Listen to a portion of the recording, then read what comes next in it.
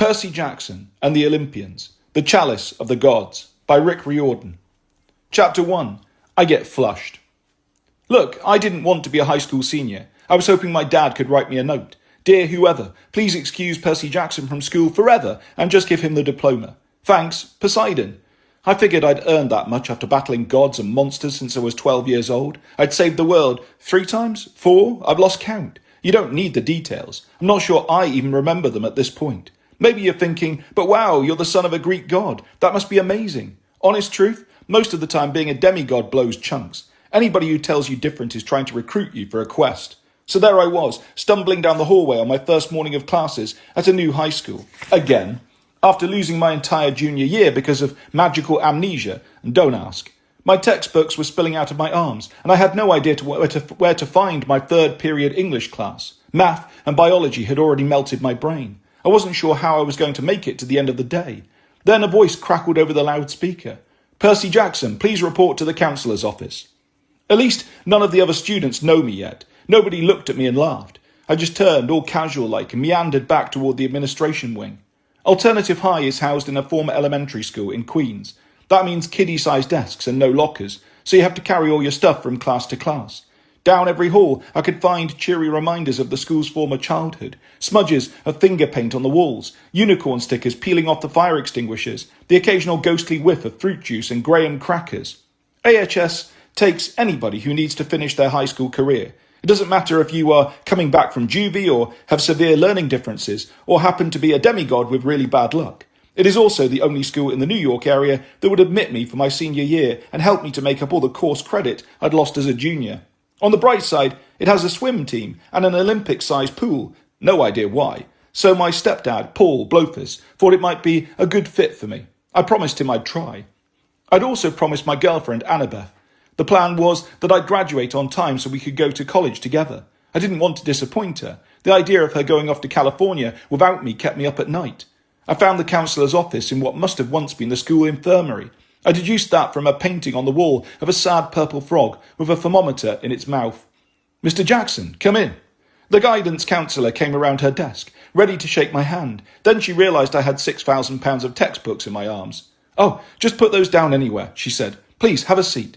She gestured to a blue plastic chair about a foot too low for me. Sitting in it, I was eye level with the jar of Jolly Ranchers on her desk. So, the counsellor beamed at me from her comfy-looking adult-sized chair. Her bottle-thick glasses made her eyes swim. Her grey hair was curled into scalloped rows that reminded me of an oyster bed. How are you settling in? The chair's a little short. I mean at school. Well, I've only had 2 classes.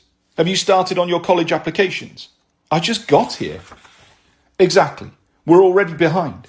I glanced at the purple frog, who looked as miserable as I felt. Look, miss, call me Eudora, she said cheerfully. Now, let's see what brochures we have. She rummaged through her desk. Polytech, BU, NYU, ASU, FU? No. I wanted to stop her. My temples were throbbing. My ADHD was pinging around under my skin like billiard balls. I couldn't think about college today. Mum, I appreciate your help, I said, but really I've kind of already got a plan. If I can just get through this year. Yes, New Rome University, she said, still digging through her desk drawer. But the mortal counsellor doesn't seem to have a brochure. My ears popped. I tasted salt water in the back of my throat. The mortal counsellor. My hand drifted toward the pocket of my jeans where I kept my favourite weapon, a deadly ballpoint pen. This wouldn't have been the first time I'd had to defend myself from an attack at school. You'd be amazed how many teachers, administrators and other school staff are monsters in disguise. Or maybe you wouldn't be amazed. Who are you? I asked. She sat up and smiled. I told you, I'm Eudora. I studied her more closely. Her curled hair was, in fact, a bed of oysters. Her dress shimmered like a jellyfish membrane. It's weird how the mist works, even for demigods, who see supernatural stuff all the time. You have to concentrate to pierce the barrier between the human world and the godly one. Otherwise, the mist just kind of plasters over what you see, making ogres look like pedestrians or a giant drakon look like the N train. And believe me, it's embarrassing trying to board a drakon when one rampages into the Astoria Boulevard station. What did you do with the regular counsellor? I asked. Eudora waved her hand dismissively. Oh, don't worry about her. She couldn't help you with New Rome. That's why I'm here. Something about her tone made me feel Not reassured exactly, but at least not personally threatened. Maybe she only ate other guidance counsellors. Her presence felt familiar too. The salty tingle in my nostrils, the pressure in my ears, as if I were 1,000 feet underwater. I realised I'd encountered someone like her before, when I was 12 years old, at the bottom of the Mississippi River. "You're a sea spirit," I said. "A Nereid." Eudora chuckled. "Yes, of course, Percy. Did you think I was a dryad? So, my father sent you." She raised an eyebrow, as if she was starting to worry. I might be a bit slow on the uptake.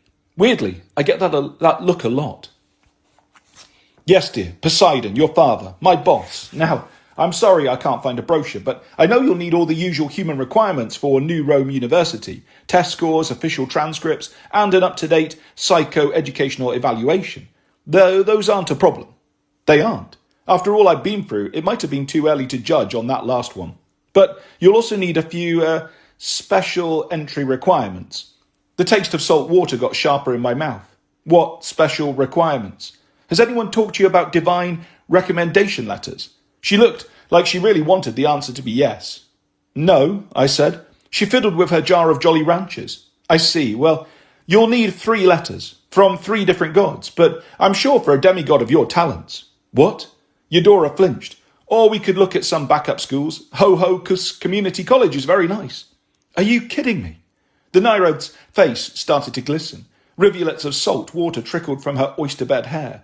I felt bad about getting angry. This wasn't her fault. I knew she was only trying to help me because my dad had ordered her to. Still, it wasn't the kind of news I wanted to deal with on a Monday morning. Or ever. I steadied my breathing. "Sorry, it's just, I need to get into New Rome. I've done a lot of stuff for the gods over the years. Can't I just, email them a recommendation form?"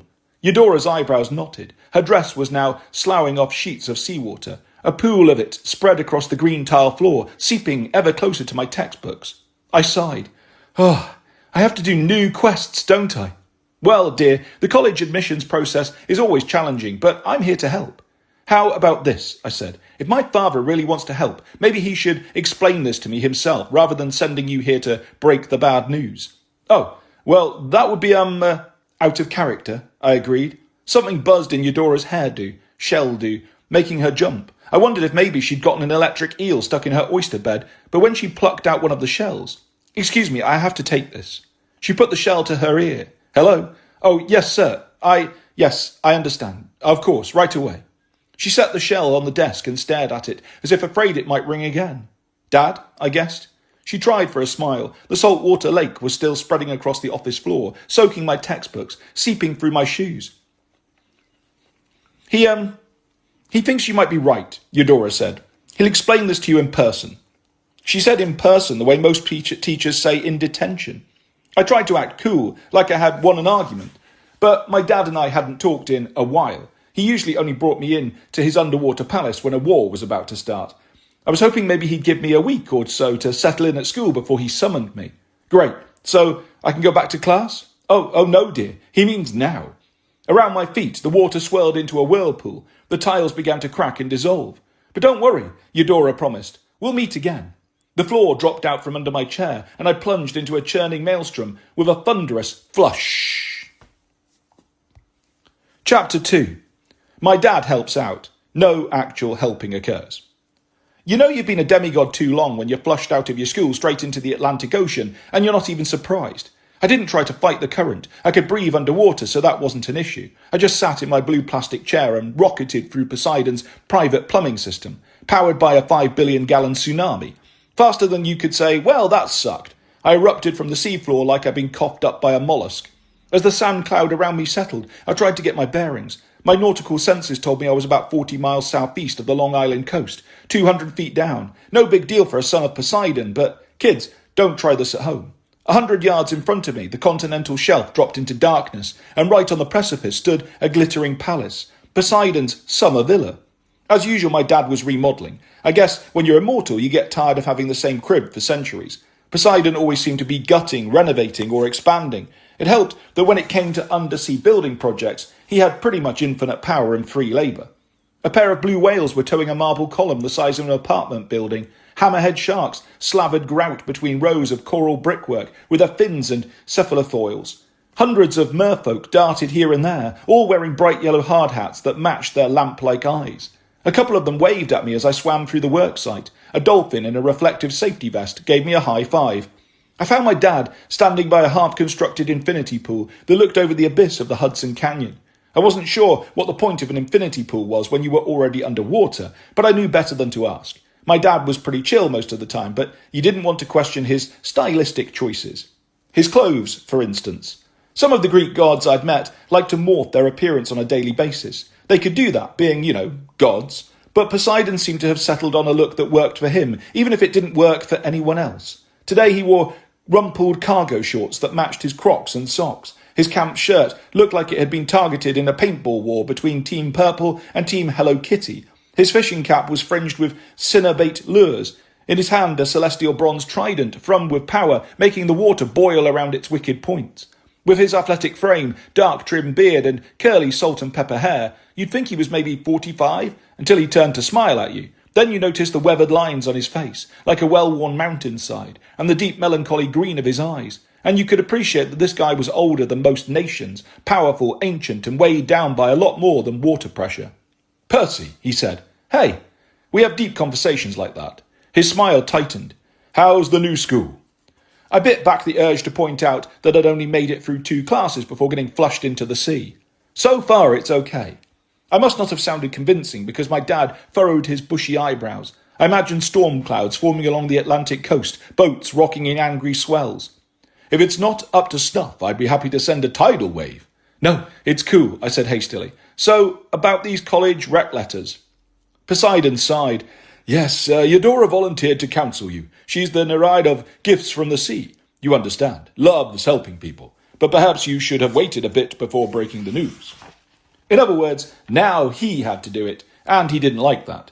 If you've concluded that Poseidon is a hands-off type of parent, you win the chicken dinner award. I didn't even meet him until I was in middle school, when, purely by coincidence, he needed something from me. But we get along okay now. I know he loves me in his own way. It's just hard for gods to be close to their mortal offspring. We demigods don't live long compared to the gods. To them, we're sort of like gerbils. Gerbils who get killed a lot. Plus, Poseidon had a lot of other stuff going on, ruling the oceans, dealing with oil spills, hurricanes and cranky sea monsters, remodelling his mansions. "I just want to get into New Rome University," I said. "Isn't there any way you can—" I wriggled my fingers, trying to indicate godlike magic that could make problems disappear. Not that I'd ever seen such a thing. Gods are much better at magically creating problems than making them go away.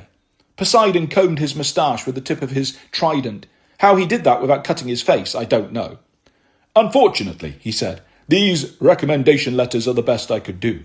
They are the only way the Olympian Council will let you work off your debt." Communicating underwater is complicated. I was partly translating his words from whale song hums and clicks and partly hearing his voice telepathically in my head, so I wasn't sure I'd understood him. "I haven't got any student debt," I said. "Haven't even been accepted yet." "No, not student debt," Poseidon said. "This is the debt you owe for existing." My heart sank. "You mean for being a child of one of the big 3, your kid?" Poseidon gazed into the distance, as if he'd just noticed something interesting in the abyss.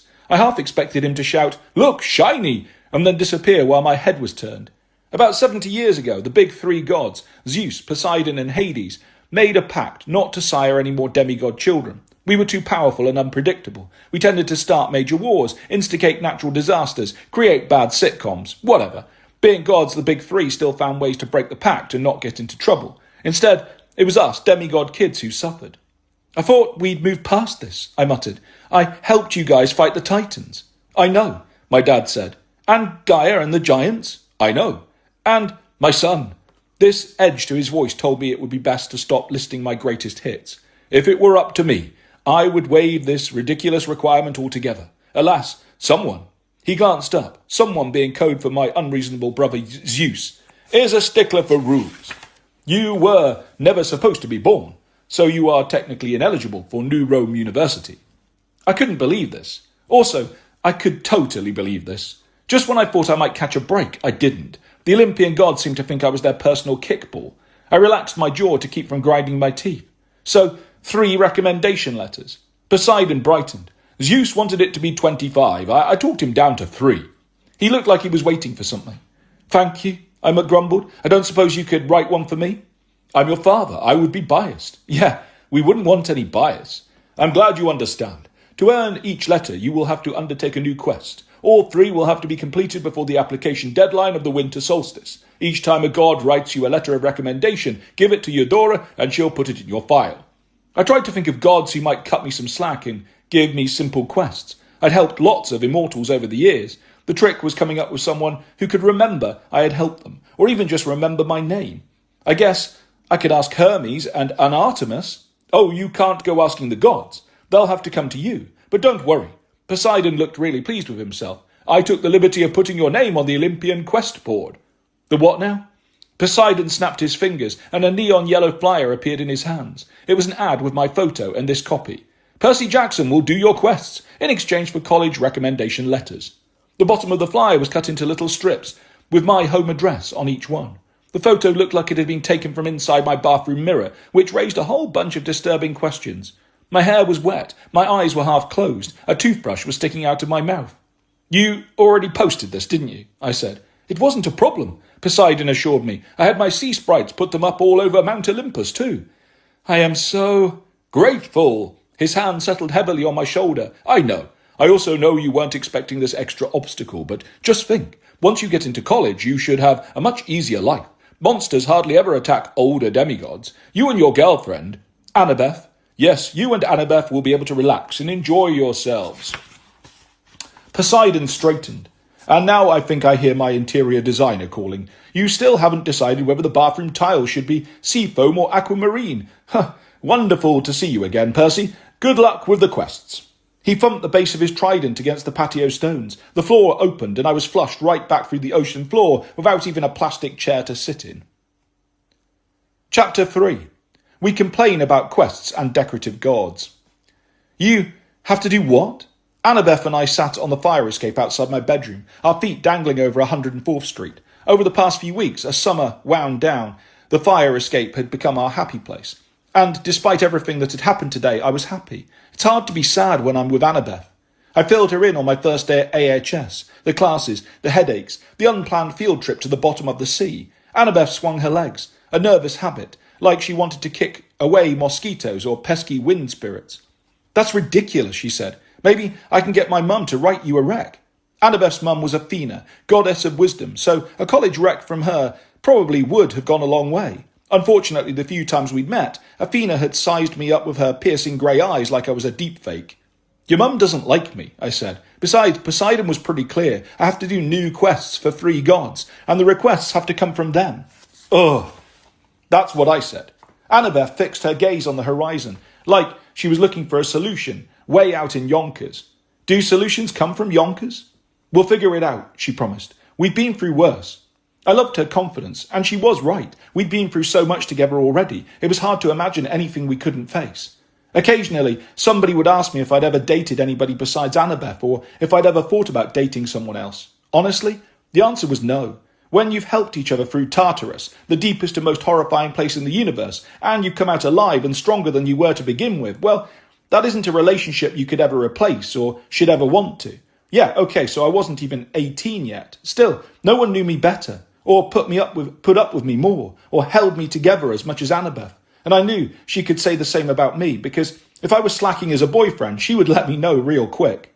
Maybe there'll be small quests, I said hopefully, like picking up garbage on the highway on Saturday or something, but this is an I thing and not a we thing. I don't want to drag you into it. Hey, she rested her hand on mine. You're not dragging me into anything. I'm going to help you get through high school and into college with me, whatever it takes. So you'll write my essays? Nice try. We sat in silence for a minute, our shoulders touching. We were both ADHD, but I could have stayed like that for hours, perfectly content, appreciating the way the afternoon sunlight glinted in Annabeth's hair, or the way her pulse aligned with mine when we held hands. Her blue t-shirt was emblazoned with the gold letters SOD-NYC. Sod NYC. That sounded like an insult, but it was just the name of her new high school, School of Design, New York City. I'd asked her about her first day already. After starting to tell me about her architecture teacher and first big homework assignment, she'd abruptly cut herself off with, "It was fine. What about you?"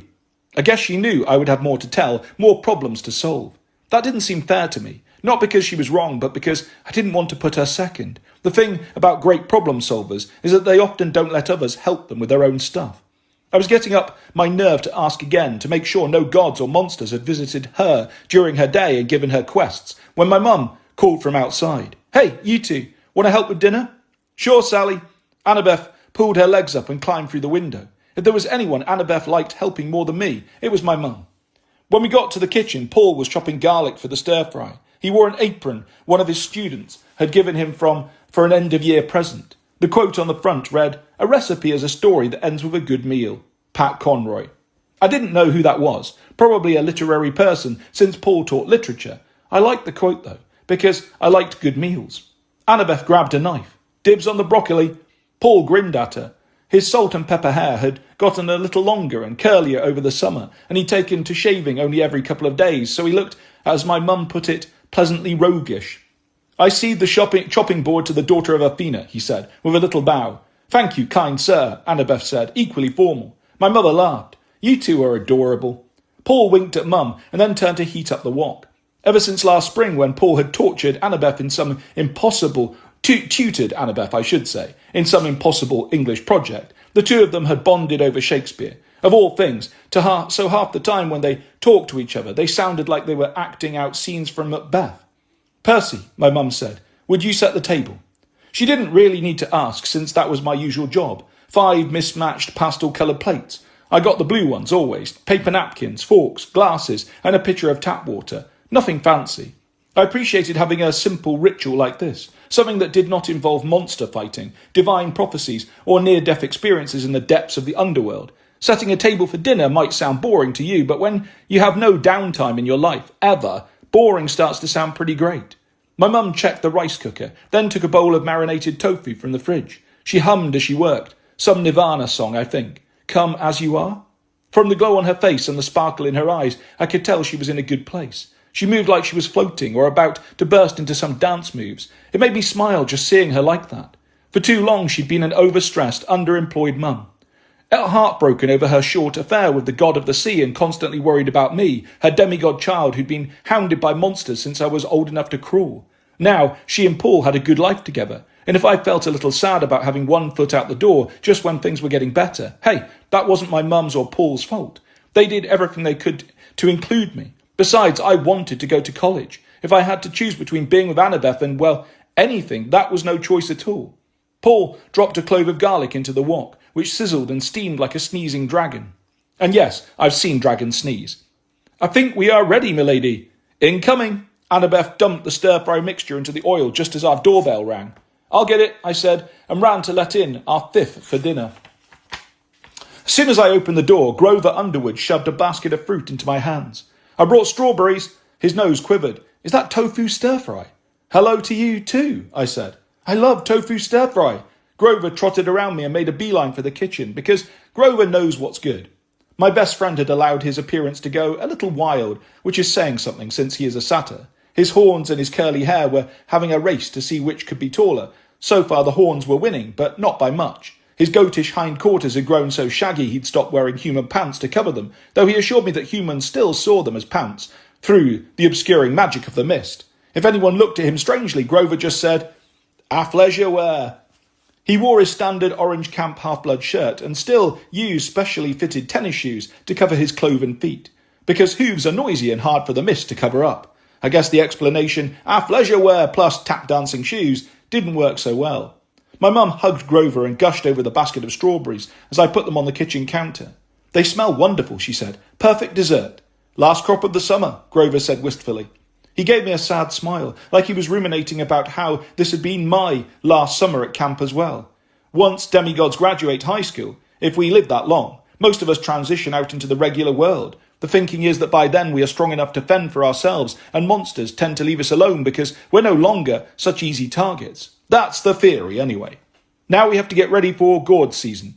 Grover continued with a sigh. "Don't get me wrong, I love decorative gourds, but they're not as tasty." My mum patted his shoulder. "We'll make sure those berries don't go to waste." The rice cooker chimed just as Paul turned off the burner on the stovetop and gave the steaming wok one last stir. "Who's hungry?" Everything tastes better when you're eating with people you love. I remember each meal my friends and I shared in the galley on board the Argo II, even if we were mostly just chowing down on junk food between life and death battles. These days at home, I tried to savour every dinner with my mum and Paul. I spent most of my childhood moving from boarding school to boarding school, so I never had the whole family dinner thing growing up. The few times I was home, back when my mum was married to smelly Gabe Ugliano, supper together had never been appealing. The only thing worse than Gabe's stink was the way he chewed with his mouth open. My mum did her best. Everything she did was to protect me, including living with Gabe, whose stench threw monsters off my trail. Still, my rough past just made me appreciate these times even more. We talked about my mum's writing. After years of dreaming and struggling, her first novel was going to be published in the spring. She hadn't made much money on the deal, but hey, a publisher had actually paid her for her writing. She was presently wavering between elation and extreme anxiety about what would happen when her book came out. We also talked about Grover's work on the Council of Cloven Elders, sending satyrs all over the world to check out catastrophes in the wilderness. The council had no shortage of problems to deal with these days. Finally, I filled in Grover about my first day at school and the 3 recommendation letters I was supposed to get from the gods. A look of panic flashed across his face, but he suppressed it quickly. He sat up straighter and brushed some rice out of his goatee. Well then, we'll do these quests together.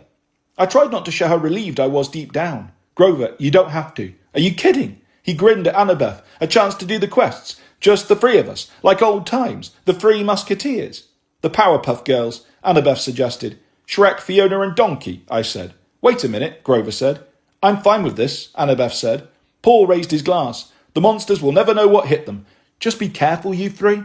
Oh, it'll be fine, Grover said, though his left eye twitched. Besides, it always takes a while for word to get around among the gods. We've probably got weeks before the first request comes in. Chapter 4. I take a himbo for smoothies. The first request arrived the next day. At least I'd gotten through all my classes this time. I survived math, kept my eyes open through English, had a nap in study hall, favourite class ever, and got to meet the swim team in 7th period. The coach said our first swim meet would be on Thursday. No problem as long as I remembered not to breathe underwater, swim at Mach 5 or come out of the pool totally dry. Those things tended to get me strange looks. It wasn't until I was on my way to meet Annabeth and Grover at Himbo Juice after school that I got accosted by a god. I was sitting on the F train when someone's shadow fell over me. May I join you? I knew instantly I was in trouble. Nobody talks on the subway if they can avoid it, especially to people they don't know. No one ever asks if they can join you.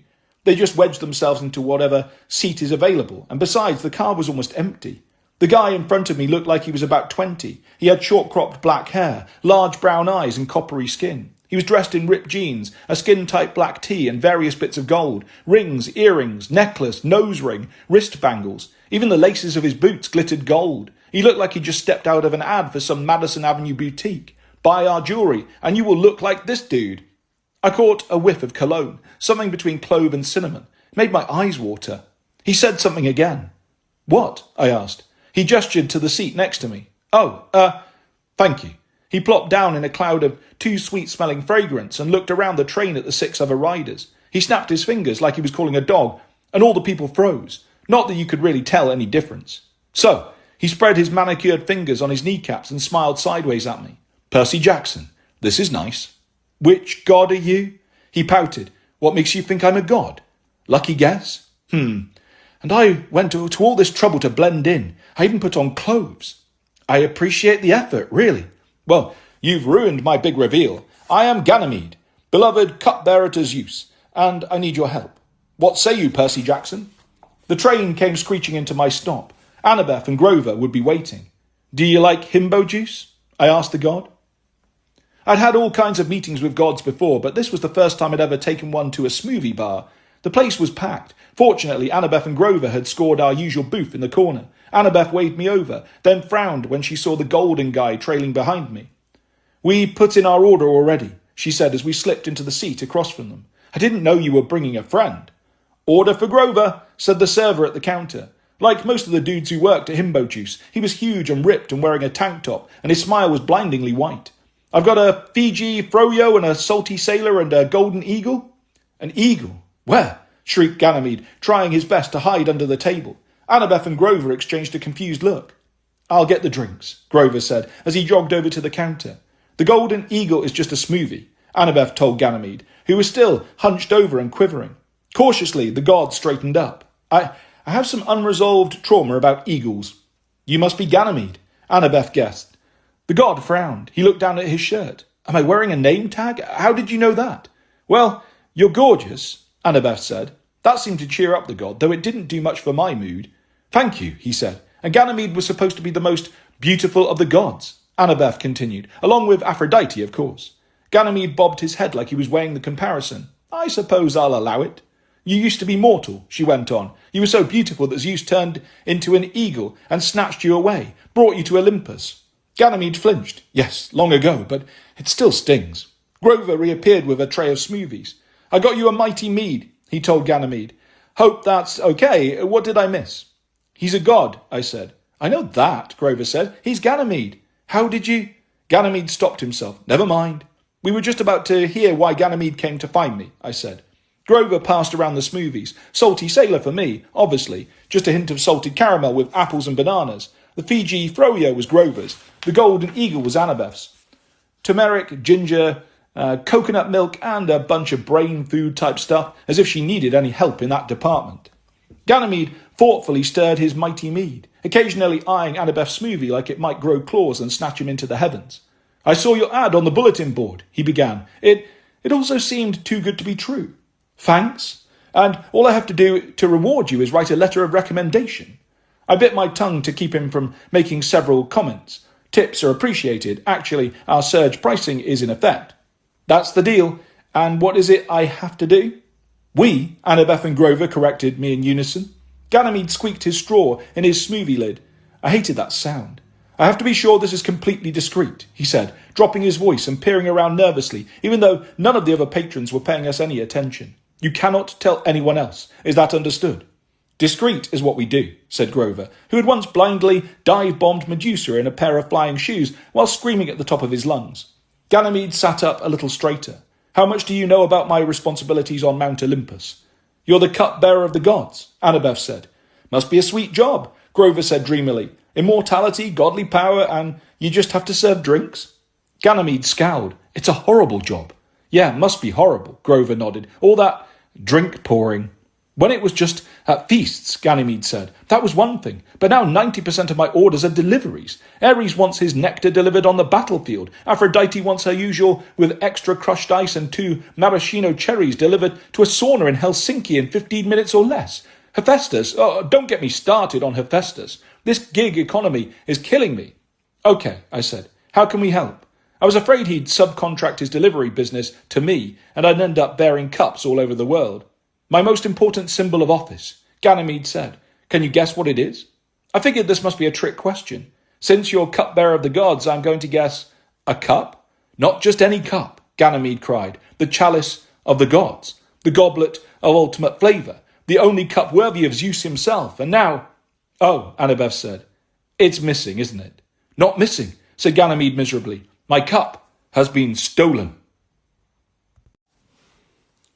Chapter 5. Everybody hates Ganymede because he's so pretty. Ganymede put his face in his hands and started to weep. I looked at Annabeth and Grover, who both seemed as unsure as I was about how to comfort a crying god.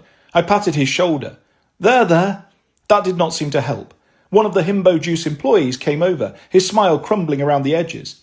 Is the smoothie not okay, sir? I can make you something else. No, Ganymede sniffled. It's just... He gestured weakly at our juice drinks. I can't stand seeing so many cups. It's too soon. Too soon. The employee flexed his pecs nervously, then made a hasty retreat. You know, Grover said, the kids at Camp Half-Blood make they make some great arts and crafts projects. They could probably fashion you a new goblet. The god shook his head. It wouldn't be the same. Or you could look into single-serving cups made from recyclable material. Grover, Annabeth chided, he wants his special cup. I'm just saying, single servings might be more hygienic. All those gods sipping from the same goblet. You said it was stolen, I interrupted. Do you know who took it? Ganymede scowled. For the first time I saw godly anger glowing in his eyes, a sign that this guy had more to him than just good looks and bling. I have some ideas, he said, but first you have to promise that this remains confidential. The goblet makes drinks taste good for the gods, but if a mortal god or a mortal got hold of it, one sip from it would grant them immortality. Suddenly my salty sailor didn't taste so special. My first thought was about all the random people who might find that cup, take a drink and become immortal. the evil-eyed lady who served fish sticks at the AHS cafeteria, the dude who screamed at me to buy ice cream every time I passed his Mr. Happy treat on First Avenue, the Wall Street broker who always cut in line at the coffee shop and assumed every order was his. Based on my past experience, the last thing this world needed was more gods. My second thought was, why do the gods keep losing their magic items? It was like a job requirement for them. 1, become a god. 2, get a cool magic thing. 3, lose it. 4, ask a demigod to find it. Maybe they just enjoyed doing it, the way cats like knocking things off tables. My next thought, if it's so powerful, why would you trust us to get it back? Ganymede stared at me. I couldn't trust anyone else. You've already turned down immortality once, Percy Jackson. He said this as if I had done something completely inexplicable, like ordering blueberries on a pizza, although come to think of it, that would work. And I mean, yes, I did turn down immortality once. Zeus had offered me a minor godship after I saved Mount Olympus from the Titans a few years ago. Certain rules and restrictions may apply, but I'd chosen systemic change instead. I'd asked the gods to stop ignoring their demigod kids. Turns out that's another way the gods are like cats. They're not so great at learning new tricks. Okay, I told Ganymede, totally confidential. And these others? Ganymede gestured to Grover and Annabeth. These others know how to keep a secret, Annabeth said. Loose lips are never a good strategy. Totally, Grover said. They're my best friends, I said. You can trust them as much as you can trust me.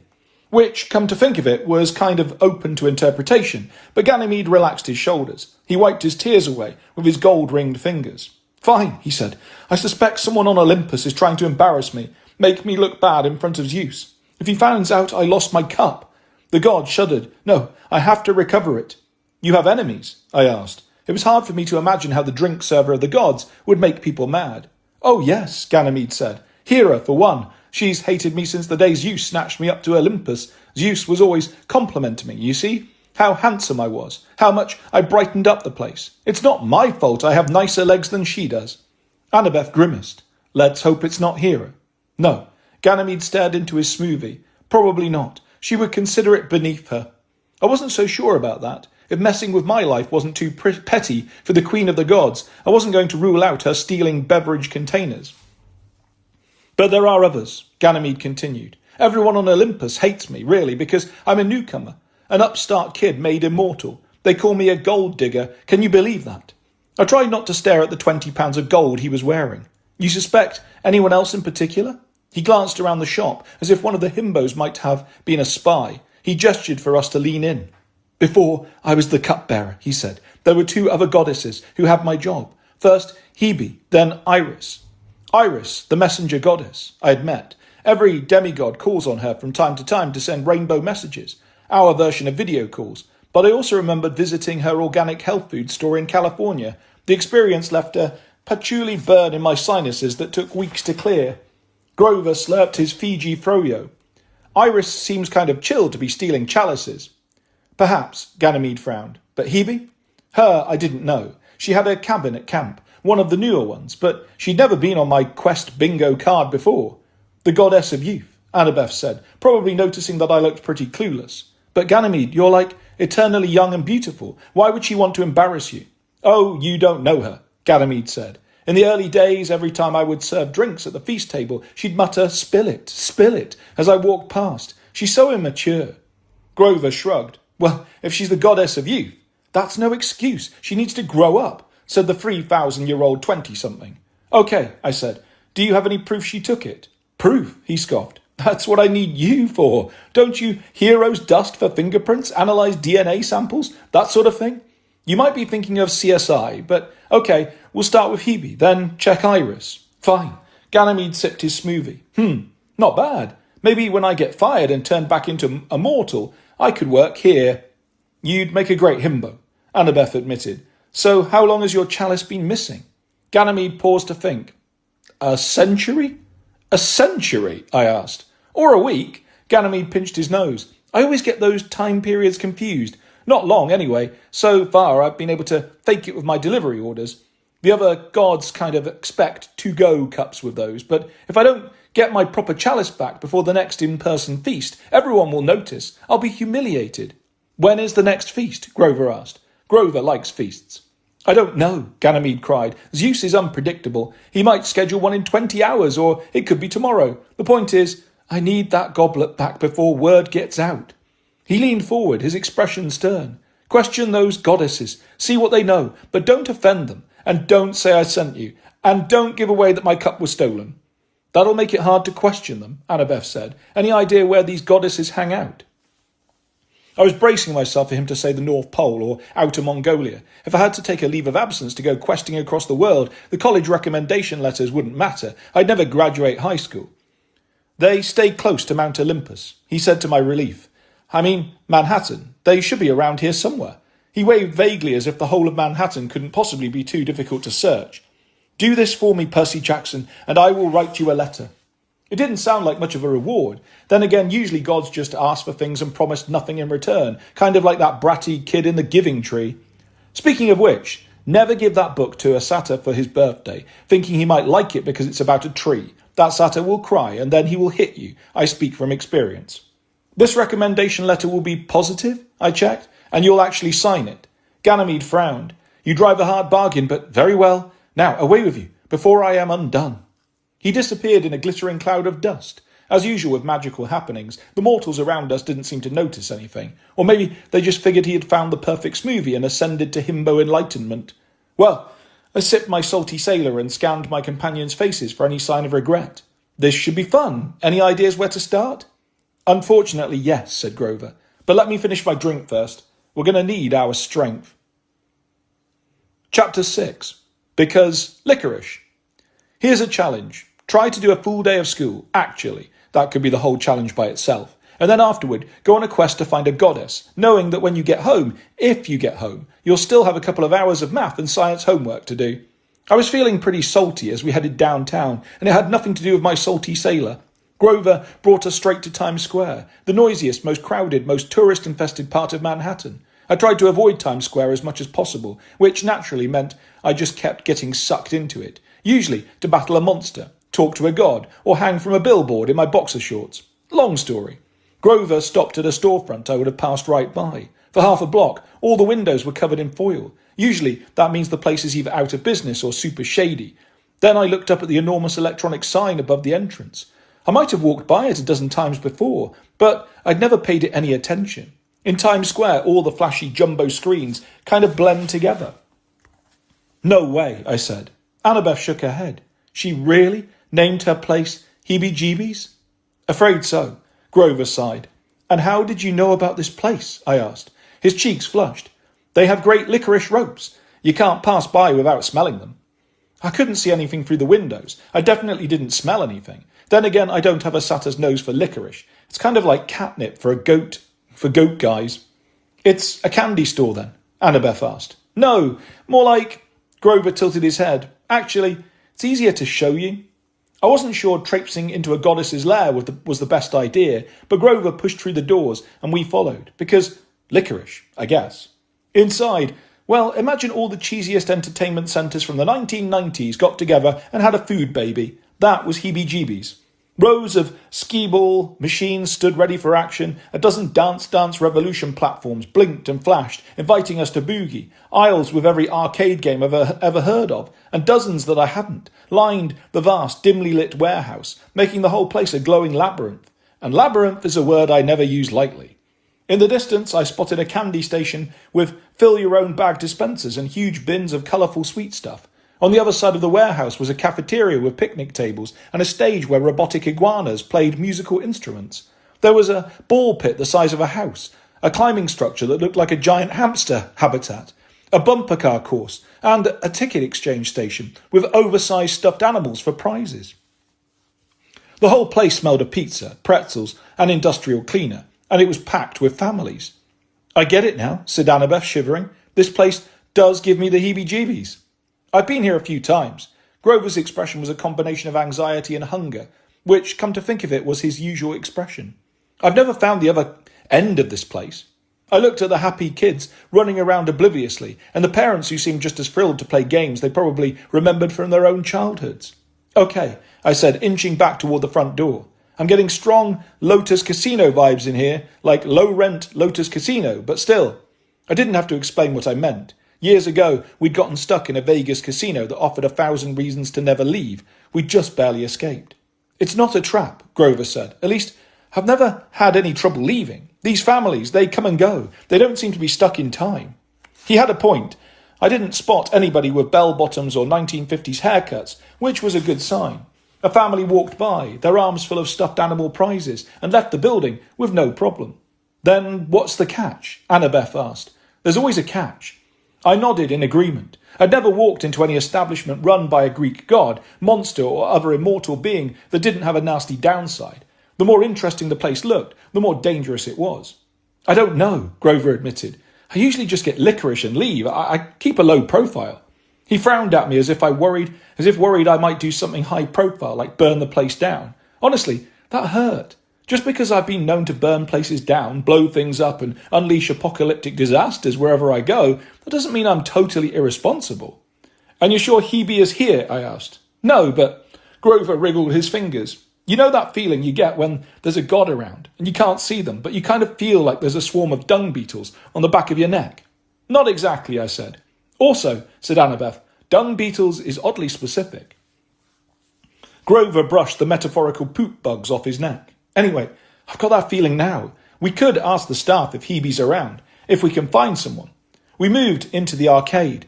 I kept my hand at my side, ready to draw out Riptide, my pen sword, though there didn't seem to be much of a fight except grade school kids and video game bosses. I half expected the Robot Iguana Band to charge us with banjo bayonets, but they just kept playing their programmed songs. Oh, my gods, Annabeth said. Stackers. Haven't played that since... Her thoughts seemed to drift away. She'd been at Camp Half-Blood since she was 7 years old, so she must have been reliving a really early memory. It made sense to me that she would like a game where you had to place one block on top of another. She was all about building and architecture. As we approached the candy station, I felt a pang in my abdomen. Not because I was hungry, but because the smell reminded me so much of my mum's old workplace. Sweet on America. I used to love going there during the summer and watching her help people pick out candy. I guess it was a pretty hard job, and it didn't pay much. But my mum never failed to make people smile. They always left happy with just the right mix of treats, which made my mum seem like a superhero to me. Of course, she was still a superhero to me for a lot of reasons. But back when I was 7 or 8, having a mum who was the candy lady felt like the coolest thing ever. She used to bring me free samples when she came home, and this place had all my old favourites. Blueberry, saltwater taffy, blue sour laces, blue, well, everything. It's amazing my tongue hadn't turned permanently violet. Grover sniffed at the rows of licorice ropes, which came in so many colours they reminded me of Paul's tie rack. Paul loves wearing funky ties to school. He says it keeps his students awake. A group of adults walked past, giggly and teary-eyed, reminiscing about their favourite treats and games from back in the day. It's a nostalgia trip, I realised. The place is selling people their own childhoods. Annabeth nodded. Her gaze drifted around the amusement centre like she was scanning for threats. That makes sense, but a lot of places still, well, they sell nostalgia. It's not necessarily a bad thing. An employee walked past wearing a bright blue heebie-jeebies polo shirt and matching shorts, fussing with a wheel of paper prize tickets. Excuse me, miss. Annabeth touched her arm and the employee jumped. What? She snapped. I realised she was just a kid. She had wiry black hair with pink barrettes, a pouty baby face, and a name tag that read Sparky, manager. She couldn't have been more than 9 years old. Sorry, Sparky took a breath. The token machine is broken again and I got to get these tickets to... Anyway, how can I help? I wondered if the gods had child labour laws for their magical businesses. If so, the goddess of youth apparently didn't believe in them. We're looking for Hebe, I asked. If this is about a refund for a defective game, it's not, I said. Or the pizza being mouldy, it's not. Also, yuck. Depends on the mould, Grover murmured. We just need to speak to the goddess in charge, Annabeth said. It's kind of urgent. Sparky scowled and then relented. Past the diving cliff. Left at the hen house. Diving cliff? I asked. Hen house? Asked Grover. She'll be in the karaoke bar. Sparky wrinkled her nose like this was an unpleasant fact of life. Don't worry, you'll hear it. She hurried off with her wheel of prize tickets. I looked at Annabeth and Grover. Are we really going to search out a karaoke bar, like on purpose? You can duet with me on Shallow, Annabeth offered. You don't want that, I promised. Oh, I don't know. She pinched my arm lightly. Might be romantic. I'm just going to keep walking, said Grover, which was probably the wisest choice.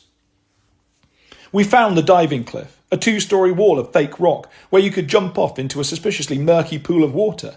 A couple of kids were doing it on loop, splashing down, clambering out and racing back up to the top, while their parents stood nearby, engrossed in a game of Space Invaders. I am a son of Poseidon, but you couldn't have paid me enough to jump into that pool. Any enclosed body of water where little kids have been playing, no thanks. Nevertheless, I took note of where the pool was, just in case I needed some H2O to throw around. I am a guy of limited talents. If I can't kill it with water, a sword, or sarcasm, I am basically defenceless. I come preloaded with sarcasm.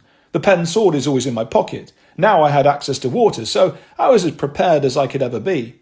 We passed the hen house, which I'd thought might be a nickname for a private event space or something, like where you'd have hen parties. But no, it was an actual hen house. Right in the middle of the arcade stood a red shack on stilts, surrounded by a chicken wire fence. On the floor around it, about a dozen hens and some little yellow chicks were pecking at feed, clucking, and basically being chickens.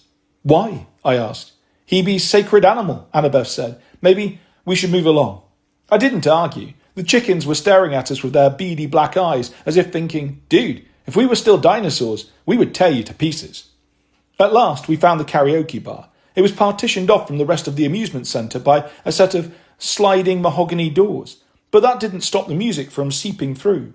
Inside, half a dozen tables faced a sad little stage where a squad of old folks belted out a song that sounded vaguely Woodstockish. The stage lights pulsed a sickly yellow colour. The sound system crackled. That didn't seem to bother the boomers, who threw their arms around one another and waved their canes, their bald heads gleaming as they wailed about peace and sunshine. Can we leave now? Grover asked. Annabeth pointed to a booth against the far wall. Look over there. Sitting in the booth, tapping her feet to the music, was a girl about my age. At least that's what she appeared to be. But I could tell she was a goddess because immortals always make themselves a little too flawless when they appear in human form. Perfect complexion, hair always photo shoot ready, clothes far too crisp and colourful for mere mortals. The girl in the booth wore a pink and turquoise mini dress with white go-go boots, but somehow managed to make it look hip and not like a retro Halloween costume. Her hair was a dark beehive swirl. It occurred to me she was channeling a fashion that would remind the boomers of their own childhoods. We approached the booth. Lady Hebe? I asked. I figured that was the safest way to address her. I was guessing her last name wasn't Jeebies. The goddess raised a finger to silence me, her eyes still fixed on the geriatric singers. Don't they seem happy? So young again. The boomers did seem happy. I wasn't sure about young, but maybe young meant something different back in the day. Yeah, I said. We were just wondering. Please, sit. The goddess waved her hand and 3 chairs appeared on the outside of the booth. Then Hebe issued one of the most terrifying threats I had ever heard from a god. I'll order us some pizza and we can talk while the old folks sing protest songs. Chapter 7. Big shocker. I offend a goddess. It was the pizza that got me. I didn't mean with food poisoning, I mean with nostalgia. The cheese slice looked like a triangle of melted vinyl, garnished with 3 sad flecks of basil and served on a paper plate limp with grease. I had no intention of eating it, not after Sparky's mould comment, but the smell took me right back to 3rd grade. Wednesdays were pizza days. I remembered the burnt cheese smell in our basement cafeteria, the cracked green plastic chairs, the feverish conversations I used to have with my friends about trading cards, the history teacher who was our lunch monitor, Mr. Christ. No kidding, that was his actual name. We were too scared to ask what his first name was. Now, looking at and smelling Heebie-Jeebie's glistening plastic pizza, I felt 8 years old again. Wow, I said. Hebe smiled as if she knew exactly what I was thinking. Wonderful, isn't it? Feeling young again. Okay, maybe she didn't know exactly what I was thinking. Being in 3rd grade for me had not been wonderful, neither had the pizza. But it was still a rush, being pulled back in time by nothing but a smell. Grover dug in, devouring his pizza slice, his paper plate, and my napkin. I had learned to keep my hands away from him when he was grazing mode, or he might have started gnawing on my fingers. Annabeth remained focused on the karaoke boomers. They were now belting out a slow, sad song about where all the flowers had gone. I wanted to shout, I don't know. Why don't you go outside and look for them? What a fabulous generation, Hebe said, admiring the geriatric singers. Even now, they refuse to accept growing old. She turned to me. And you, Percy Jackson, I assume you've come to ask a favour. Perhaps you're starting to regret turning down immortality. Here we go, I thought. Every time the gods brought up my rejection of Zeus's offer, they treated it as a sign of stupidity, or worse, as an insult to godkind. I hadn't figured out a great way to explain it to them. Like, maybe if you all promised to claim your demigod children sooner, so your kids weren't living their whole lives not knowing who they were or where they came from, that would be a win for everyone. I must have looked like I was about to bust out the sarcasm because Annabeth intervened. He made the selfless choice, she said. Because of that, your kids got their own cabin at Camp Half-Blood. You finally got the respect you deserve. Hebe narrowed her eyes. Perhaps. Still, Percy Jackson turned down eternal youth. You can't really want to grow old. Don't you understand how terrible that will be? There didn't seem to be a right answer to that. Honestly, I'd spent most of my life wishing I could be older, so I could get to college, get out of the target years where monsters were trying to kill me every other day. I didn't want to contradict the goddess, though, so I tried a careful answer. I mean, I guess getting older is part of life. This pizza is great, Grover interrupted, probably in an attempt to save me from god-level zappage. And the music. He frowned at the boomers. Wait a minute, are they actually getting younger? He was right. The changes were subtle, but their hair didn't seem so grey now. Their postures were straighter. Their voices sounded more assured, though still terrible. They come here to remember the old days. Hebe gestured around her. Nostalgia is the doorway back to youth. I'm just showing them how to open it. A shiver ran across my shoulders. The last thing the world needed was boomers aging backward, like we enjoyed monopolizing the planet so much the first time we're going to do it again. That's nice of you, Grover tried, but from the slight tremor in his voice, I could tell he was not liking this place anymore, no matter how good the licorice ropes were. Hebe crossed her go-go boots at the ankles. She placed her arms across the back of the booth. With her smug expression, she reminded me more of a mafia boss than a 1960s teenager. Is that why you're here then? She asked. You want to know the secret of youth? I imagine none of you really had a childhood, did you? Always running errands for the gods, fleeing monsters, adulting. Her expression soured, as if that word disgusted her. Our skee-ball tournament usually shaves off a year or two, she continued. Or you can redeem tickets for various elixirs at the rewards station. I'll just warn you that if you're looking for something extreme, I don't turn anyone into babies. They do nothing but cry, poop and throw up. The real childhood magic starts at around 8 years old. Annabeth shifted in her seat. There were no infants in the arcade. No one younger than, 8. Your manager, Sparky, stays in the main arcade, Hebe said. I'm always the youngest person in any room, you see, even if it's just by a few months. I can't stand to be out-younged.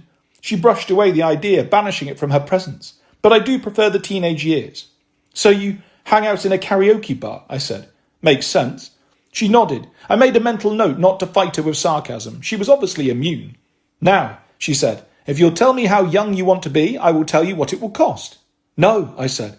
Suddenly the air around us felt colder and oilier than the pizza. No, asked the goddess. That's not why we're here. Hebe's expression turned from smug to resting goddess face, which was not a good thing. Then why? She asked. Are you wasting my infinite time? We're looking for information, Annabeth said. About the gods, Grover added. A god. Hypothetically, I don't know, Ganymede, for example? I was tempted to shove a napkin dispenser in Grover's mouth, but it was too late. Hebe sat forward. Her fingernails were painted day-glow yellow. Now, why would you ask about him? The boomers finished their song. After a few high fives, they replaced their mics and shuffled off stage, heading back to the arcade. Typical boomer timing. Have a blast and then leave right before everything goes sideways. Grover squirmed under the goddess's gaze. A shred of napkin clung to his goatee like a tiny ghost. We're just conducting a brief opinion survey. He sent you here, the goddess guessed. The longer she sat with us, the younger she looked. As if I'd seen her at AHS, I would have pegged her for a sophomore or even a freshman. A very colourful, vindictive-looking freshman. Tell me, why would Ganymede do that? Annabeth held up her hands, trying to show our peaceful intentions. It's not so much that he sent us. He has been acting nervous lately, mused Hebe. But he wouldn't send out a group of heroes unless... She smiled. Unless he's lost something. Oh, you can't be serious. He's lost the Chalice of the Gods. She laughed with such delight, I started to relax. If she found this funny, maybe that was good. I liked delighted goddesses a lot more than angry ones. I shrugged. Well, we can neither confirm nor deny. How wonderful, she giggled. That upstart little witch is in so much trouble. And he sent you to question me because all the humour drained from her face. Oh, I see. We just wanted some background information, I said hastily. You know, like who might have a reason to, steal the chalice, she finished. Annabeth shook her head. We're not implying you think I stole it. You came here to accuse me. Not entirely, Grover yelped. I came here for the licorice. Hebe stood, her dress swirled with pink and blue paisley light. Heroes, accusing me of theft. The only thing I've ever stolen is time from the fates so mortals could enjoy longer lives. I care nothing for that usurper's cup. Do you think I would want my old job back, waiting tables on Mount Olympus, when I have my own establishment right here with all the pizza, karaoke and bumper cars I could ever desire? That sounded like another trick question. Stupidly, I tried to answer it. You're right, I said. Of course that's silly. But maybe you know someone else who could have stolen it. Or if you'd let us look around so we can report back that it definitely isn't here. Enough! Hebe roared. She spread her hands. What did you say earlier, Percy Jackson? Getting older is part of life. Well, perhaps you should start that process over again. Maybe you'll do it right this time and learn some manners. The goddess burst into a storm of rainbow glitter that knocked me right out of my chair. Chapter 8. I want my mummy. If nostalgia was the door back to youth, I felt like Hebe had opened that door and drop-kicked me through it. My entire body hurt. Muscles ached in my gut and back where I didn't even know I had muscles. My brain throbbed like it was too big for my skull. I lay flat on the floor, the carpet sticky and bristly against my arms. When I sat up, I felt both sluggish and too light, as if someone had given me a transfusion of liquid helium. Annabeth was lying on my left, just starting to stir. Grover was face down a few feet away, snoring into the rug. We were alive. We had not been turned into glitter or arcade tickets. Hebe had vanished. Something was wrong, though. My hands felt stubby. My pant legs were too long. The cuffs pulled around my ankles. I didn't really understand what had happened until Annabeth groaned and sat up. She, too, was swimming in her two big clothes. Her face, well, look, I would know Annabeth's face anywhere. I love her face, but this was a version of her I'd never seen before, except in a few old pictures and dream visions. This was Annabeth the way she'd looked soon after she'd arrived at Camp Half-Blood. She'd regressed to about 8 years old. She rubbed her head and stared at me, her eyes going wide, then let out a curse that sounded strange coming from the mouth of a third grader. Hebe younged us. Blah! Grover sat up and rubbed his head. His horns had shrunk to tiny stubs. His goatee was now a gontee. His fake feet and shoes had rolled away from his suddenly baby-sized hooves, and his shirt was so big it looked like a nightgown. I don't feel so good. He picked a string of cheese off his face and then looked at his hooves and moaned. Oh no, I don't want to be a kid again. I didn't know if he meant the human kind or the goat kind. Probably both. Satyrs mature half as fast as humans. I remembered Grover telling me, which meant multiply by 2, carry the 1, divide by... Nope, never mind. I'd save the math for my homework, if I ever got home again. Maybe we'll change back if we leave the building, I suggested. Annabeth stood up shakily. It was strange seeing her as a younger girl. I had an irrational fear that she would yell, "Gross! Boy, cooties!" and run away from me. Instead, she said doubtfully, "Worth a try." We made our way back through the amusement centre. When we passed the coop, the chickens looked at us with renewed interest. I didn't even know chickens could look interested, but they cocked their heads and clucked and flapped their wings. One of the chicks in particular, which had pink fluff around its eyes and beak, followed us along the fence, strutting and peeping. Wow, rude, Grover said. What? She's threatening to tear the flesh from our bones. I glanced nervously at the chick. Okay, lil' killer, calm down, we're leaving. Suddenly, Grover rounded on me, lowered his head and butted me in the chest hard enough to push me back a step. Ow, I complained. Dude, why? Sorry. Grover rubbed his horns. I need to play. I'm practicing social dominance in the herd. He butted me in the chest again. This is going to get old real quick, I said. Right now, I'd love to get old real quick, Annabeth said. Let's keep going. None of the other patrons paid us any attention. I guess we were just 3 more children in the crowd. I looked for Sparky or somebody else in an employee uniform, but I didn't see anyone. I tried to keep my focus on finding the exit, but every blinking light and beeping sound caught my attention, tempting me to try the games. It's hard at having ADHD, but now I remember how much harder it had been when I was younger, before I'd learned how to channel my focus, control my fidgeting, or for all practical purposes, even operate my own body. Being 8 years old again was terrifying. The idea that I might have to go through all those years again. I felt tears welling in my eyes. I wanted my mummy. I pushed down the sense of panic as best I could. The exit. Just find the exit. No one tried to stop us. No one had chained the doors. We simply stepped back into the afternoon sunlight of Times Square. And we were still little kids. I grabbed Grover's arm to keep from headbutting a street performer in a Mickey Mouse costume. So what now? Annabeth asked, her voice tight. We can't just go home like this. When Annabeth asks for advice, I know things are bad. She's always the one with the plan. Also, home for her was a dorm room at SOD NYC. She couldn't exactly show up 9 years younger. It'll be okay, I said. She scowled at me. You think so? Then you're a dummy. She put her palms to her temples. Sorry, Percy, I can't think straight. I think Hebe changed more than just how we look. I knew what she meant. I hadn't felt this panicky in a long time. It was like I'd eaten a combination of sugar and glass. I would either get cut to pieces or shake apart from the inside. I'm not doing 9 years over again, I said. Let's go back in and find Hebe. And then what? Grover bleated. She might turn us into babies. Stop it, Annabeth said. No, you stop it, meanie. Am not. Are too. Guys! I grabbed their arms and held them apart. We can figure this out. Back inside. I was trying to be the reasonable one. Definitely a sign of the apocalypse. I led them back into Heebie-Jeebies, which was the last place I wanted to be. Almost immediately we ran into Sparky, who looked much more cheerful without her Wheeler prize tickets. Hi, welcome to Heebie-Jeebies, she said. Do you know your way around? We were just here, I said, except older. That doesn't narrow it down. She looked us over more carefully. How much older? 50? 80? Seriously, Annabeth said. We asked you where Hebe was, Grover offered. You pointed us to the karaoke bar. Oh, right, Sparky said. You three. Okay then, have a good time. Wait, Grover said. We need to see Hebe again. Sparky arched her eyebrows.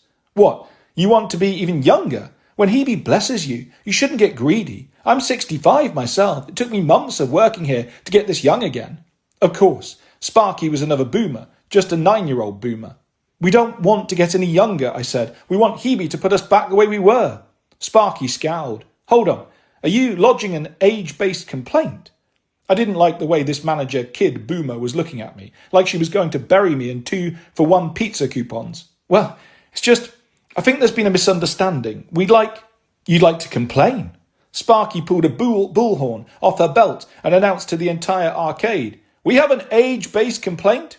The crowd erupted in cheers, hoots and jeers. Many of them grinned at us in a malicious way, like they expected a good show. I said.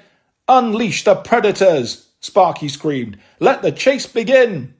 Bells clanged. Money changed hands. A few customers speculated as to who would fall first, me, Annabeth or Grover. It didn't look like the odds were in my favour. My pulse pounded, but scanning the room, I couldn't see any bloodthirsty predators. We just want to talk to Hebe, I insisted.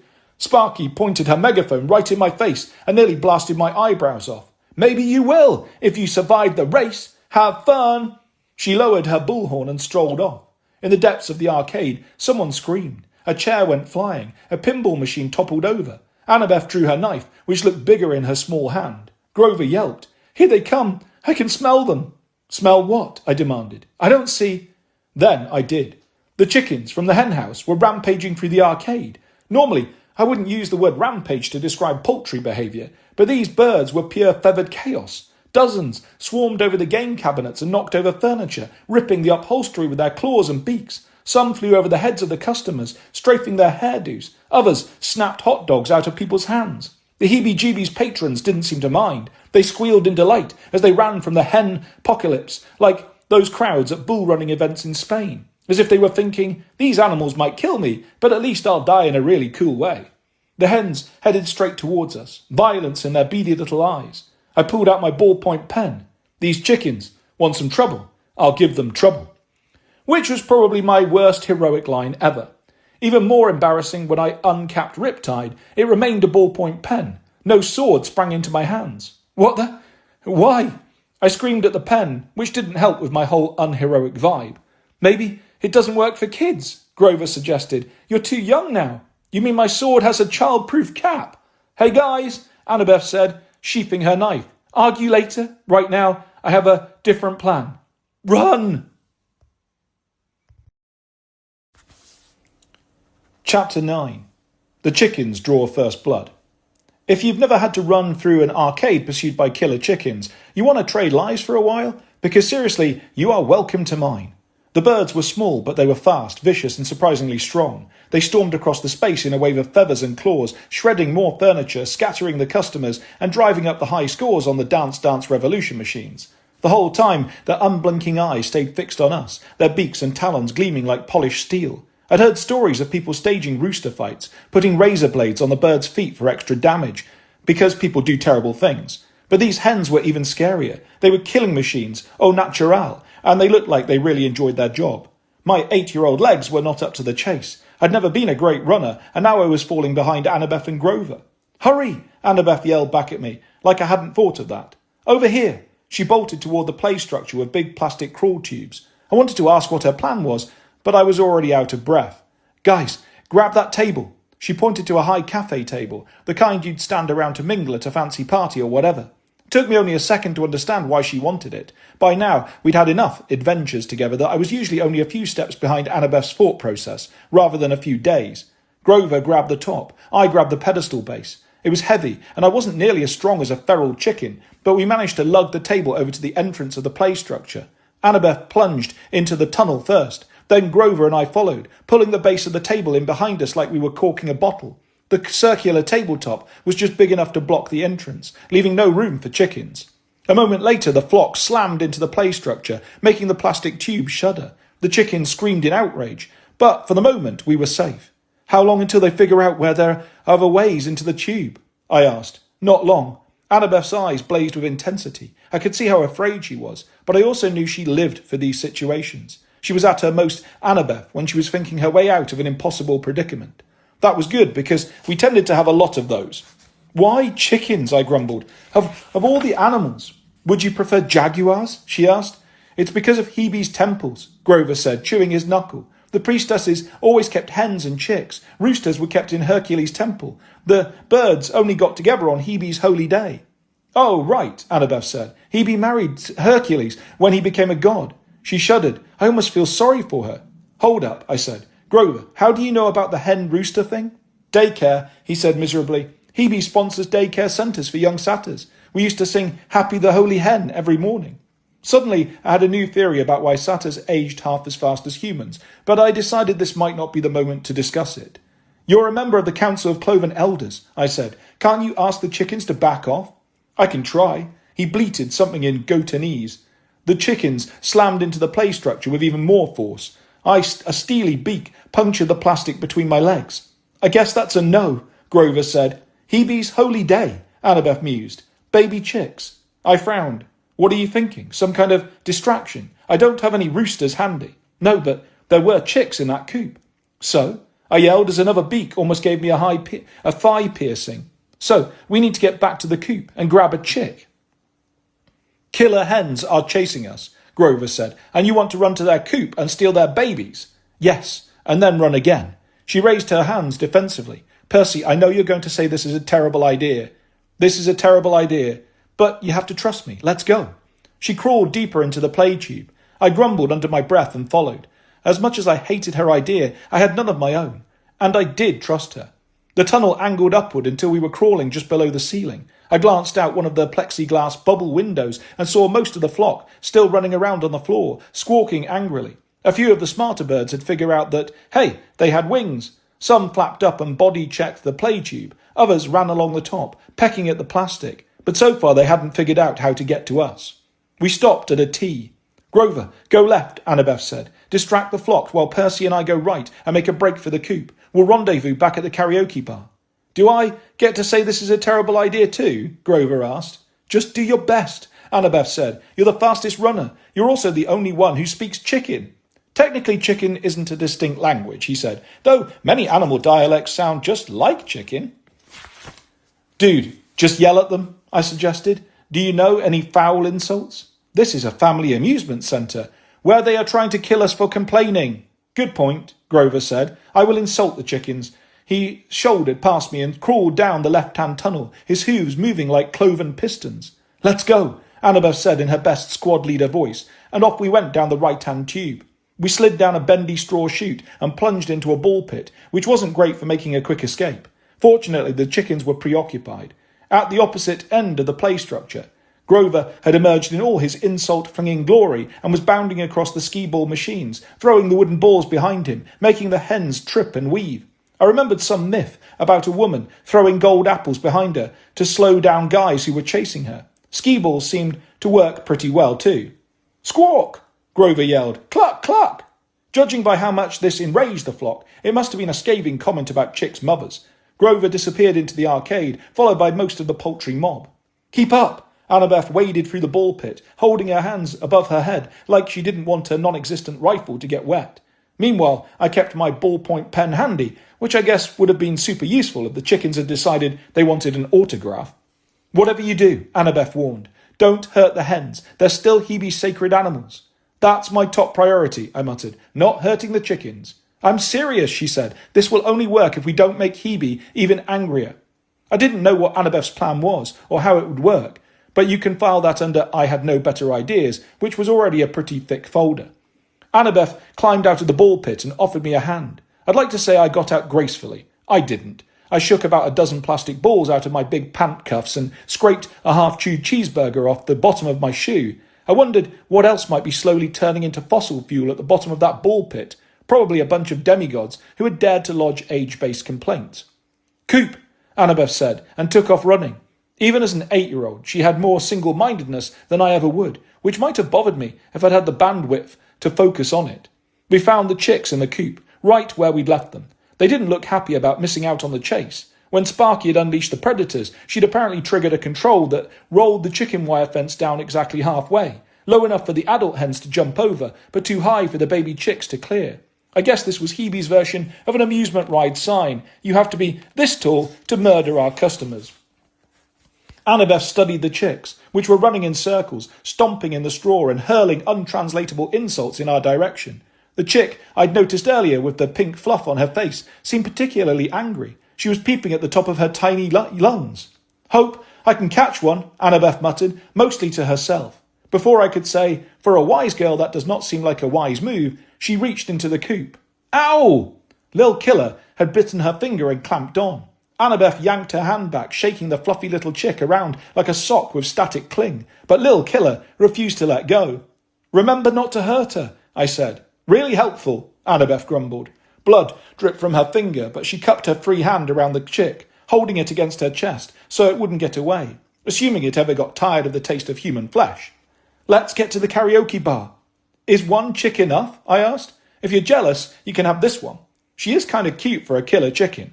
From across the arcade came a sudden roar of customers cheering, hens screeching, "Bark, bark," and one panicked satyr yelling, "Incoming!" How quickly I'd forgotten the herd of holy hens that wanted to tear us apart. Annabeth and I raced for the karaoke bar, though with my newly youngified legs, it was more of a waddle. I didn't even have the time or energy to make the diving pool explode as we ran by. Grover reached the lounge at the same time we did. He had feathers stuck in his fur, and the back of his shirt was shredded like he'd been rolling around on a really dangerous mattress. "That was super fun," he wheezed. "Get the doors," Annabeth said.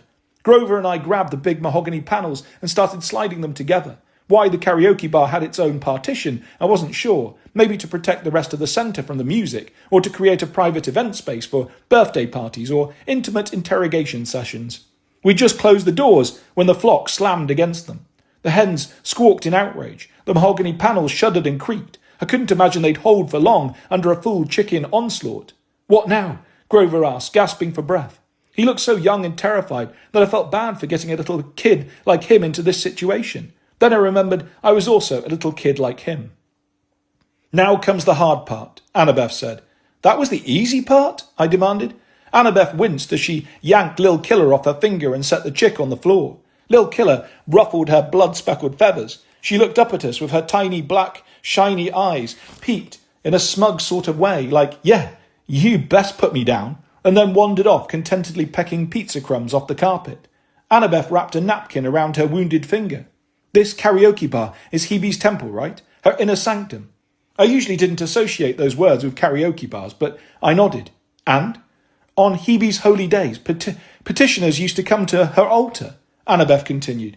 "That's right," Grover said. "They'd ask forgiveness, and Hebe would give them sanctuary." But this isn't her holy day, is it? I asked. No way we could be that lucky. Probably not, Annabeth said, but we'll have to try. The doors shuddered, bending inward under the weight of the evil poultry.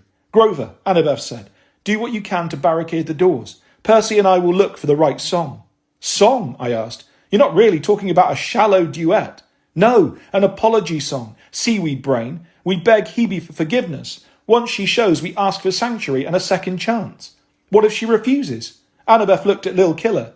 Then I hope Plan Chick works. Otherwise, we're dead. Chapter 10.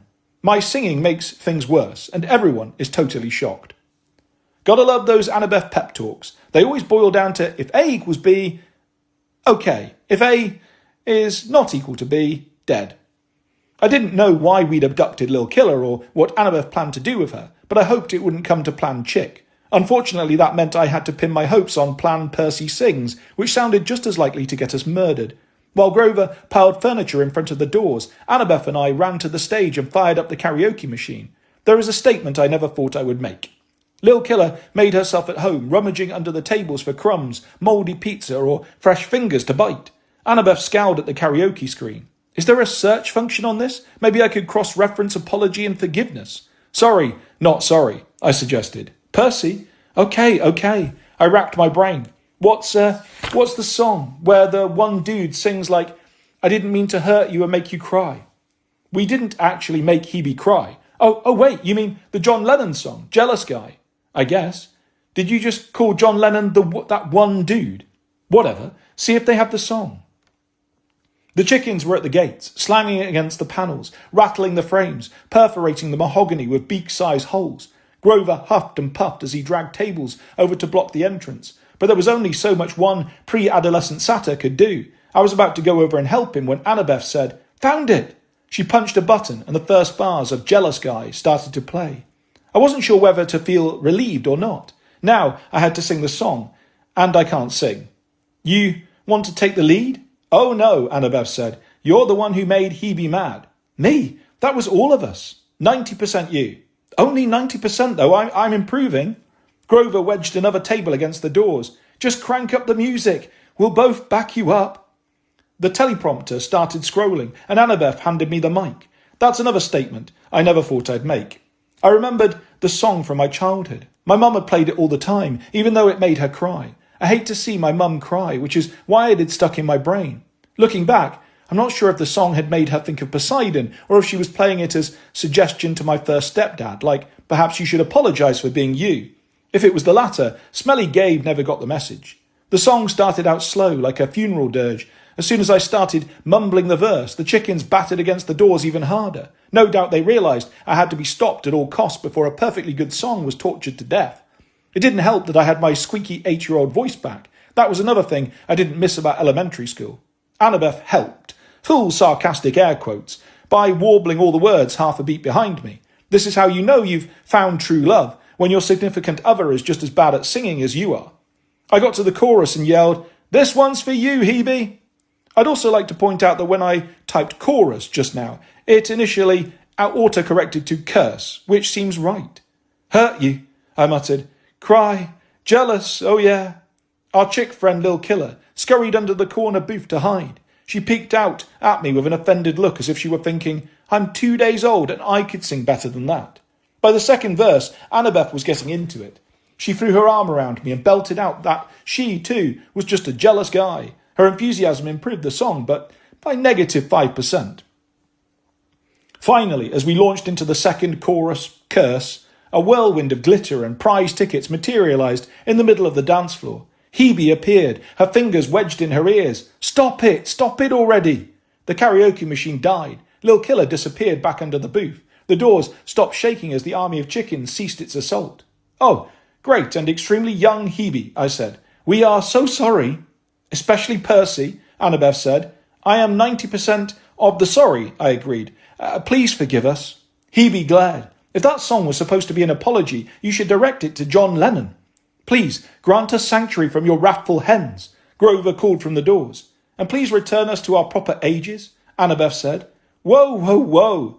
Hebe teed her hands in a time-out sign. First, you desecrate my karaoke machine, then you barrage me with requests. Why should I return you to your former ages? Because, I faltered, because you are generous and good and also super young. We are petitioners at your altar, Annabeth said. Your holiest of holy karaoke stages, Grover said. Most sacred of disco boogie venues. Hebe stared at him. Too much? Grover asked. All we want is to leave here in peace, at our normal ages, so we can spread the word about the wonders and terrors of heebie-jeebies. And with a little information about the Chalice of the Gods, please, I said. Annabeth kicked me in the shin, but it was too late. Hebe bared her teeth. There it is again, that insolence, that slander. Perhaps I did not send you far enough back into your childhood. Forgive him, Annabeth cried. I noticed her gaze kept drifting to the corner booth where Lil Killer was hiding, but if she was waiting for the chick to launch a sneak attack on the goddess, I didn't like our chances. We would never try to run out the clock on you, Annabeth added. That last part was meant for me. Even at 8 years old, even being not the sharpest ballpoint pen in the box, I could tell that much. Annabeth was stalling for time. But why? It's true, I said. Clocks are bad. Hebe's hairdo seemed to be curling tighter, as if forming a protective helmet against traumatic injuries, like listening to us talk. Was it my imagination, or was she also getting shorter? You are spouting nonsense, she said. Exactly, Annabeth agreed. He does that a lot. That's why you must forgive him. Must. Should. Might. Could. If you happen to be so inclined. Please, oh goddess. Hebe stomped her go-go boots, which now came up to her hips like waders. You are all so yucky. She was shrinking before our eyes. Her mini dress became a maxi dress, the paisley hem puddling around her ankles, her cheeks filled out with baby fat. What is happening? She shook her now tiny fists. I don't like it. She looked younger than we were now, maybe 7 years old. Her eyes kept their wrathful glare, but her voice had an I just sucked helium squeak that made it hard to take her seriously. Don't look at me like that, she cried, her lip quivering. You're a big dummy. But I couldn't help staring. She shrank to kindergarten size and then became a toddler. Even Lil Killer peeked out from her hiding place to watch. Finally, I understood Plan Chick. Hebe always had to be the youngest one in the room. Her powers were reacting to the presence of the chick. As a goddess, she should have been able to stop the process, but I guess it caught her by surprise. Or maybe making herself older just went against her nature. She fell over, unable to walk. She started to crawl toward me like she wanted to grab my ankles, but then she fell sideways, squirming, and began to bawl. The goddess of youth was now the youngest in the room, a cranky newborn with a bright red face. What just happened? Grover asked. Annabeth strolled over and picked up the baby, swaddling her in Hebe's paisley dress. Lil Killer pulled juniority on Hebe. Annabeth tickled the goddess's chin. But you are so adorable. Hebe squirmed and grunted. She tried to bite Annabeth's finger, but she didn't have any teeth. Now, hold on, Annabeth told the baby. I know you're fussy, but I'm sure you're not making an age-based complaint, are you? The chickens wouldn't like that. Baby Hebe became very still. Great, Annabeth said. Then here's what I suggest. We agreed that some young ages are just too young. Then we remove Lil Killer from the room so you can age yourself back up to at least elementary school. Then you accept our apology. Put us back to our normal ages. Tell us whatever you know about the Chalice of the Gods, and we all go our separate ways. Gurgle once for yes, poop yourself for no.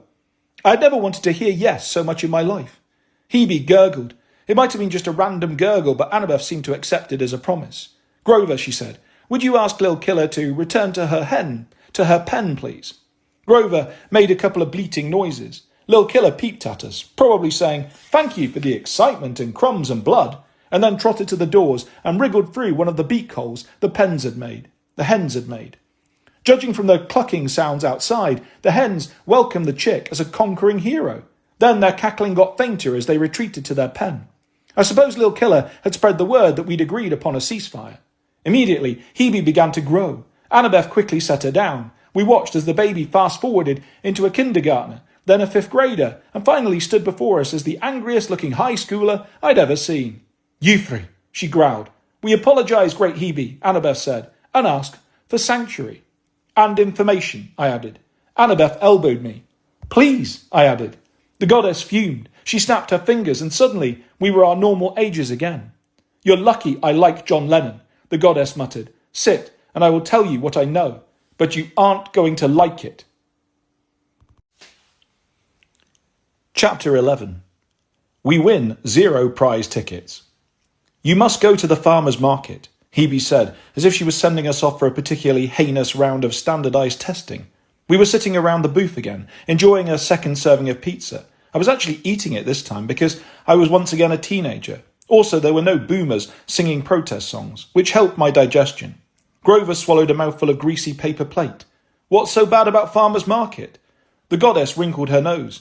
Iris got it into her head that her organic store in California wasn't sufficient. Now she has to share her wares with the whole world. You'll find her hawking crystals and incense and Zeus knows what else this Saturday in front of Lincoln Center.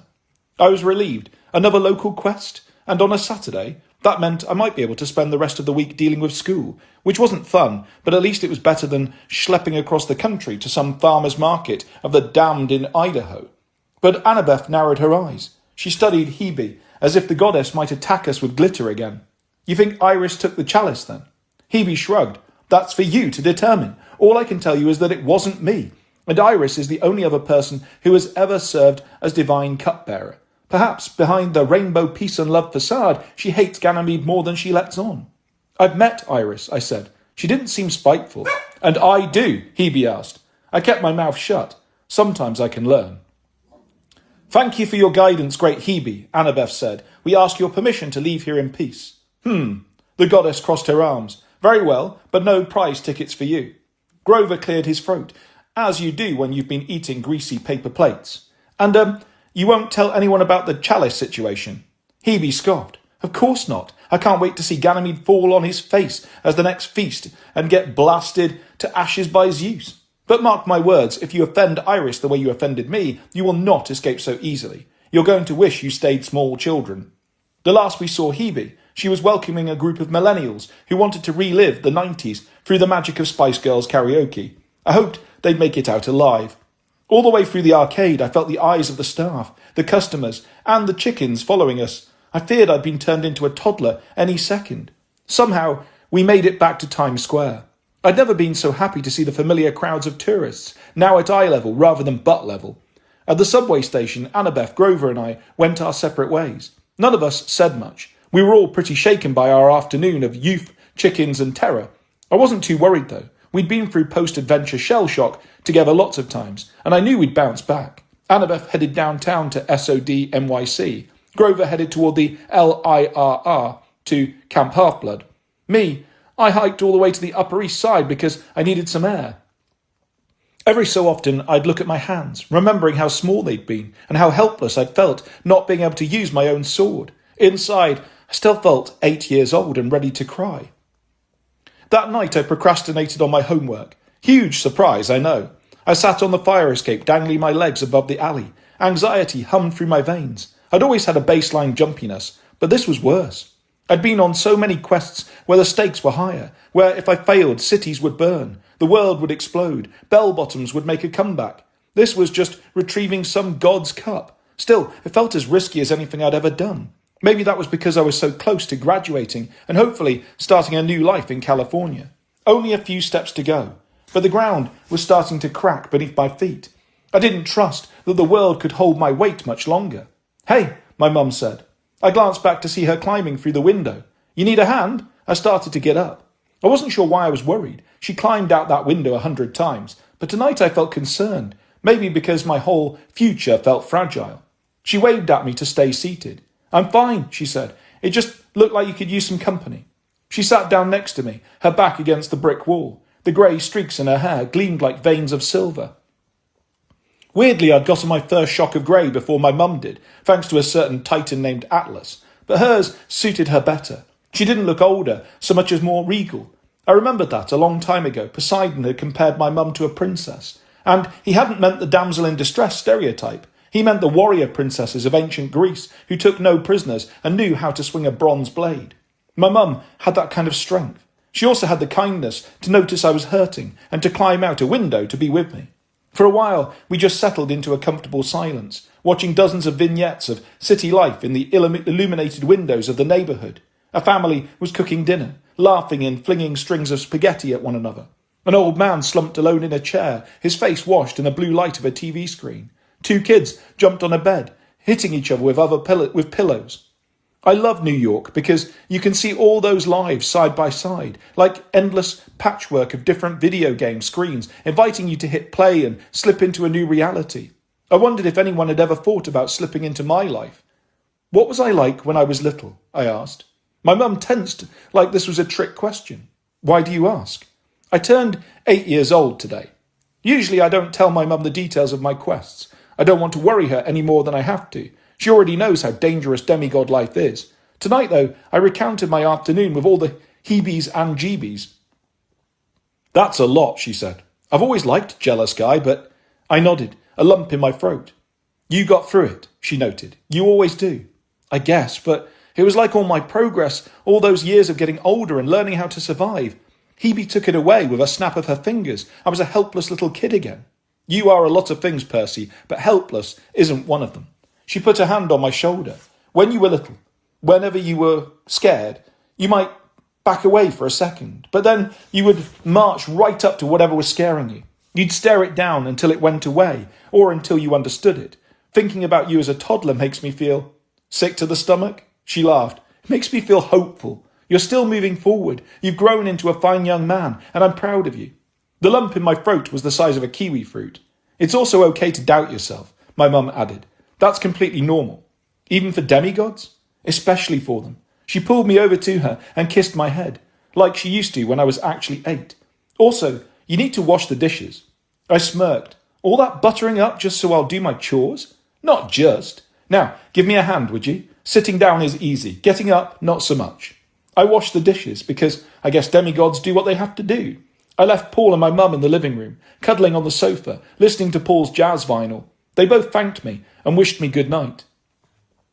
But I stayed up. I finished my homework. Somehow, I found the strength for advanced algebra. I even wrote an essay, though the words swam in front of my eyes and half of them were probably misspelled. That night, I slept the best I had in a long time. Chapter 12. Ganymede gets me a refill. After that, I went 3 days without any supernatural interference. Wow, the luxury! I struggled through my assignments. I met Grover and Annabeth every afternoon for smoothies or a movie or just a walk in Central Park. I gotta say, it was nice. On Thursday, I had my first swim meet and managed to be impressive, but not too impressive. I didn't summon a tidal wave in the deep end or anything.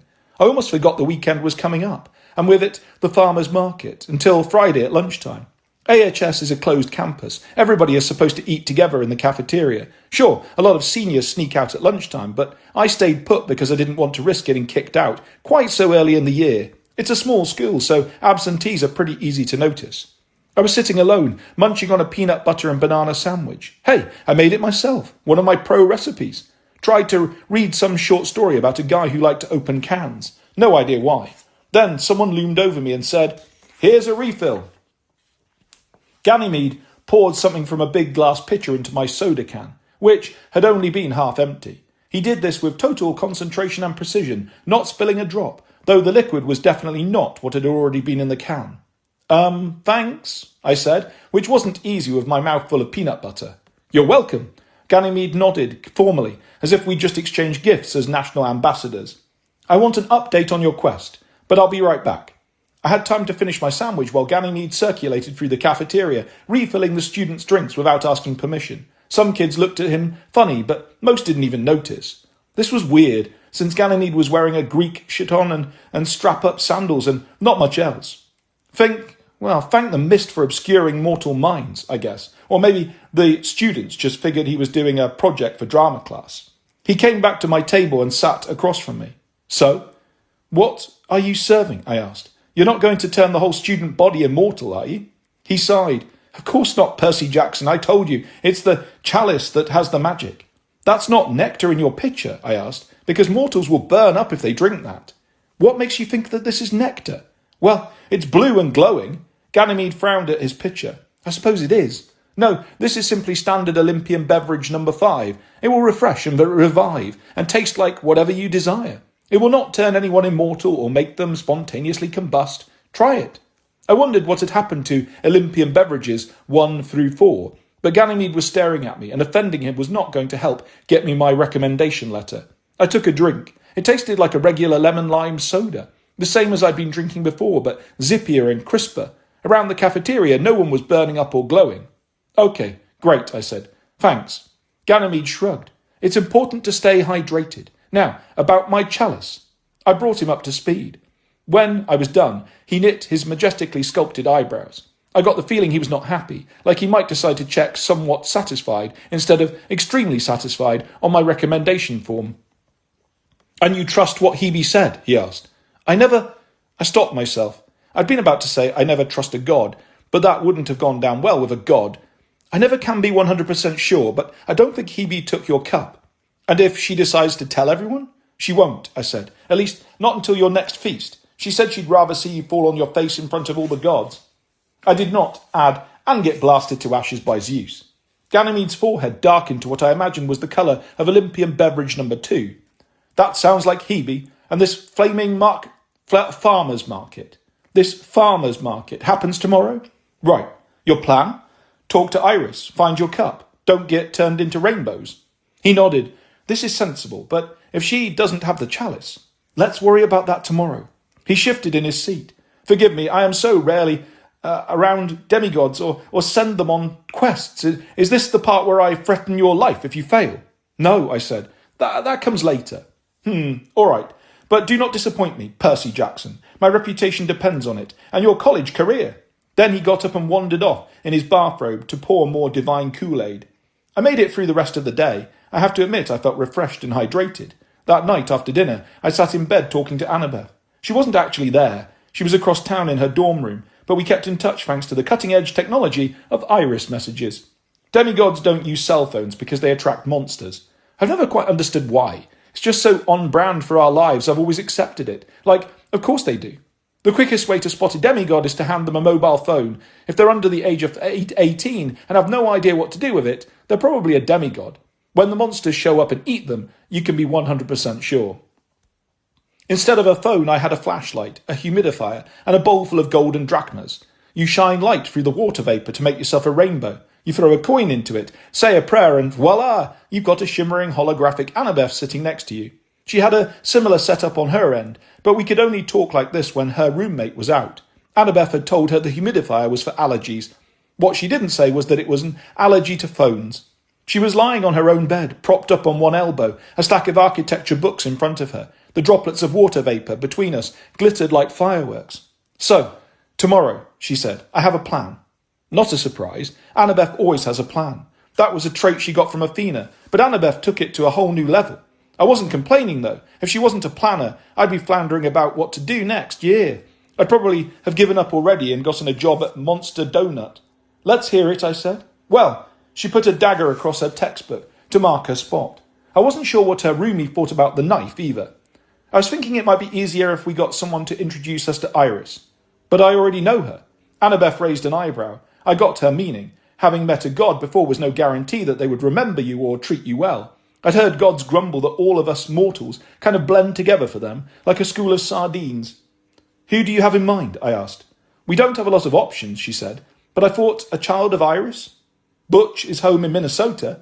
I ran through the list of demigods I knew from Camp Half-Blood, and there aren't any year-rounders in the Iris cabin right now. No, Annabeth agreed, but there is a child of Iris who lives locally, down in Soho.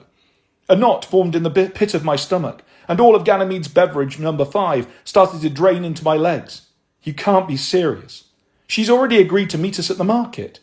I wondered how Annabeth had pulled that off. Favours must have been promised, money, firstborn children, something. But I grasped for an idea that might change Annabeth's mind. Aren't most guests supposed to be free people? Wouldn't a fourth be bad luck?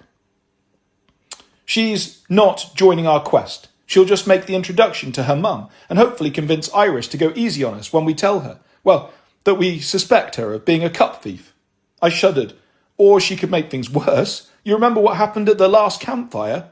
Annabeth laughed. I thought that was kind of funny, actually. Calm down, seaweed brain. I've got this under control. Don't me. She glanced behind her. My roommate's coming. Gotta go. Love you. Love you too. Don't love your plan, though. Finish your homework. Yes, ma'am. She nodded, satisfied, and blew me a kiss. The iris connection dissipated into random water droplets. I looked at my pile of weekend homework and groaned. Another English essay to write, this time about that guy who liked to open cans. Plus math, science, and 2 chapters of history. And we had to face Iris and her daughter tomorrow. I wondered if it was too late to apply for the night shift at Monster Donut.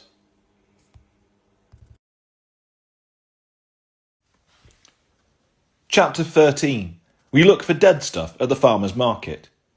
Grover was thrilled. Blanche is coming. He patted his goat horns as if to make sure they weren't crooked. Do I look okay? He wore cargo shorts with tennis shoes over his hooves, just enough of a disguise so humans would think, that kid needs to shave his legs, and not, that kid is half goat. His top du jour was a hand-knit green sweater type thing, with little tree designs, that I was pretty sure the Dryads had made for him for Arbor Day. You look good, I said. Besides, Grover, Annabeth chided, this is Blanche. It's not like she's your girlfriend. Grover had a girlfriend, Juniper, who would not have been pleased to see Grover acting so flustered. No, I know. He blushed to the roots of his goatee. It's just that she's such an artiste. Not this again, I muttered. She's so cool. Are we talking about the same Blanche? I asked. Both of you, hush. Annabeth peered down Broadway. Here she comes now. Blanche, daughter of Iris, wore a trench coat the colour of night, jeans and tactical boots, all of which matched the makeup that made her eyes sparkle like black diamonds. Her head was shaved except for a white blonde top knot. Around her neck hung a Nikon camera, the size of a shoebox. Wow, she said, looking around. Uptown. She squinted as if she found the Upper West Side too bright, too open, too loud, too everything. Living down in Soho, she probably had to get her passport stamped to come this far north. Lots of stuff to photograph, Grover said, leaning not so casually against a mailbox to give her a profile angle. Blanche seemed more interested in the sick little tree on the median. This is dying. That's cool. She took the lens cap off her Nikon and started to play with the focus. Annabeth and I exchanged looks. Really? I asked her silently. Be patient. She stared back at me. I'd heard that Blanche had a one-artist show going on at a Tribeca gallery right now. Her photographs of dried leaves, rotten tree stumps and roadkill, all in black and white, sold for like $1,000 each. She was the Ansel Adams of dead nature, and after our last campfire, Grover had been so impressed with her that he decided he wanted her to do his portrait as a present for Juniper. What happened at our last campfire, you ask? Ghost stories. It was a tradition. To everybody's surprise, Blanche had volunteered to tell the last one that night, in front of 60 or 70 campers, and holding a flashlight under her face for maximum creepiness.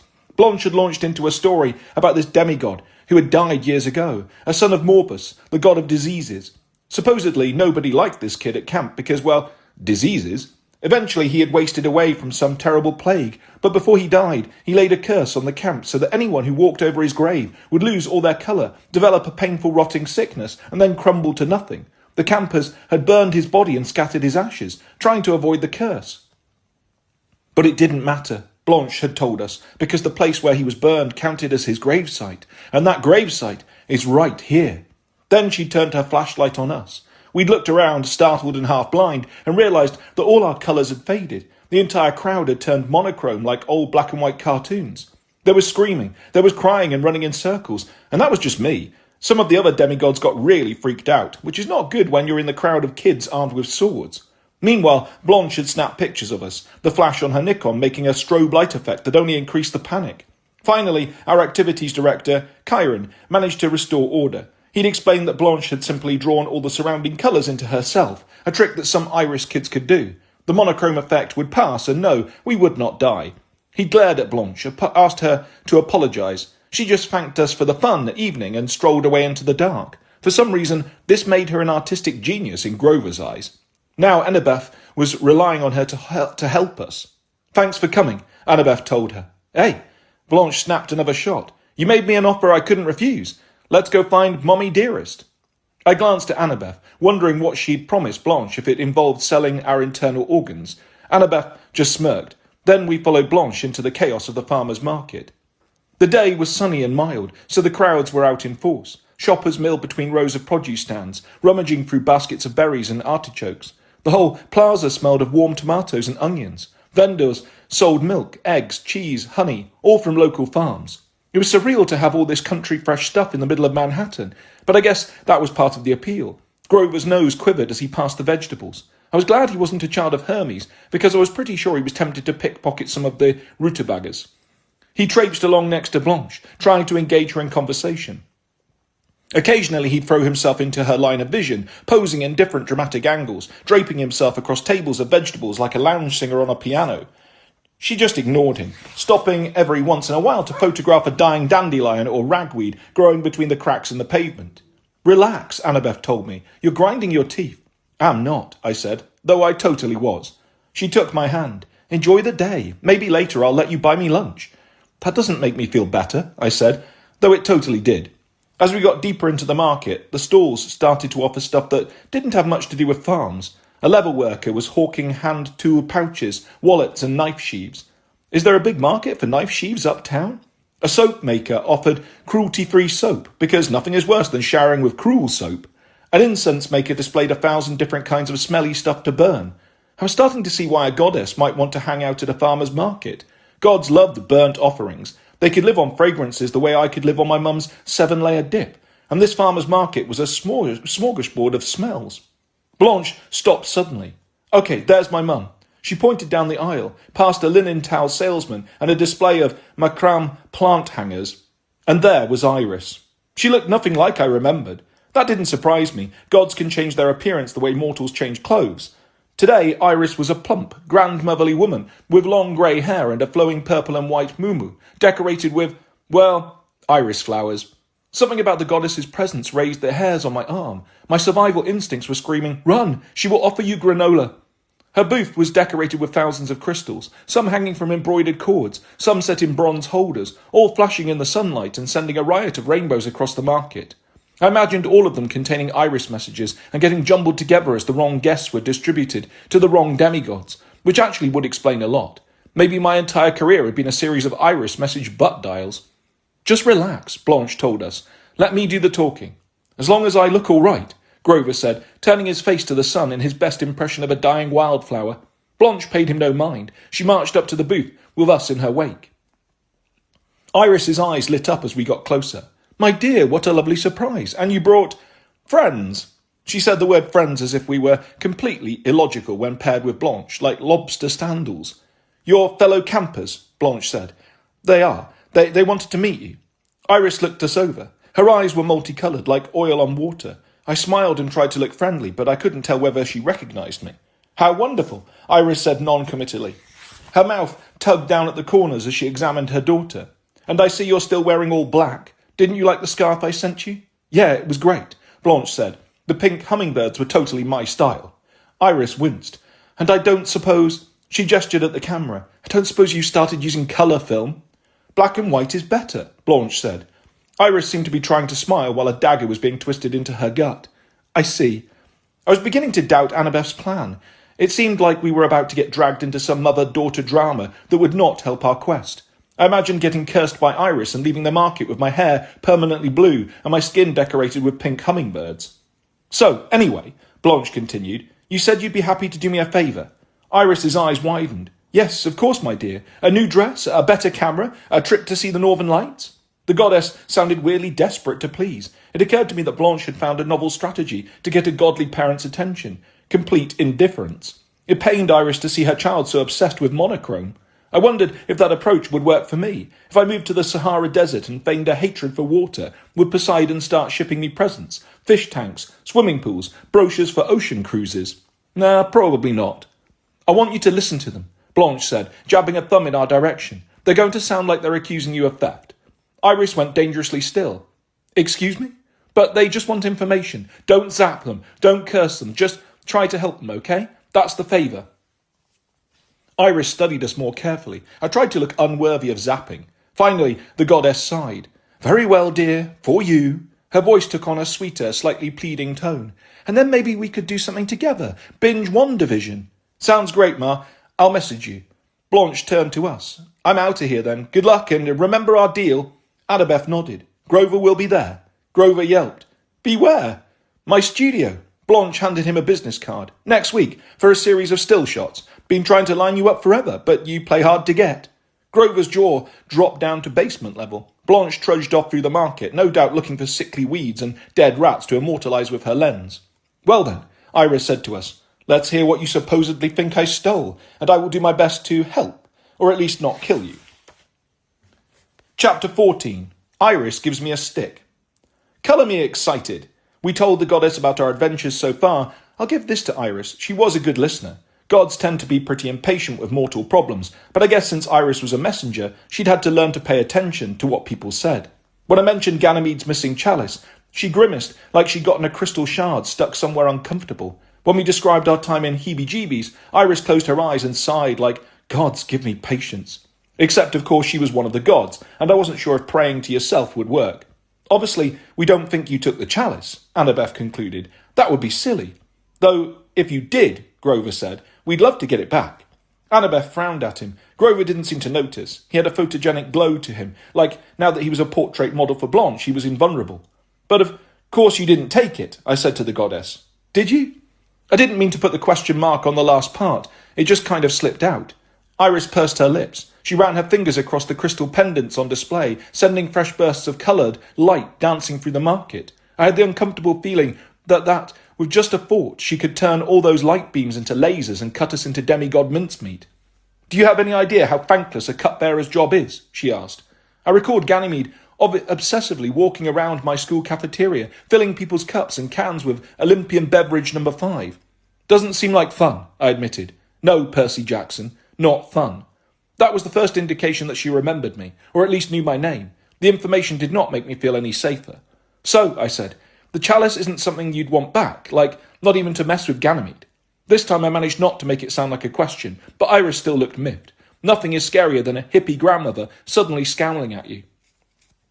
"I do not mess with people," she said. "I feel nothing but sympathy for that poor young god, swept up by Zeus just because he was attractive, and used as an eternal party decoration, and having to endure the scowls of Hera and the others as Zeus dotes on him. No, so many young men and maidens have been the victims of Zeus, and those other gods, well, the good old gods who do whatever they want with impunity. It's terrible."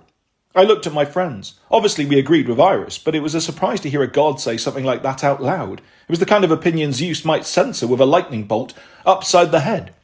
"I can see we came to the right place," Annabeth said. "You are perceptive, kind, wise, all the things we need to find this cup thief. Your advice is as precious as a rainbow." Iris smirked. "I see what you're doing, trying to flatter me." "The rainbow comment was too much?" Annabeth asked. "Completely over the top." Iris curled her fingers in a keep-it-coming gesture. We could use your guidance," Annabeth continued. "You know the gods. You see those who resent Ganymede. Who do you think took this chalice?" Iris spent a moment in silence thinking. This was another unusual trait for a god. Usually, they just assumed they knew everything and spouted it out. "I do have a thought," she said, "but I need to look into the idea. Discreetly." "Of course," Grover said, his shoulders relaxing. "That's great, thank you." "Oh, the information won't be free," Iris added. I barely managed to bite back a comment. "Of course not." "No, because I don't want to help you," Iris said, apparently reading my expression. "I know you think we gods can't resist giving demigods little errands, and you're right. You show up at our doorsteps and we suddenly remember a dozen things we'd love to check off our to-do lists. But it's more than that. Knowledge has value," Annabeth guessed. "The more valuable, the more it has to be earned." Iris beamed, spoken like a true daughter of Athena. "Also, this will give you something to do while I investigate my hunch." I didn't point out that we already had lots to do. I suspected that the gods, even the nice ones like Iris, assumed demigods just stood in a utility closet somewhere, deactivated and covered in dust cloths, until we needed to perform a mission. "Don't worry," she said. "My quest shouldn't take long, and you still have 15 days until Ganymede's shame is revealed." Grover flinched. "Why 15 days? That's when Zeus is planning to hold his next feast." Iris stared at our blank expressions and then sighed. "But of course, Zeus didn't bother to tell Ganymede that, did he?" She turned to Annabeth. "It's the Epulum Minerva, the old Roman feast to honour your mother. Zeus decided to throw her a party, probably because he wants something from her. A new invention, a war, a pitless variety of olive. Who knows? If the chalice isn't found by the feast date, all the gods will realise Ganymede has lost it. Zeus will be outraged. Ganymede will be probably no longer with us." Grover's lower lip trembled. His photo-op glow had faded. "What do you need us to do?" Iris smiled. "That's the spirit." She turned and started removing crystal pendants from a stand in the back of her stall. As she cleared away the necklaces, I realised the display post wasn't just a post. It was a wooden staff the size of a broomstick, with some kind of fancy metal decoration at the top. Iris picked up the staff. She laid it on the table between us. Her eyes gleamed, like she was waiting to hear what we'd offer her for it on pawn shop hijinks. Annabeth inhaled sharply. "That's your Kerykeion." All right, I said. A kerykyon. I was going to guess it was Greek for rug beater, but I didn't want to be wrong. Annabeth rolled her eyes. It's a herald staff, Percy, like the one Hermes uses.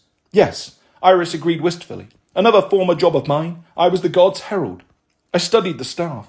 Unlike Hermes' caduceus, there were no living snakes coiled around it. But as I looked more closely, I realized the metal headpiece was indeed shaped like a pair of serpents. They had tiny horns and were coiled into a figure eight, facing each other at the top. The metal had gotten coated with grime over the years, so it was hard to make out many details. The wood was also in pretty bad shape, with dark soot stains and grease spots. I wondered how long ago Iris had been the messenger goddess. Maybe before Hermes was born, which was quite some time ago. It looked like the staff hadn't been used as anything but a clearance rack display ever since. I also wondered how many times a god could change jobs. Could Iris just decide one day to become the goddess of plant-based proteins? Could Ares give up war and become the god of knitting? I would pay real golden drachmas to see that. Percy, Grover asked, letting me know I'd spaced out. Sorry, what? You heard that right? He asked. Iris was just explaining that the top is celestial bronze and the base is Dodonan oak. Got it. I had no idea what Dodonan oak was, but it didn't look very sanitary, and the headpiece looked more like celestial grunge than celestial bronze. So we're supposed to deliver a message with it? Oh no, Iris said. Those days are well behind me, but in ancient times I used my staff to create wonderful rainbows as I flew through the sky, travelling from place to place. I miss that. She sighed. I would like you to give the staff a proper cleaning, bring it back to its former glory. I admit I should have done this a while ago. But I suppose, I was bitter about losing that job to Hermes. I thought about what she'd said before, that she hadn't held it against Ganymede when she lost the cupbearer's job. But losing the messenger gig had left her bitter. It made me wonder how much we could trust this friendly rainbow grandma. I'm guessing we can't just use Windex, I said, or take the staff to a dry cleaner. Oh no, she said. It can only be washed in the River Ellison. Annabeth blinked. I don't know that one. I do, Grover said. He didn't look happy about it. Back in the day, the Ellison was known for its crystal clear magical water. Supposedly, it could clean anything, no matter how polluted, and certain creatures took advantage. That's true, Iris agreed. The Furies sometimes bathe there. The River Ellison is the only thing that can get the stench of the underworld off them when they have to move among mortals. I shuddered, thinking about my former math teacher, Mrs. Dodds, aka the Fury Electo. I did not like the image of her bathing in a river prior to teaching us pre-algebra. Other monsters too, Grover said, glancing at the staff's snaky headpiece, like horned serpents. Yes, very good, young satyr, Iris said. In fact, you must cleanse my staff in the very river where the serpents bathe. And these serpents are super friendly, I guessed. Iris gasped. Oh no, they will try to kill you. Like Hebe, she was apparently immune to sarcasm. But be careful, you must not harm the serpents. Because they're sacred to you? Not at all. However, I want this quest to be cruelty-free. You must find a way to accomplish my task without harming any creatures at the river. Good luck, demigods. Now, I must return to my duties. A gaggle of customers descended on Iris's booth and started oohing and ahhing over her crystals. We were dismissed. I grabbed my rainbow staff of grunge, which did not conveniently turn into a smaller form. As I walked through the market, I felt like a low-rent wizard. Cruelty-free, Annabeth grumbled. I guess that doesn't include cruelty to demigods. We'll figure it out, Grover said, surprisingly cheerful again. I've always wanted to see the River Ellison. There's only one problem. Aside from the monsters we can't kill, I asked. He waved that away. I mean, the actual River Ellison in Greece no longer exists. The mythical river could be anywhere. I heard that the god of the river got so disgusted with all the monsters bathing in his waters, he hid the river so it's almost impossible to find, and Iris didn't tell us where it is. I suppose she'd say we have to find it on our own, I guessed, because knowledge is valuable, blah, blah. Annabeth poked me in the ribs. What we need is an upper-level water spirit to give us directions. Those Nereids and Naiads all know each other. I wonder where we could find a Nereid to ask. She looked at me pointedly. I ground my teeth some more. Fine, I'll wait until Monday and ask my guidance counsellor. I just hope she doesn't flush me again. Chapter 15. Yonkers. Reader. She flushed me. I waited until 7th period to visit the counsellor's office, so I wouldn't miss much school if she ejected me into the Atlantic again. At first, though, I was hopeful Eudora and I could just have a nice, calm conversation. Welcome, Percy Jackson. She seemed genuinely pleased to see me as she ushered me inside and waved me toward a new blue plastic chair. I wondered if she had a stack of them in the closet so she could grab a new one every time she flushed somebody through the floor. She smiled at me over her jar of Jolly Ranchers. Her eyes floated behind her bottle glass spectacles. Her scalloped hair glistened like she just had it permed with jellyfish goo. "So, how is everything going?" "I got my first quest," I said, "for Ganymede." She squealed. "Oh, that's wonderful. What exactly is involved?" I gave her the details, but the gaze was so distracting, I mostly kept my eyes on the purple painting of Sicky Frog. It stared at me miserably with its thermometer in its mouth and didn't judge. I was working my way to asking Eudora a favour, the location of the River Ellison, when she stopped me. "Just a moment. Hebe was involved, and now Iris. Did you apply for dual credit?" What? "Oh dear, if multiple gods are involved, you could have applied for dual credit. Hebe and Iris might have written you recommendation letters as well." "You mean I could have gotten all 3 rec letters from this one quest?" Eudora nudged her Jolly Rancher jar so it made a protective barrier between us. "Well, yes, but how about I apply for the dual credit thingy now? I could go back to Hebe." I mentally slapped myself. Okay, maybe not Hebe, but I could go back to Iris. But you have to apply for the dual credit in advance. I'm afraid it's too late." I glared at Sicky Frog. I felt like punching it in the face, but since it was painted on a brick wall, I figured that might hurt me more than it did the frog. "Can't we make an exception?" I asked. "I mean, I did the work. I'm doing the work." Eudora rummaged through her brochures and pulled out the one for New Rome University. "No. You see, right here it says dual credit cannot be applied for after the fact." "Is that a general rule? I thought I was the only one who had to do these rec letters." "You are. See?" She handed me the brochure. At the bottom of a tiny paragraph about dual credit, which I'm pretty sure hadn't been there before, an asterisk led me to an even tinier disclaimer that read, "This applies to Percy Jackson." Okay, that's messed up. I didn't know. Eudora sighed. "Well, at least it sounds as if the quest is going well. What's next?" "Next," I thought, "is punching your frog in the face." But I didn't say that. I forced myself to exhale. "Next," I said, "I need some guidance." "Oh."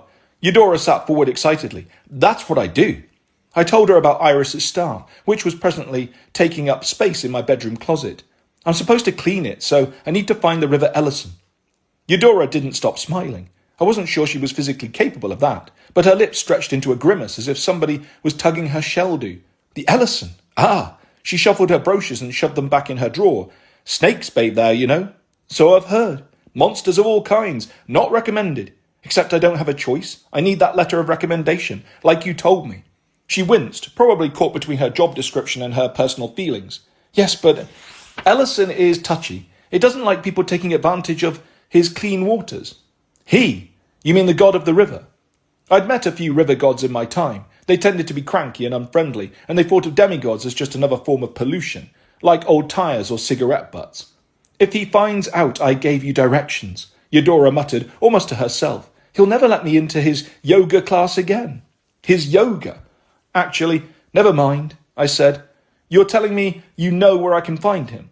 Eudora looked at her watch. "Almost the end of the school day. I suppose if you were to simply wind up at the Ellison's headwaters by accident, that wouldn't be my fault."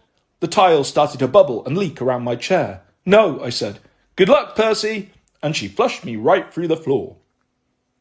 I could have ended up in Greece or Brazil or who knows how far away. I was fortunate that I ended up in Yonkers instead, which is the first time in history the words fortunate and Yonkers have been used in the same sentence. Okay, sorry Yonkers, that's not fair, but hey, it wasn't a place I wanted to get flushed to right after school, knowing I'd have to take an extra 30-minute train ride to get back to Manhattan. My blue plastic chair and I shot out of a drainage pipe, tumbled down a rocky slope, and splashed into a creek. I sat there for a second, dazed and bruised, cold water soaking into my pants. The first thing I noticed was the bottom of my overturned chair, where a metal plate was inscribed. "If found, please return to Eudora, Atlantic Ocean, refundable deposit, 1 golden drachma."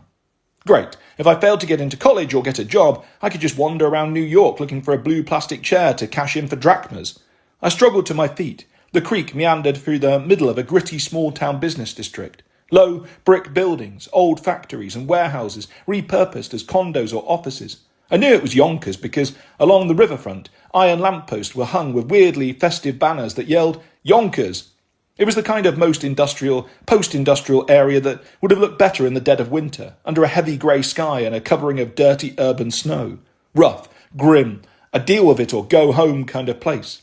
The riverbed was lined with scrubby bushes and grey boulders, many of them now painted with Percy blood and skin samples from my tumble out of the drainage pipe.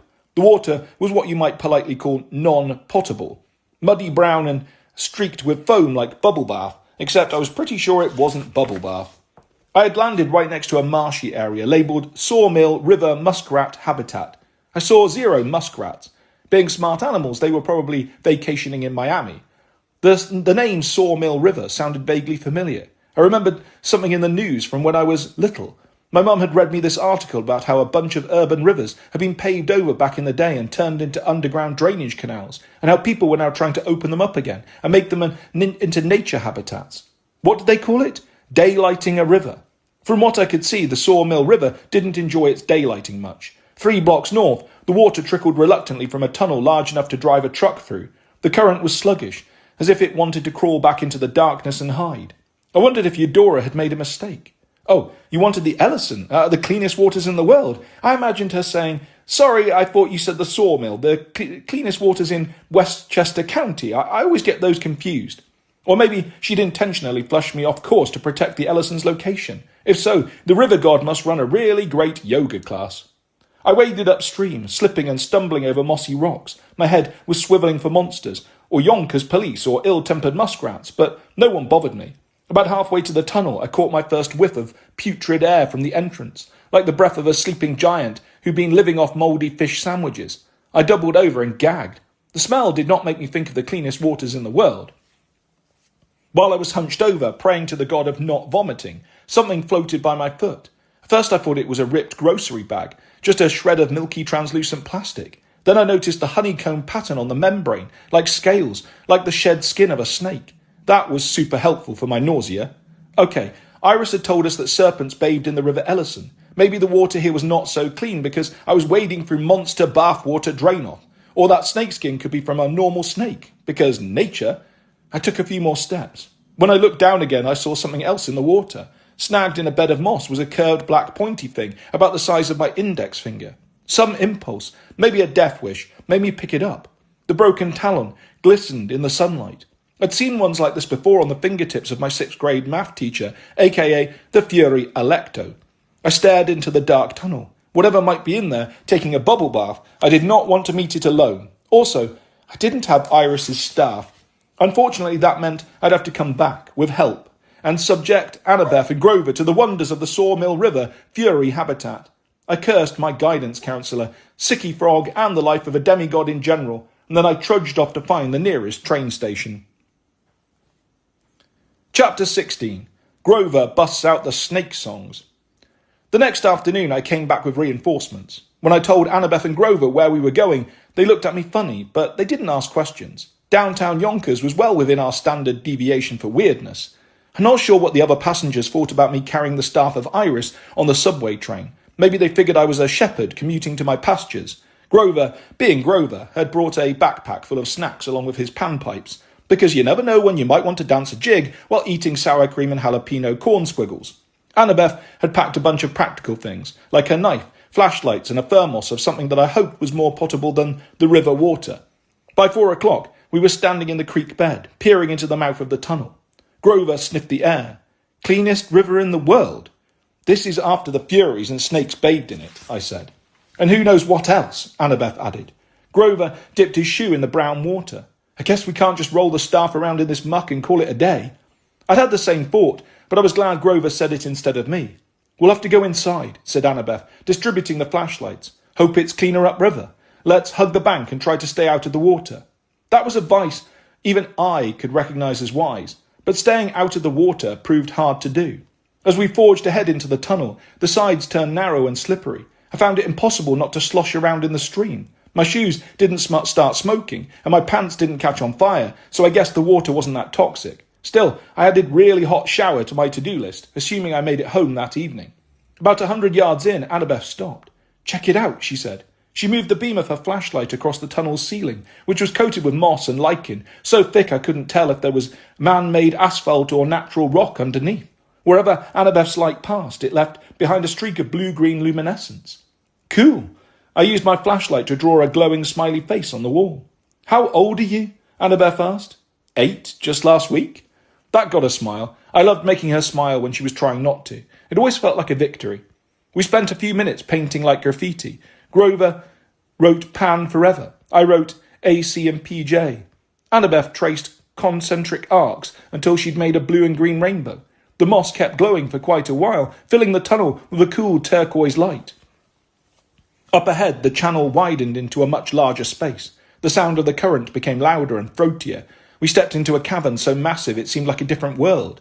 Under a cathedral-high ceiling, covered with glowing stalactites, the river wound north between rolling plains of yellow grass. Ash-coloured trees dotted the landscape, leafless and stunted, their branches curled like arthritic fingers. The scene reminded me of the fields of asphodel down in Hades' realm, and the fact that I can make that comparison the same way you might say, "Oh yeah, looks like Midtown," is a really sad statement about my travel history. Here and there, outcroppings of granite made islands in the grass, but the main attraction was the river itself. It wound lazily through the cavern, making big loops as if it were in no hurry to reach the daylight. Thick strands of reeds edged its banks. The current glimmered darkly in the blue moss light. The water did look cleaner here. The putrid smell was gone.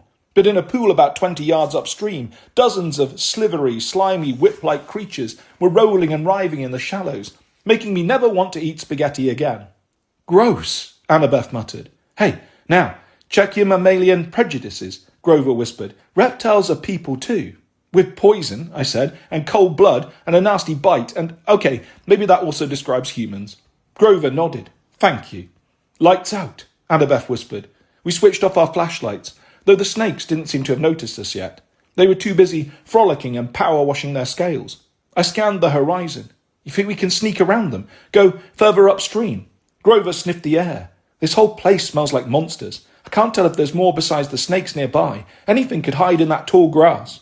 "Including us," Annabeth said. "If we can't fight the serpents, sneaking around them sounds like our best option." "Okay," Grover agreed. "Let me go first, though. I might be able to pick out a safe trail through the fields." It used to be a rare day when Grover volunteered to go first through dangerous territory. I was too impressed to argue. Look at my old friend, taking charge and kicking grass. Sometimes I forgot he wasn't a sacred junior satyr protector anymore, but a sacred cloven council elder. I guess we'd both grown up a lot. At least here, Grover was in his element, assuming this creepy cave still counted as nature. We waded through neck-high grass as sharp as hacksaw blades. Grover managed to navigate us around the thickest patches, but I winced every time a wisp of yellow snagged my arm. To make matters worse, the field crackled like bubble wrap as we walked through it. I imagined we'd be audible to any monsters hiding in the undergrowth. Finally, we reached one of the boulder islands. Grover scrambled to the top, as only someone with goat legs could do, and then peered toward the river. "That's not good." "What?" I asked. He helped us up. From the summit, I could see the whole course of the river stretched out before us. The Ellison poured into the cavern from a crevice in the northern wall, then cascaded down a series of rocky ledges before widening and meandering across the plains. Everywhere you might be able to access the banks, in every shallow pool or swimming hole where you might want to wash off a grungy kerikyon, the water was full of snakes, hundreds of them.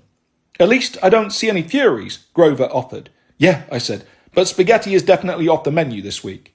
"What?" Grover sounded hurt. He loves spaghetti. "Nothing," I said. Annabeth scanned the river. "What about there?" She pointed to the northern end of the cave, where the river carved a ravine through jumbled heaps of granite. "That's where the water will be cleanest. No easy access for snakes. Probably the current is too treacherous for them." "But not for a Poseidon kid?" I asked. She shrugged. "Worth a shot. Except there's no way we can make it all the way over there without getting spotted. And if the snakes start chasing us, how fast do you think they can go?" Grover shivered. "Through this grass? A lot faster than we can." "I kind of wish we had Luke's flying shoes," Annabeth said. Grover winced. Too soon. 5 years ago, that pair of cursed shoes had almost dragged Grover into Tartarus. Trauma like that can leave a scar. But what surprised me most was that Annabeth mentioned Luke Castellan, our old friend-turned-enemy. Since the Battle of Manhattan, she'd almost never said his name. It seemed like a bad omen that she was bringing him up now. "I have an idea," Grover said. "It's terrible, but it might work." "I love it already," I said. He pulled out his panpipes. "You guys head for the cliffs. I'll keep watch from here. If you make it, great, but if the snakes start heading in your direction, I should be able to see them moving through the grass. Then I'll distract them with my pipes. I know some pretty good snake songs." Chalk up another talent I didn't know Grover had, serpent entertainer. "As soon as you start playing, they'll come for you," Annabeth said, which I guess is the terrible part. It'll be even worse than the chickens at Heebie-Jeebies, I guessed. Yeah, I don't love it, he admitted. But like Annabeth said before, I can run the fastest. Maybe I can buy you some time. If you hear the pipes, know that the clock is ticking, and it would be great for you to hurry. Get Iris's staff washed. I'll meet you back at the exit. Annabeth and I exchanged looks. We'd been on plenty of dangerous missions, just the two of us, but we wouldn't be able to move so stealthily without our super goat nature guide. I also didn't like the idea of making Grover our decoy for the second time. On the other hand, Grover was on a roll with the courageous satyr stuff. I didn't want him to think I doubted him. Okay, I said, be safe, which was like telling Grover to win the lottery because we all knew the odds. Annabeth gave him a hug. Hopefully it won't come to the snake songs. She climbed down the rocks and waded through the grass. I followed because I was the guy with the grungy messenger's staff. Within a few yards, the grass was over our heads. The jagged reeds tore at my clothes. Every time we moved, the stalks swayed and rustled. If we'd held up flashing signs that read free snake food, we might have drawn more attention to ourselves, but not much. We used the sounds of the waterfall to navigate north. I kept my eyes on the ground, trying to make each step as careful and quiet as possible. We walked so slowly, I wanted to crawl out of my skin from impatience. It didn't help that I kept imagining snakes darting out of the grass, sinking their fangs into my ankles. I flashed back to the time basilisks had chased my buddies Frank and Hazel and me through a similar grassy field in California. Come to think of it, I'd spent entirely too much of my life playing hide and seek with deadly reptiles. It felt like it took us approximately 12 years to reach the river. Then again, since our experience in Heebie-Jeebies, I'd stopped trusting my sense of time. Finally, we emerged from the grass near the base of the waterfall. We climbed a series of boulders until we stood on a slippery ledge overlooking a wide pool 20 feet below. The water was as clear as glass, free of snakes, and just begging to be cannonballed into. On the downside, it was ringed by sheer cliffs, with no obvious way to get out again unless I wanted to ride the rapids downriver through Serpent Splash Town. You could jump in with the staff, Annabeth suggested. Sure, I said. The problem is climbing back up when I'm done.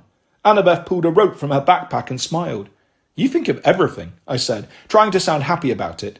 That pool was looking a little too inviting, and I remembered Iris mentioning an angry river god, which seemed like the sort of detail that would bite me in the podex later. Maybe we should plan this out a little bit first. That's your thing, right, planning?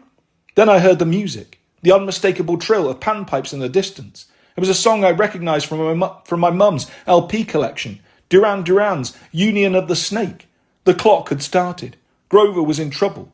Time's up, Annabeth told me. Bon voyage. And she pushed me over the side. Chapter 17. I meet the man bun of doom. Find someone who loves you the way my girlfriend pushes me off a cliff. Without hesitation, with full confidence in your abilities, with the rock-steady belief that your relationship can handle it, and with complete faith that when you come out of the water, assuming you survive, you will totally forgive them for the push. Almost certainly forgive them. Probably. Bonus points if you find someone with enough chutzpah to say bon voyage while they do it. Somehow, I held on to Iris's staff as I plunged into the pool. The water hit like an Arctic blast, freezing the blood in my capillaries and curling my fingers and toes. I could breathe underwater, but the cold in my lungs felt like the worst case of heartburn ever. Is chest freeze a thing? As the cloud of bubbles dispersed, I found myself floating in the clearest turquoise water I'd ever seen. Light filtered from the surface, casting shimmering blue fish scale patterns across the walls of the ravine so they looked like they were clad in living chain mail. I seemed to be alone. No horned serpents, no furies, lolling around in swimsuits. A cloud of grass, dirt and sweat was starting to bloom around me, though. The staff appeared to be smoking, its centuries of grunge slowly loosening. On one hand, hooray, it was getting clean. On the other hand, I felt terrible for polluting this pristine water. Then a voice said, "Oh, Hades, no." The guy floating in front of me was sapphire blue, which made him almost invisible in the water. I could barely lock my eyes on him, even though he was within spitting distance. But I don't spit underwater, because that's just rude. He wore a tank top and loose pants and had the most magnificent man bun in the history of man buns. I could see how he might be a yoga instructor, except that he didn't have that calm, meditative energy. With his scowling, bearded mouth and his dark, angry eyes, he looked ready to sun salute me right across the face. "Hi," I said. "You must be the river god Ellison." "Actually, I'm your pool attendant. Would you like a towel or a beach umbrella?" "Really?" "No, you dolt. Of course I'm Ellison, mighty Potamus of this river." I had met enough river gods that I could usually stop myself from smirking when they used the term Potamus, but it was still hard not to think of hippos. Sorry to barge into your waters, I said. I'm Percy Jackson, son of Poseidon. I put the question mark at the end because sometimes my dad's name will open doors, usually watery doors. Ellison's eyes widened. Oh, he crossed his muscular blue arms like a genie about to grant me a wish. Well, in that case, it's fine that you dropped into my pristine private grotto with that filthy staff and without even taking your shoes off. Really? No, you dolt. He flicked 2 fingers in my direction. My shoes and socks were ripped off my feet and shot out of the water. The staff of Iris leapt from my hand and rocketed to the surface. I was doing the ethical math here, trying to figure out if fighting a river god in his home river was a winnable situation, and if so, whether Iris would consider it cruelty-free. My guesses were no and no. Sorry about the shoes, I said, as diplomatically as I could, but I kind of need to clean that staff. Do you mind if I, go after it? Ellison asked. Of course not. He flicked his fingers again, and this time I shot out of the water, slamming into the side of the cliff. I landed in a wet, groaning lump on a narrow ledge. Lying next to me, thankfully not broken, was Iris's staff, still pretty grungy. My shoes were nowhere to be seen. I sat up and rubbed my head. My fingers came back bloody. That probably wasn't good. Ellison erupted from the pool, the surface boiling around his waist. Orbiting his hair was a tiny galaxy of weightless water droplets, centered on the black hole of his man-bun. I ask for so little, he said. Use the sign-up sheet. Horned serpents are Tuesday to Thursday. Furies and other underworld minions are Monday, Wednesday, Friday. Demigods are never. Take off your shoes before entering my waters, and above all, only use the lower pools. My headwaters are off limits. You have managed to break all the rules. I started to say, I didn't know. Ellison pointed at a bronze plaque riveted to the cliff wall next to me. Pool rules. I hate written instructions, especially those posted where you can't see them until you've already broken them. Okay, I said, but let me guess.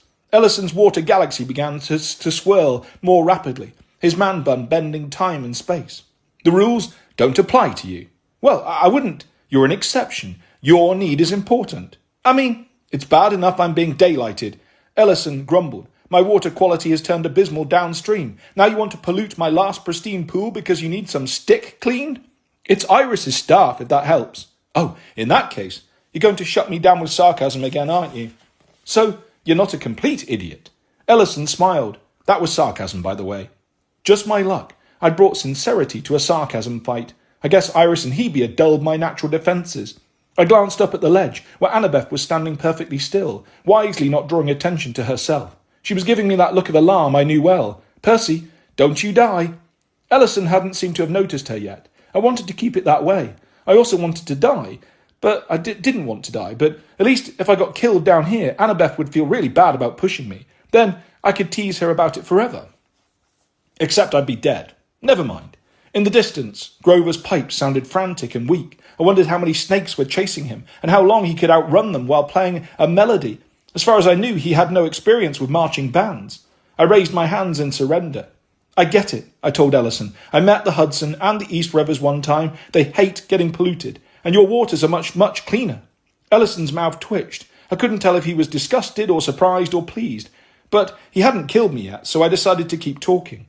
This is a mistake I make a lot. Rivers have a tough life, I said. I wouldn't want people turning me into a drainage ditch or dumping sewage in me or building a dam generator on me or a dam anything, really. My hand crept over to the staff of Iris, all stealthy-like. I gripped the handle. I should have asked for your permission, I continued. Rookie mistake. But there has to be a way I can make it up to you and get the staff washed, because it's really important to Iris. She was insistent that it had to be your waters, because... I gulped. My head was throbbing, making it hard to think. What would Annabeth do? I looked up and saw her tapping an imaginary watch on her wrist. Not helpful. Grover's music was getting further and further away. Because Iris admires you, I told the river god. Oh, wow, the way she talks about you and your yoga classes. I think she's your #1 fan. I looked for any sign that my words were having an impact. At that point, I would have taken almost any reaction except sarcasm. Who knew a neat freak yoga instructor could be so bitter? You want to make it up to me, Ellison said. Totally. I suppose you can snap your fingers and undo all the damage to my river, leave it cleaner than you found it. Which you would only do after you've gotten what you wanted, he guessed, and I'd have to take your word for it. Well, I gripped the staff tighter. This was not going the way I wanted. I wondered if I'd have better luck riding the rapids back to Yonkers. I'm happy to try. How did that work out with the Hudson and the East Rivers? He asked, sweet as acid. Are they all nice and clean now? Okay, I mean, no, but they're harder to clean. They're a lot bigger than you. Wrong thing to say. Ellis's eyes narrowed. I see. You find me small, inconsequential, even though there's a 6-month waiting list to get into my Vinyasa flow class. Up on the ledge, Annabeth was digging through her backpack, no doubt looking for something that might bail me out of the situation she'd been so confident I could handle. I imagined her drawing her knife and yelling, "Cowabunga!" as she jumped onto Ellison's back. As much as I would have enjoyed seeing that, I didn't want to see the consequences when she faced the wrath of the sarcastic man-bun god. I tried to think of another solution, which wasn't easy with my pounding headache. In the future, I'd have to remember not to crack my skull until after I was done using the brain inside it. There has to be something, I pleaded. Maybe a visit to Poseidon's palace. He's constructing this amazing infinity pool. You could do your flow class thing overlooking the continental shelf, like with whales. This sounded like a sweet deal to me, because whales are cool, but apparently whale yoga was not a fad Ellison was into. I'm afraid not. His smile turned a few degrees colder than his water. But I do have a way you can make it up to me. I nodded eagerly, which made my vision blur. Anything, sure. Anything. Perfect. I've always wondered how long it would take a son of Poseidon to drown. Let's find out. The river surged over me like a wall of liquid bricks.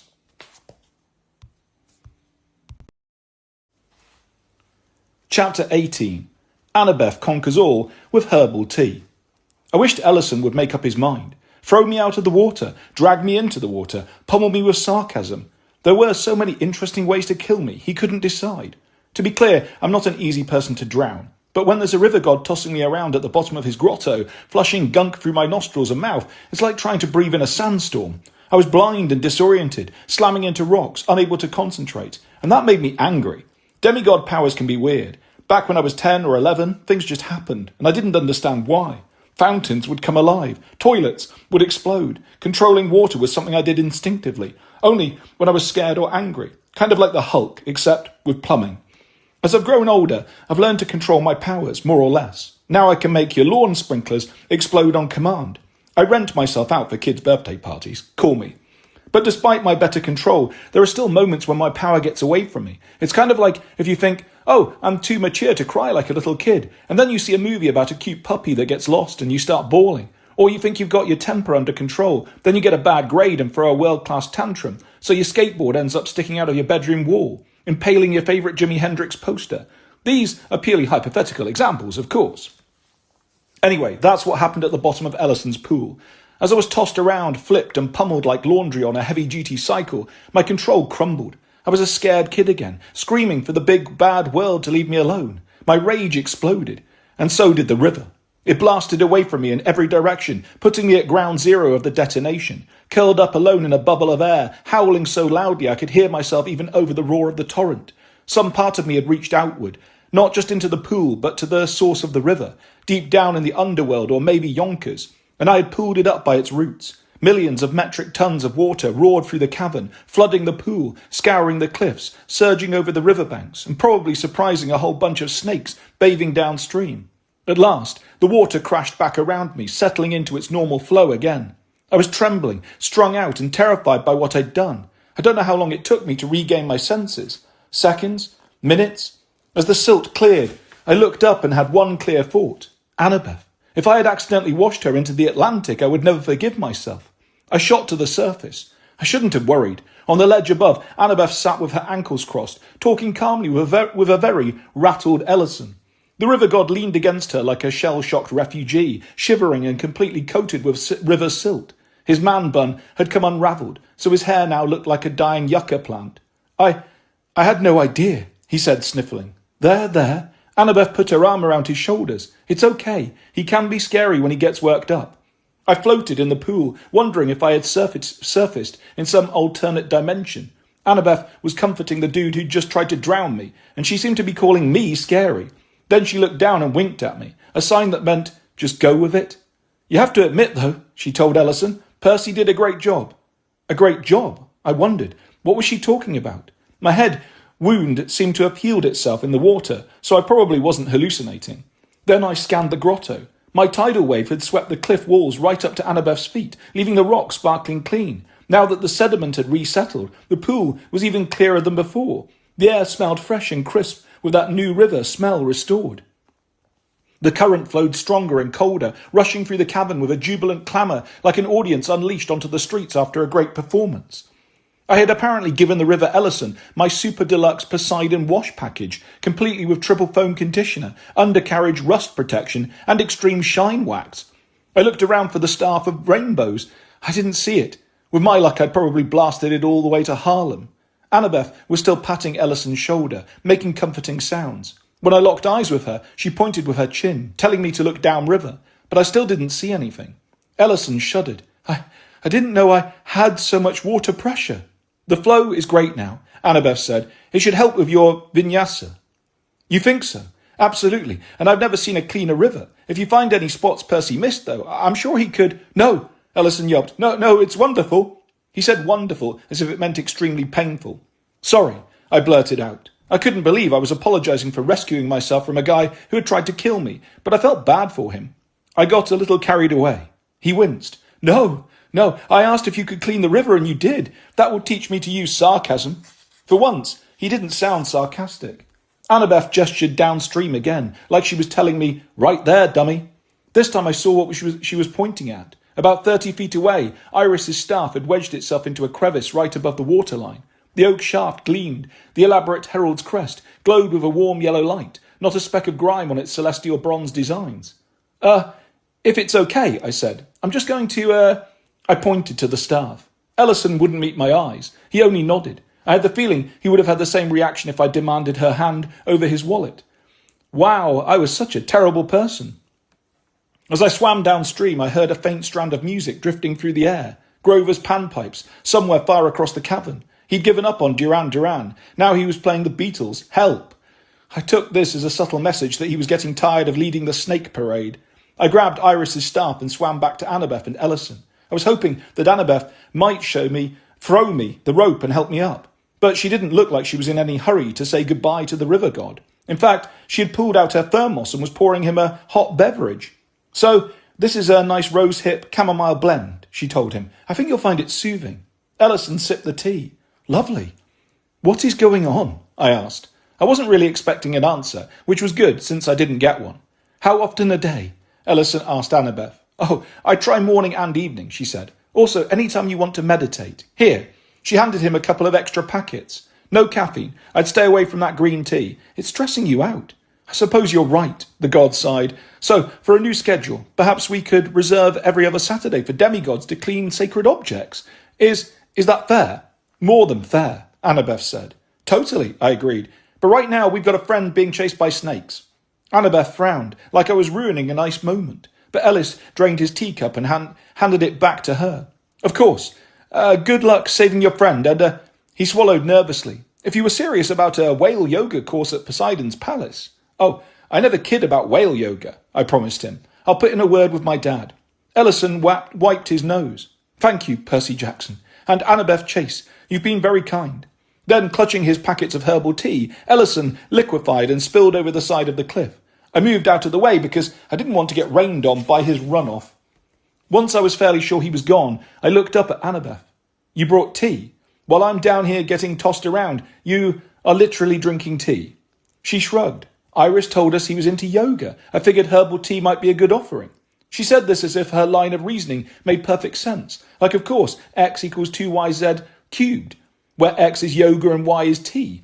Sure, I said. Got anything else in there that might help us rescue Grover? Bien sûr, she said, which I think is French for what do you think, seaweed brain. She dug a paper bag from her backpack and shook the contents. Snake treats. The guy at the store recommended hamster flavour. I have so many questions. We should get going. We're wasting time.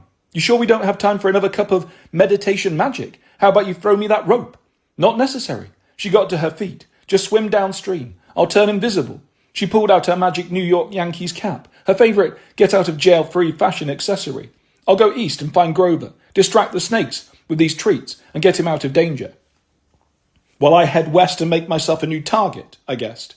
Exactly, she said. Once the snakes are following you, we'll circle back and rendezvous with you at the cave entrance. And, do I get hamster-flavoured snaky bikies? You won't need them. Then what am I supposed to distract them with? And more importantly, how do I get away from them once I've gotten their attention? Because, those are the kind of details I like to have covered. Annabeth's smile told me I was going to hate her reply almost as much as I hated getting pushed off ledges. You've got Iris's staff. You've got the best job of all. Chapter 19. I taste the rainbow, and it's pretty nasty. I can now cross skipping through a field while making rainbows off my bucket list. By the time I got out of the river, a few hundred yards downstream, Grover was playing his song of last resort. Distant strains of YMCA echoed through the cavern. I knew this was a signal that he was running out of energy and breath, because when somebody plays YMCA, it is almost always a cry for help. Annabeth had instructed me to skip through the fields while holding Iris's staff. She was pretty sure this would create a beautiful rainbow, which would draw the serpent's attention with a high level of "ooh, pretty." Meanwhile, she would turn invisible, find Grover and escort him to safety, tossing snaky bakies as needed to keep the serpents away from them. As if I can't get the staff to work, I asked. I have faith, Annabeth said. I was pretty sure she was trying not to laugh. And if I can't lose the serpents once they're following me? Just shut off the rainbow, she said. Once you go dark, you should be fine. And whatever you do, don't stop skipping. Skippy. Being a good soldier, I did what she told me. As soon as I trudged out of the river, I put on my shoes and socks, which had washed up in a nearby clump of reeds, and started skipping through the grass. That lasted about 10 feet. Then I realised Annabeth must have been trolling me. I could run a lot faster than I could skip. I doubted the staff would care. I took off across the fields. Sure enough, after only a few steps, the staff began to glow. Shimmering ribbons of light unfurled from the celestial bronze headpiece, glowing brighter the longer I ran. Soon I was trailing a 50-foot gossamer rainbow, making the fields glow all the colours of a crayon box. I had a flashback to when I was a kid, like actually a kid, not last week at Heebie-Jeebies. My mum had taken me to the East Meadow in Central Park to fly a kite for the first time. I remembered running across the field, grinning with delight as my big blue nylon octopus rose into the air. It kind of made me sad thinking about how long ago that was, and also how the kite had gotten zapped by lightning in the middle of a sunny day as soon as it was airborne. Even back then, before I knew I was a demigod, Zeus had been watching me, because that's what you do when you're the king of the gods. You spend your valuable time being as petty as possible, frying forbidden kids' kites out of the sky for fun. Anyway, it felt good to have another chance. I sprinted on, holding up the staff, filling the cavern with my one-man rainbow parade.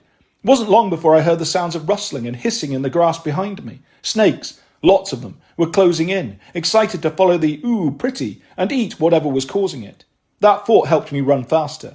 After another 100 yards or so, I made the mistake of glancing back. The entire field was crashing toward me like a surfer's wave, the grass collapsing under the weight of thousands of slithering serpents. Somewhere in the distance, Grover's music faltered to a stop on the Y of YMCA. I hoped that meant he was safe and Annabeth was now escorting him out of the cave. If I could just keep running for a while longer, I could shut off the rainbow and veer back toward the mouth of the cave. Hold on, where was the mouth of the cave? A bit too late, I realised I'd lost my bearings. I was up to my eyeballs in grass with no other landmarks in sight. All I could hear was the rumbling of the Horned Serpent battalion behind me. I assumed I was still heading west, directly away from the river, but I couldn't be sure. The rainbow light was playing tricks on my eyesight, and my growing sense of panic wasn't helping me think. I started veering right, hoping I could lead the snakes in a wide arc back toward the river. I didn't factor in how tired I was, though. Exploding the River Ellison had taken a lot of energy. My legs were getting heavy. My lungs burned. I was losing speed. The snakes were closing in. So naturally, I chose that moment to trip on a rock. I bit the dirt. My ankle screamed in pain. Even after enduring sword wounds, acid burns, and fiery dragon breath, it's a bummer how much a normal thing like a twisted ankle can hurt. When I tried to stand, it felt like steel spikes were shooting up my leg.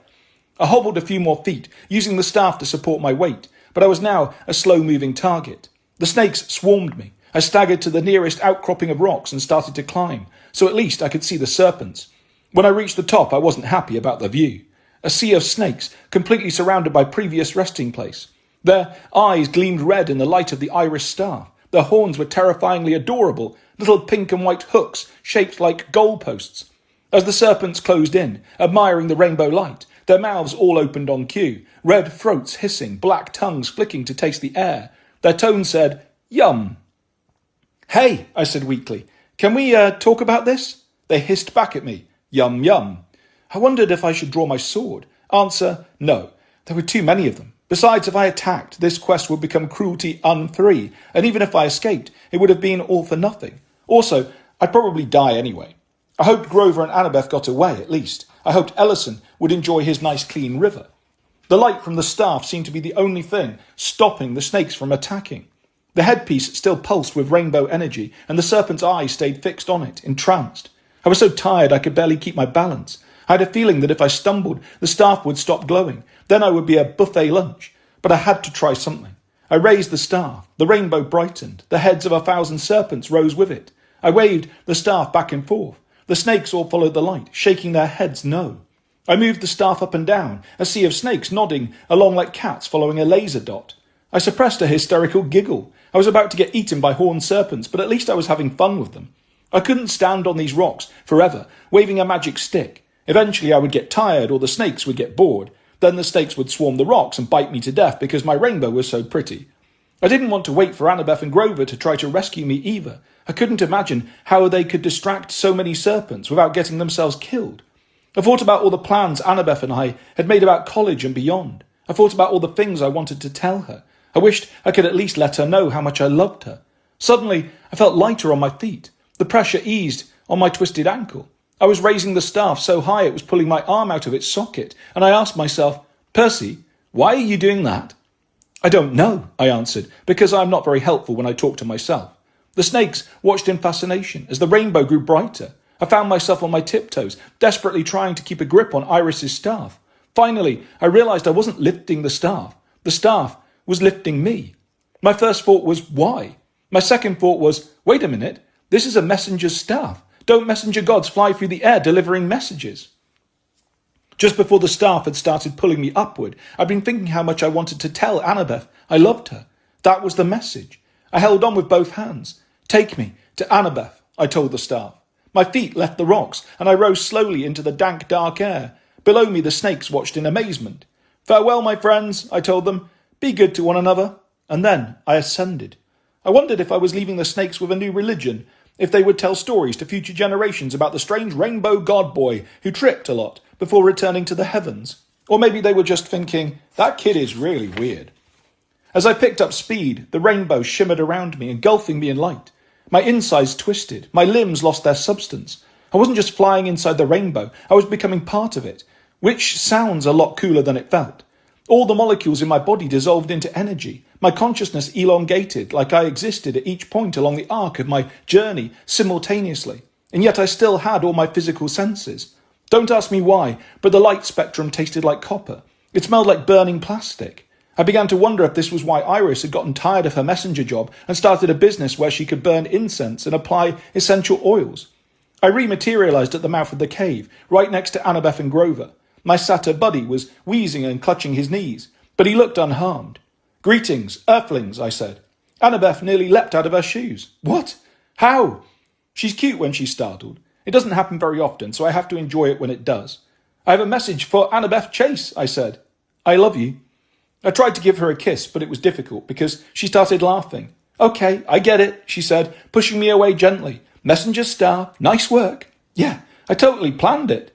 You totally had no idea. Just because you're right doesn't mean I don't resent it. She kissed me back. I love you too, seaweed brain. Grover cleared his throat. I'm fine, thanks. Love you too, G-Man, I assured him. That was some fine pan piping. He tried to look grumpy, but from the way his ears reddened, I could tell he was secretly pleased. Let's just get back to Manhattan before things get weird, he hesitated. I mean, even weirder. Going back on the train, we looked like three normal kids who'd been rolling around in a muddy field in Yonkers all day, except I was carrying the cleanest, shiniest staff in the universe, and every time I burped, I let out a little cloud of violet or chartreuse. Chapter 20. Iris takes Venmo. The next afternoon, we returned the staff to Iris. I was glad to get it out of my room because it tended to glow and shoot rainbows around the apartment whenever I thought of a message I needed to tell someone, or whenever a mail truck drove by.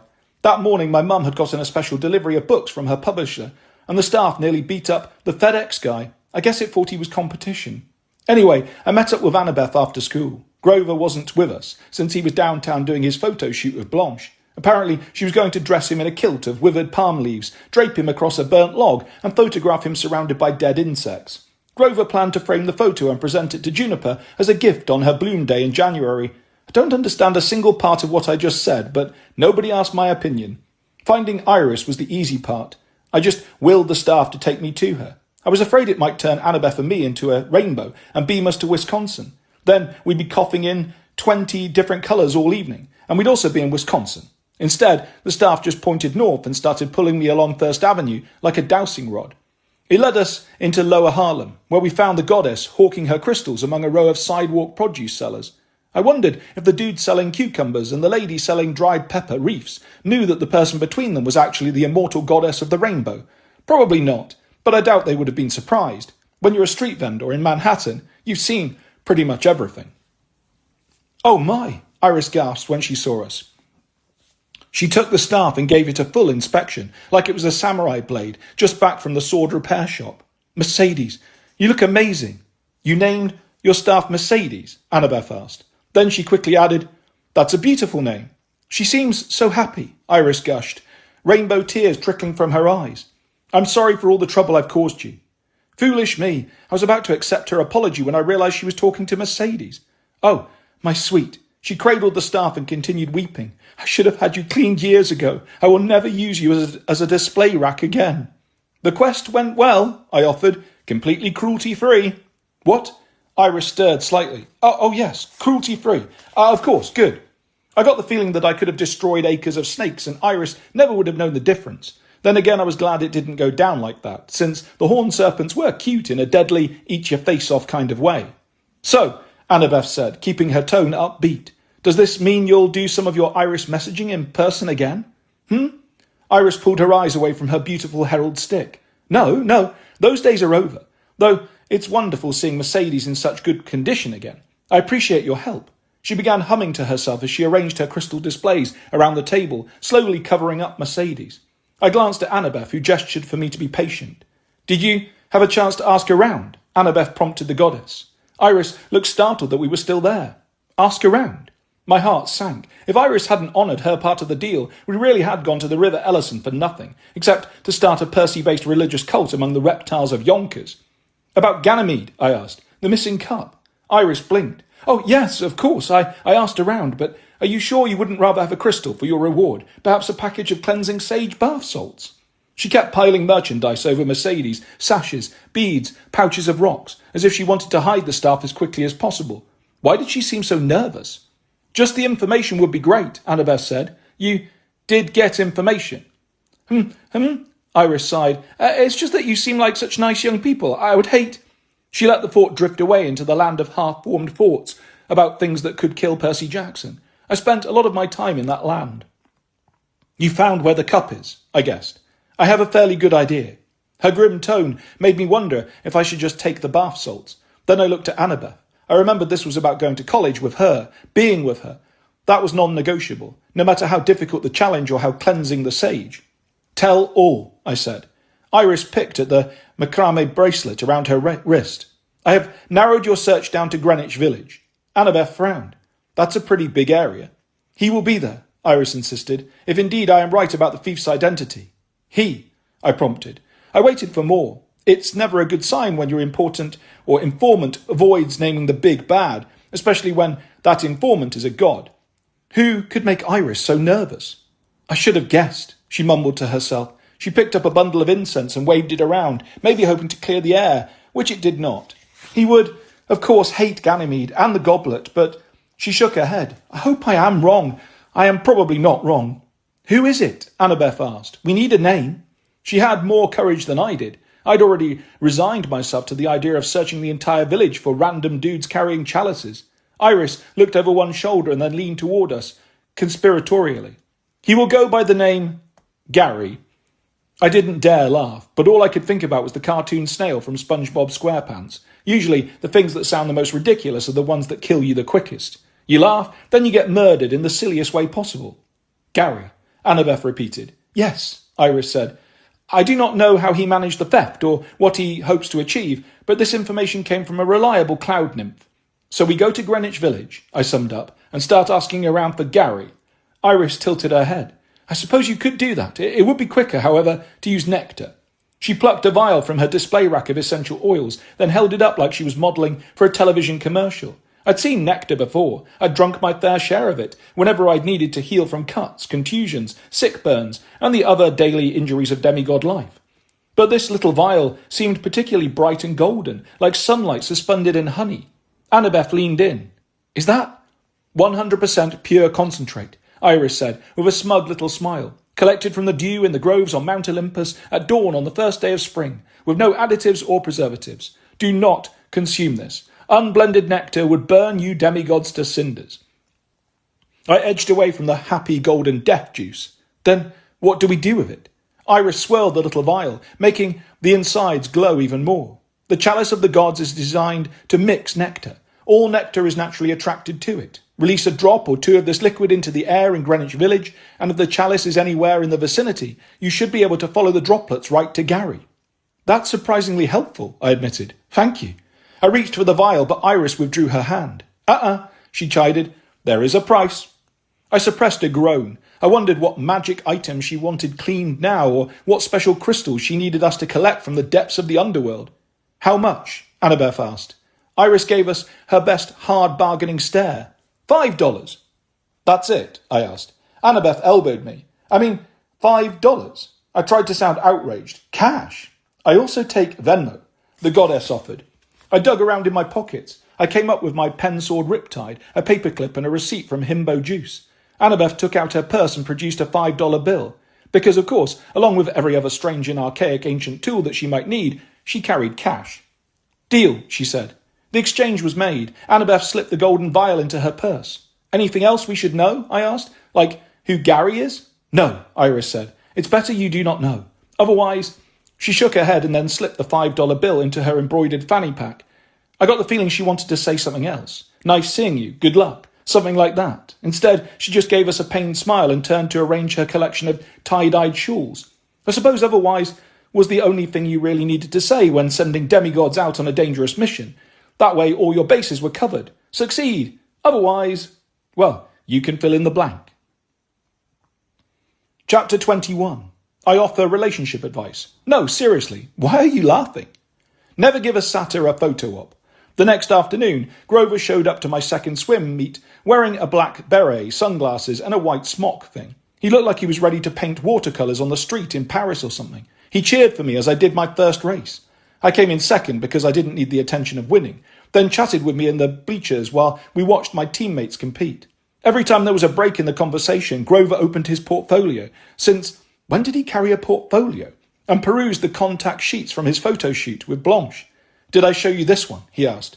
I'm pretty sure you showed me all of them. I tried to be nice about it, but I could only look at so many shots of Grover pretending to be dead, draped over a burnt log. See, my hand is slightly higher in this one, he said. Blanche thought it made a nice shadow across my forehead. It's great. I clapped for my teammate, who was just starting his second lap. Yeah, go, Lee!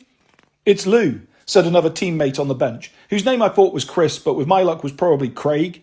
Hey, I just started at AHS. Most days I couldn't even remember my own name. So, anyway, Grover continued, I asked Juniper whether she preferred C25 or maybe A6 for the final print. They both have advantages.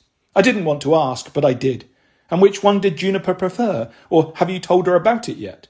Grover scowled. I did. It was weird. She seemed angry.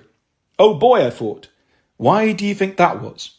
Grover scratched his goatee. I could tell he was thinking about his answer because he momentarily forgot about his contact sheets. I'm not sure, he admitted. I told her Blanche liked the prone pose more, but Blanche liked the light in the side pose, so... How many times did you mention Blanche when you were talking to Juniper? I asked. Grover stared at me over the top of his sunglasses, his bloodshot eyes completely lost. It's Blanche's photography. So a lot of times then. Grover frowned. You think Juniper is jealous? I imagined a chorus of obvious angels singing the obvious hymn above his head, but I tried to keep my expression neutral. Could be. But Blanche is a demigod. I would never... He swallowed. I think I may have said her name a lot. The whistle blew for the end of the 100-metre race. Lou, had won. I clapped and cheered for him along with my teammates, but I decided not to call him by name. When I turned back to Grover, he was scratching his head like there were ants crawling around under his beret. Maybe a dozen times, he muttered. Oh no. Did Juniper ask you for a photo of her Bloom Day gift? Well, sure, Grover hesitated. Actually, no. I think maybe it was my idea. Oh, how bad have I messed up? I squirmed on the bench. I was the absolute last person who should have been giving advice on personal relationships. Well, maybe the absolute last after Zeus, my dad, and the rest of the Olympian gods.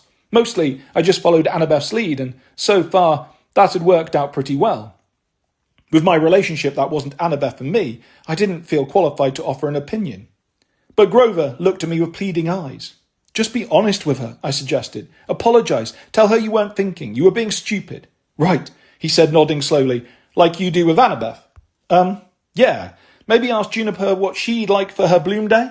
But the portrait. He looked wistfully at his contact sheets. Dozens of takes of fake dead Grover in fake dead nature. He pulled off his sunglasses and tucked them into his smock. I guess you're right. There's no place for her to hang it in her juniper hedge anyway. It's just that Blanche worked so hard. I cleared my throat. And I'm not going to talk about Blanche anymore, he corrected himself. Thanks, Percy. He sounded so miserable. I decided maybe a change of subject would be good. What about the cloud nymphs? I prompted. You said you were going to ask around for more info. He perked up. Right, of course. So I figured I could maybe narrow things down in Greenwich Village. Maybe find out where this Gary might hang out. I talked to Phaloa, who talked to Eucalamini, and she said she'd noticed some weird energy around Washington Square Park. Weird energy kind of defines Washington Square Park, I said. Yeah, but this, I don't know. She couldn't give me specifics, but she said a lot of nature spirits have been leaving the place in recent weeks. Grass nymphs, flower nymphs, dryads. They've either gone dormant or deep in the soil or taken a vacation. I pictured a crowd of nymphs in diaphanous, leafy dresses, lugging their suitcases up the gangplank of a cruise ship, bound for spring break in Cancun. Gary is so terrifying he can scare nature spirits away from their own life sources, I mused. You know any monster or god with a name that sounds like Gary? Geron? I shuddered, remembering the three-bodied rancher I'd met during my one and only trip to Texas. Been there, killed him. Anyone else? Ganymede? That would be a plot twist. Let's assume he didn't steal his own chalice, though. Anyone else? Grover shook his head. Maybe it rhymes with Gary. Larry? Harry? Considering that I couldn't even get my own teammates' names right, I decided not to play that guessing game. Down in the pool, the next race had begun. My teammate Lindsay, maybe it was Linda, was on her first lap for the 500-metre freestyle. Maybe we should hit the park early in the morning, I said. The fewer people around, the better it will be if we end up in a fight. Grover nodded. I wonder if Gary is some kind of nature spirit, a big angry one, scaring off all the little ones. If so, maybe I can get him to listen to me. I remembered how well things had gone with the big angry river god Ellison, but I didn't mention that. There would be plenty of time for Grover's hopes to be dashed later. How's tomorrow? I asked. We could meet Annabeth at Washington Square Park. Grover winced. I think I'd better get out to camp and spend a long weekend with Juniper. How about Monday? I wasn't good at keeping a schedule. I was pretty sure I had a math quiz first thing Monday, but hey, surely I would be done with our monster encounter before school, right? And if the Minerva feast thing on Olympus wasn't until the following Sunday, that technically left us plenty of time to find the chalice and return it to Ganymede. Okay, I agreed. Super early o'clock on Monday. I'll let Annabeth know. She's coming to dinner tonight. Cool, Grover said, though he looked uneasy. Do you think... He didn't seem able to finish his thought. The satyr seemed so worried. I assumed about Juniper that I wanted to give him a hug, wrap him in a warm fluffy blanket and drive him to Camp Half-Blood myself. Since I didn't have time to make the drive, and I also didn't have a warm fluffy blanket, I racked my brain for helpful advice. I remembered something Annabeth had told me months before when I was trying to figure out what I could do to make up for disappearing our entire junior year. Look, man, I told Grover, Juniper will forgive you. She probably doesn't want presents at all. She just wants you to be there for her. Listen to how she's feeling. Be with her. From the pool, my coach yelled, Jackson, you're up again. It was time for me to get ready for the high dive. I should go, I told Grover. Yeah, it's just, I've been so stressed about me and Juniper, but honestly, we were fine until I started obsessing about her Bloom Day present. What if that's not what's really bothering me? What if I'm worried about you and Annabeth leaving me next summer? Leaving him? That hit me like a cold wave of Ellison water. I looked down at the contact sheets from Blanche's photo shoots, all those images of Grover playing dead in a black and white landscape of despair. Grover. I did give him a hug then. I felt a little awkward, since I was only wearing a swimsuit, and I was still wet from my last event, but he didn't seem to care. We're never leaving you, buddy. We'll be back to visit. You'll come to see us in California. You're like our life source, dude. We can only be away from you for so long before we start to wither, you know. Grover managed a faint smile. Yeah, okay. My coach yelled for me again. Go, Grover told me. You sure you're good? I'm good. I'll see you Monday morning at Washington Square Park. You want to say 6:30? I didn't want to say 6:30 a.m, and I definitely didn't want to be awake then. The thought of how early I'd have to wake up to make it downtown by that time made me want to stick my head in the water and scream. But satyrs are morning people. Sounds great, I told him. Then I jogged off toward the diving board.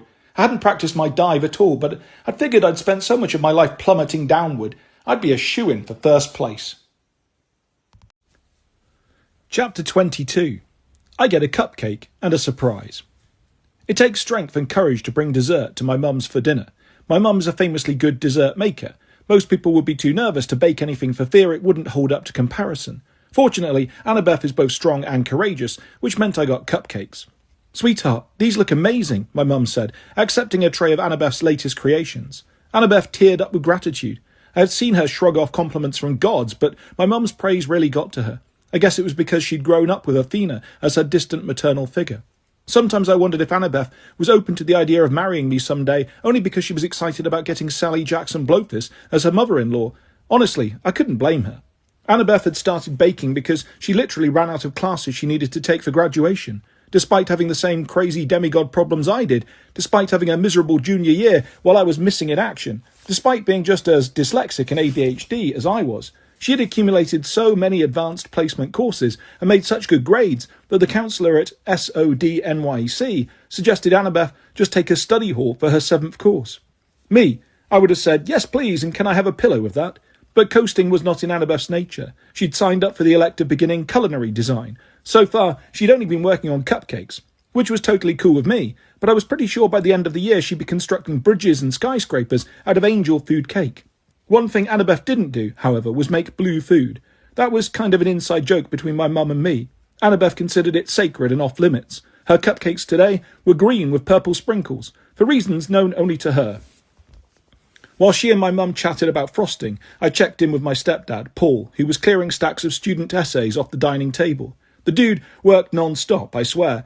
It almost made me feel bad I didn't put more effort into my own homework. Almost. Hey, Paul. I gave him a fist bump. Beat any good monsters lately? He asked. You know, just the usual. Paul chuckled. He was still in his work clothes, blue dress shirt, faded jeans, wildly coloured tie with pictures of books on it. His grey-flecked hair had gotten greyer and fleckier over the last few years, and I tried not to think it was my fault. He worried for me, knowing my demigod history. He worried for my mum, worrying for me. He was a great guy. I just preferred to think the teaching job was aging him rather than the constant life and death fights I went through. I tried to keep the worst details to myself, but Paul knew.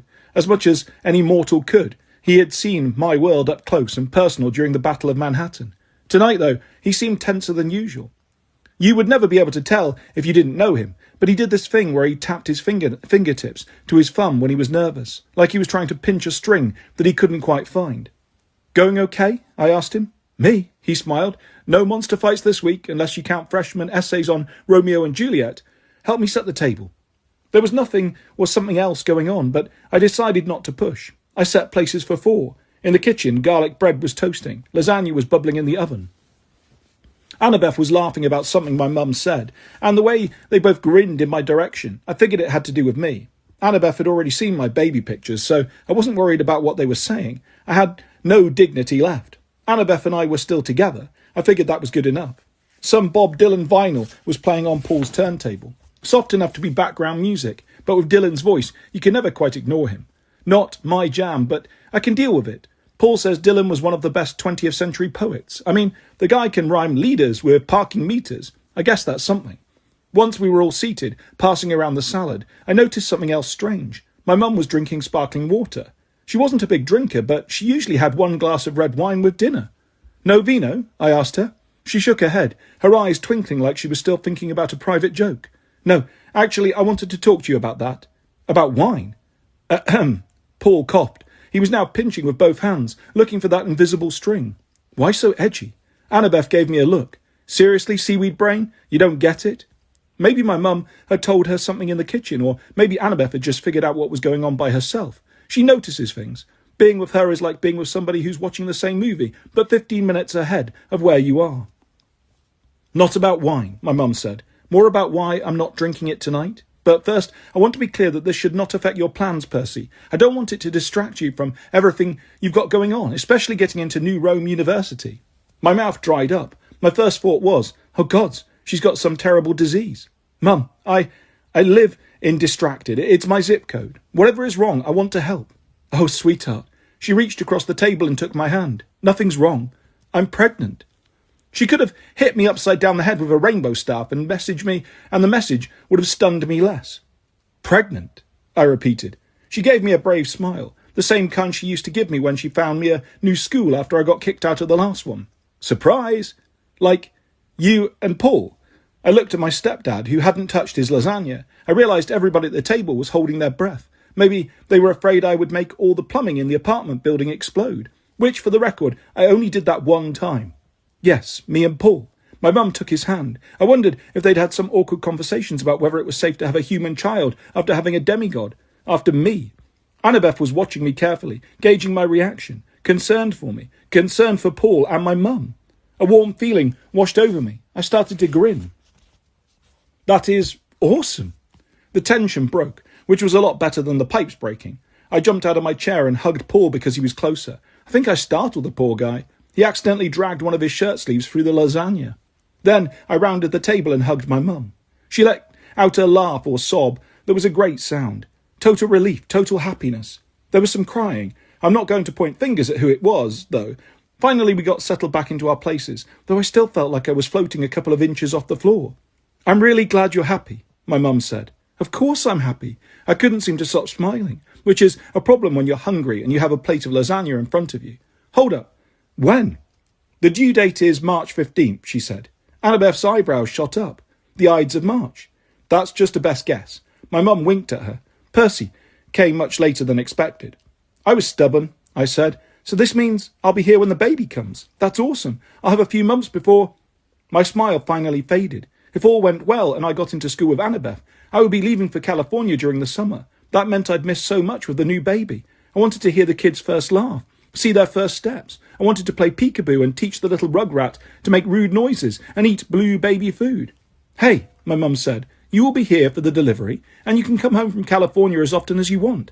But you also need to stick to your plans. They are excellent plans. Yeah, of course, I said. Besides, she said with a mischievous smile, we're going to need your bedroom for the baby. I was in a fog for the rest of dinner. I was still floating, partly from happiness, partly from a feeling like I'd been cut free from my moorings and was now drifting away. I was thrilled for my mum and Paul. Absolutely, I couldn't believe they were going to have a kid I could watch grow up. That baby was going to be so lucky. But also, it made my own departure seem even more real. I would be leaving just as my mum and Paul were starting a new chapter. I wasn't sure how I felt about that. I did remember to compliment Annabeth on her cupcakes. They were really good, buttery and sugary, the icing a little too thick, just the way I like them. She and I did the dishes together. By the time I walked her down the street to the subway, it was growing dark. I'm glad you were okay with the news, she said, and I hadn't realised until that moment how relieved she was. You were thinking about your stepbrothers, I guessed. The arrival of those babies had meant the beginning of the end for Annabeth's relationship with her dad, at least at the time.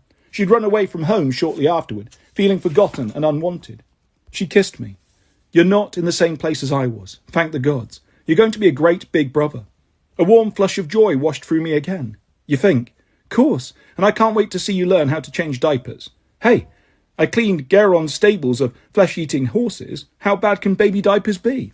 She laughed. In April or May, I'm going to remind you that you said that. You're going to be begging to leave for college then. I don't know, I said. I mean, to be with you, sure. It's just... She nodded. I know. Families are hard. Long-distance families are even harder. That was something we both understood. She squeezed my hand. See you Monday, bright and early. And she headed down the steps of the station. At least I have Annabeth, I thought.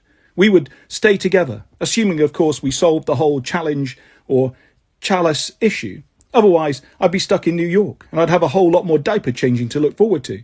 At that moment, though, both options felt okay. I could make either one work. Multiple positive outcomes. Wow, that was a first time. A first time for everything, I guess. Chapter 23. Ganymede explodes all the beverages. School waits for no one. That's a famous quote from somebody, I think, and it's true. Friday morning came whether I wanted to or not. I was still sore from the fight with Ellison. My brain felt like it had been turned inside out from my mum's news. I hadn't studied enough for my science quiz, by which I mean I hadn't studied at all. On top of all that, I got a PA announcement in a third period telling me to report to the guidance office, and I was not in the mood to be flushed. "Percy," said Eudora as I walked in. She sounded suspiciously glad to see me, or maybe she was just surprised that I was still alive. "Please, sit." I had a plan. If she tried to flush me again, I would command the water to lift me toward the ceiling. Then I would steal her jar of Jolly Ranchers and run back to class laughing maniacally. "So," she laced her fingers and beamed at me. "How is everything?" "Everything is a lot," I said. I told her about my mum having a baby. Eudora seemed delighted until I explained it was a human baby, not one with Poseidon. "Oh, I see," she shrugged. "Well, that's nice too, I suppose. And your classwork? And the recommendation letters?" I brought her up to speed. I told her we would be going Monday morning to search Washington Square Park, and I emphasised that there was no need to flush me there. She looked at Sicky Frog as if it might want to weigh in. "And what exactly are you searching for in Washington Square Park?" "Ganymede's chalice," I said. "We think it was taken by someone named Gary." She paled like sand when you step on it, and all the water is pushed away. "You know, it's not too late to consider community colleges. Did I mention Ho-Ho-Kus? I have a brochure here somewhere." "Hold up. You could get an associate's degree in mechanical engineering. Eudora? Or accounting. New Rome University," I said. "Remember? That's the goal. Why are you suddenly steering me away? And please don't tell me Gary runs a yoga class." She shifted in her seat. No, and it's not so much steering you away, it's more wanting you to stay alive." I glared at her, doing my best to channel my dad's unhappy sea god look. "I'm going to need more than that. You're my guidance counsellor, so guide me. Who is Gary?" "You know, I just remembered I have a thing." A green whirlpool surged up around her. The curtain of water collapsed, splattering kelp across the floor, and Eudora was gone. I glanced at Sicky Frog and wondered how bad this Gary had to be to get a Nyred to flush herself out of a conversation. Sicky Frog had no answers. I grabbed a big handful of Jolly Ranchers and headed back to class. Lunch was no better. I sat down with my bag lunch, a leftover lasagna sandwich with a leftover cupcake, and I was just starting to feel like maybe I could relax for a few minutes when I heard the ominous tinkling sound of someone filling my thermos. "Hi, Ganymede," I said. He sat down across from me, his glass pitcher sweaty from condensation. The liquid inside was orange today, maybe Olympian beverage number 6. He was dressed in the same chiton and sandals as before, but he looked more worn with worry. Not older exactly. Gods don't get older. But his eyes were ichor-shot with golden veins. His face had an unhealthy sheen, as if he were about to burst into his fiery divine form and vaporise the entire student body into piles of powdered drink mix. "Please tell me you have news," he said. It's hard to tell a story and eat a lasagna sandwich at the same time, so I prioritised the sandwich. I nodded and ate, watching Ganymede get more and more agitated. I wasn't sure how he'd take the news. If he vaporised me, I wanted to have eaten a good last meal. "So," I said, moving on to the cupcake, "we think the guy who stole your chalice is hanging out in Washington Square Park." I told him what we knew and how we planned to find the thief. "Nectar," Ganymede murmured. "That's good. That could work." "Any idea who this Gary could be?" I asked. "You have any enemies by that name?" He shook his head. "I have so many enemies. Some of them could be named Gary, I don't know."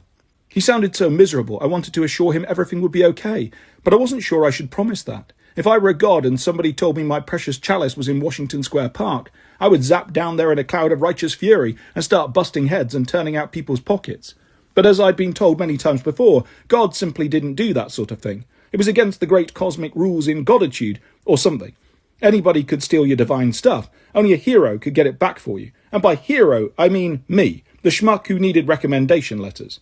Also, if Ganymede started tearing up Greenwich Village, I suppose the other gods might have noticed. Then his shame would be revealed to everyone. The video would probably go viral on God Talk or whatever they were using on Mount Olympus these days. "It would really help," I said, "if I could figure out why this guy would steal your chalice." "Why would anyone?" Ganymede said. "To become immortal? To embarrass me? To become immortal so he can embarrass me forever? I don't know." He leaned across the table and grabbed my wrist, his gold rings digging into my skin. "You must retrieve the goblet soon, Percy Jackson. We're running out of time. My drink-pouring senses are tingling. Zeus could call for a banquet at any minute." "Oh, yeah, about that." I told him what Iris had said about the Epulum Minerva feast a week from Sunday. Ganymede put his head down. All around us, geysers of juice, soda and water erupted from people's cups. Cries of "Whoa!" ricocheted around the room as my classmates leapt out of their seats to escape their suddenly possessed beverages. Ganymede sighed. I should probably go refill those. But listen to me, Percy Jackson. Zeus is unpredictable. He may not even wait until the Epulum Minerva feast. As soon as he gets it into his head to toast one of his guests, any time of day or night, I must be there with my chalice in hand. Otherwise, you're toast, I guessed. Very funny, the god grumbled. You haven't lived for millennia dreading the words, a toast. Some of my worst nightmares. His voice trailed off. Never mind. Just don't fail me. Then he got up to distribute Olympian beverage number 6 to all the thirsty and drink-splattered students. That afternoon, I did something unusual. I visited the library. Yeah, I know. I could almost hear that turntable needle scratch in your head as you tried to process that idea. If I told you I fell into Tartarus again, or got swallowed by a giant, or had to go bungee jumping in a volcano, you'd be like, yeah, that makes sense. But Percy, visiting a library, that's way off brand. Truth is, I have nothing against libraries. They're nice, quiet places to hang out in, and all the librarians I've met are cool people. It's just the libraries are full of books. Being dyslexic, I tend to think of a book as a synonym for migraine headache. Sometimes, though, books are the only place you can find information, so you have to risk the headache. This concludes my TED talk on the importance of reading. Anyway, I needed a place to think. I wanted to figure out what I was doing Monday morning against Gary the Goblet Ganker. I tried the library computer first, but as usual, the internet didn't help. I guess all the weird stuff I face is so old and bizarre, nobody has bothered to make a fan wiki for stuff that kills demigods. If you do find monster info online, it's usually about how to beat it in some video game. In real life, holding Z while pressing left doesn't do much. So, I hit the books. I found 5 different collections of Greek mythology.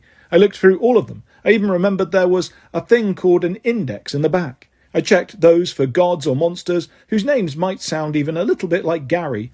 Geron again, Grey Sisters. I remembered learning about some Norse wolf named Garm, but I wasn't the Mighty Four, so I didn't want to cross that particular rainbow bridge. I had enough to worry about on the Greek side. Finally, I set the mythology books aside. I pulled out my textbooks and tried to study. My foot wouldn't stop shaking. My head wouldn't stop buzzing. I felt like I was watching myself trying to study rather than actually studying. I cared about graduating. I cared about going to New Rome with Annabeth. But I didn't care about science or American literature or persuasive essays. And although I knew that those things were connected to my overall goal, I had trouble making myself believe it. I couldn't focus on my reading. I wrote 1 sentence of an essay. In this persuasive essay, I will persuade you. Okay, half a sentence. I stared at my science textbook. I thought about grey sisters and grey wolves and scary Garys in Washington Square Park. But the image that kept floating in my mind was Ganymede's face. Ganymede's face when he talked about his nightmares. He looked like a classmate of mine in freshman year who'd gotten mugged on his way to school. Eyes like empty windows. A face that had forgotten how to make expressions. Ellison had looked like that after I made his river explode. I still felt terrible about it. Ganymede had a bigger, eternal tormentor in his life. Zeus, a guy I tried very hard never to be like. I didn't know the full story between the two gods. As usual, the myths basically only told Zeus's side of the story, but it was obvious that Ganymede wasn't doing so great in the mental health department. I tried to imagine having my life shattered like Ganymede's, kidnapped as a teenager and hauled up to Mount Olympus because Zeus thought I made nice eye candy, then being stuck in that situation forever, never aging, never growing, never getting sick, never healing. I realised why I was trying so hard to find answers. I wasn't seeing this quest as just an inconvenience anymore. I wanted to help Ganymede. If I could have taken the guy to heebie-jeebies and done ancient Greek songs on the karaoke machine with him until he was able to reverse his life and become mortal again, I would have done it. Since I couldn't, I had to get his chalice back. At last, I gave up on the library work. I felt like a failure as I headed home, worried that Monday morning I would be totally unprepared for whatever we faced. Maybe I'd at least catch enough Zeds the night before. Turned out, I couldn't even do that. Chapter 24. I brush my teeth in the most heroic way possible. After an uneventful weekend, Annabeth broke into my room at 4:30 a.m. Monday morning, which sounds a lot more exciting than it actually was. I'd been having this weird nightmare about the gods. The Olympians were all sitting around my family's dining table, announcing that they were pregnant. Hera was pregnant, Aphrodite was pregnant, Hephaestus was pregnant. Apollo was pretty sure he was having twins. After every announcement, Zeus would raise his himbo juice to go cup and yell, "A toast!" Then all the gods would throw burnt toast at me, like we were at a midnight screening of the Rocky Horror Picture Show. I woke to the sound of Annabeth's knife, blade, sweeping across the lock of my bedroom's window. She could have just knocked, but I guess she liked the challenge. She slid the bottom pane up and climbed in from a fire escape. "But soft," I said. "What light through your yonder window breaks?" She flashed me a smile. "I'm impressed you can quote Shakespeare." "I can quote Spark Notes." I rubbed my eyes. I still had the smell of burnt toast in my nose. I was really glad I'd woken up before Dream Poseidon could show me his baby bump. Then I looked down and started to feel self-conscious about the ratty t-shirt I was wearing. I wondered if I had saliva crusted on my chin. As Annabeth had often told me, I drool when I sleep. What's the occasion?" I asked. Annabeth was wearing cargo pants, a tank top, her backpack and a pair of running shoes, which made me suspect this wasn't just a social call. "I couldn't sleep," she said. "Figured we might as well get a head start." She slung her backpack from her shoulder and produced Iris's vial of glowing golden liquid. "That stuff freaks me out," I said. "It looks like radioactive honey." "No, it's not radioactive, honey. I see what you did there." She shook the jar, which made it glow brighter. I wanted to find out more about how concentrated nectar works, so I talked to Juniper. I sat up. "You went to camp this weekend?" "Just sent an Iris message." Annabeth sat on the edge of my bed. "Turns out the Dryadic Coven keeps concentrated nectar in their root cellar for special emergencies." "The Dryadic Coven? That's a thing?" I imagined a bunch of ladies in billowy green and brown dresses dancing around a tree hung with healing crystals, like a Stevie Nicks cosplay convention. Annabeth put a finger to her lips. "You didn't hear about it from me. Apparently, concentrated nectar can heal a nature spirit on the verge of death, but it's risky. One time, this badly burnt oak dryad got revived as a chunk of granite." I rubbed my eyes. I wondered if I was still asleep, because it seemed like Annabeth was sitting on my bed talking about trees and rocks. "Okay. Also, the word nectar means overcoming death. Did you know that?" "I'm going back to sleep." "Wait, this is the important part. Juniper said this stuff is so fragrant, the one whiff can put a demigod into a coma." That got my attention. Why didn't Iris mention that? She probably didn't even consider it. Annabeth said, "But since we don't have time to go comatose this morning..." She dug around in her backpack and brought out a packet of tissues and a jar of menthol rub. "We plug our noses before we uncork this stuff." "Smart," I said, though I was thinking how great we'd look walking around Greenwich Village with Kleenex tusks sticking out of our nostrils. "Yeah," Annabeth agreed. "Crisis averted. Anyway, I owe Juniper a favour now." She looked like she was thinking about how to repay her and whether dryads liked cupcakes. "How's she doing?" I asked. Annabeth patted my knee. "You must have given Grover good advice. He apologised to her, spent some quality time with her planting seedlings in the forest. Sounds like they are back on good terms. Hey, when it comes to advice on being the perfect boyfriend..." She laughed and then glanced at the wall self-consciously. "Too loud? I don't want to wake Sally and Paul." "It's fine," I assured her. The walls in the apartment were surprisingly thick, and if my mum heard Annabeth in my room, the worst consequence would be that she'd offer my girlfriend a cup of tea. It's weird what happens when your parents just accept you and support you and assume you will do the right thing. You end up wanting to do the right thing. At least that's been my experience. And this is me we're talking about. My mum has more reason to worry about most parents. After years of boarding schools, summers at camp and months fighting monsters on the road, I still wasn't used to being at home full time. But I had to admit that living with my mum and Paul was a pretty sweet gig. "Second thoughts?" Annabeth asked me. I realised she'd been reading my expression. "About what?" "Leaving New York, with the baby coming and all." No. I was just thinking how nice it's been to live at home for a while, and they looked so happy at dinner. I wonder what it'll be like for my mum to have a regular kid. "I don't think Sally could ever have a regular kid," Annabeth said, "because she's not regular. Neither is Paul." "True. The baby's probably going to be born like Batman, no superpowers but still a complete beast with 6 PhDs. Now I'm picturing the kid in a onesie with pointy ears. Grover would be pleased." She snorted. "All I'm saying, it's okay if you're feeling conflicted about leaving." I leaned over and kissed her. "No conflict, no second thoughts, I told you. I'm not leaving you ever again." "Okay." She wrinkled her nose. "Although it's fine if you want to leave for a few minutes to brush your teeth. Your breath is a little, Hey, you woke me up. Which reminds me." She held up her vial of concentrated nectar. "We ought to get going soon?" "It's earlier than early." "I know," she said, "but 30 minutes for you to get ready, because you're slow." "I beg your pardon?" 45 minutes to make it to Washington Square Park, then to do our job and get you back in time for school." With the math." Annabeth has this magic power where she can look into the future and figure out how long it will take to do certain things. She calls her power scheduling, which directly overrules my magic power of procrastination. I went to the bathroom to get ready. 30 minutes. Right, sure. Quick shower, grab my clothes, brush my teeth, put on my shoes. It took me 31 minutes. Stupid magical scheduling power. At 5:15, we slipped out of the apartment and headed to the train, toward what might be my last chance to find Ganymede's chalice. Or maybe we wouldn't find Gary, and it would turn out to be just another Monday at school. I honestly wasn't sure which scared me more. Chapter 25. I meet the goblet ganker. Grover brought mocky donuts. Bonus points for the G-Man. The three of us stood under the big white archway at Washington Square Park while we munched our sugary breakfast and scanned our surroundings. I'd never been to the park so early. The sun was just coming up, pouring rosy light through the streets and washing the brick facades of the buildings around the square.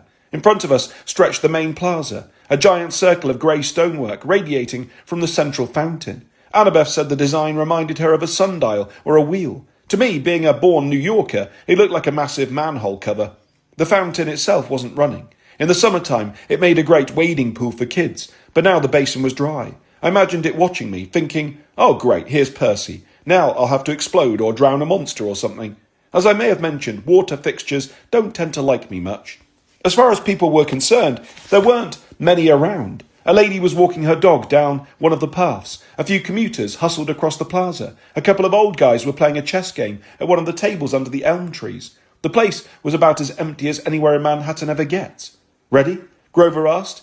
He was trying to look brave and determined, but the image was undercut a little by the green sprinkles of matter in his goatee. Let's do it, I said.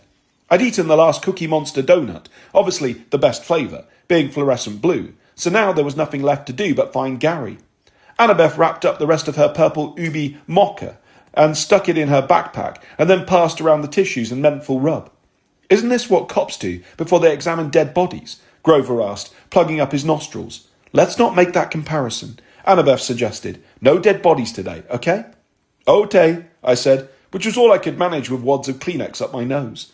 My eyes watered from the menthol. My throat stung like I was being given mouth-to-mouth resuscitation by a koala, but I suppose it was better than going into a nectar coma. Here we go. Annabeth took out her glowing vial and twisted off the cap. She tipped the vial ever so slightly, and 3 golden droplets trickled out. Instead of falling, they caught the breeze and floated through the air like soap bubbles. Each one drifted in a different direction. That's not helpful, Annabeth observed. Should we split up? Always a terrible idea, I said. So that's what we did. I wasn't too worried about losing Annabeth and Grover, since they could go halfway across the park and still be in my line of sight. Annabeth followed her nectar drop down the main concourse toward the chess tables. Grover's bubble led him cross-country through the trees. Mine wobbled toward the children's play area. I passed a pedestrian hustling along with coffee in her hand, but she gave me a wide berth, as you do when you see a strange kid with tissues hanging out of his nostrils. She didn't seem to notice the glowing nectar. Fortunately, she didn't fall into a coma either. Maybe the scent didn't work on regular mortals.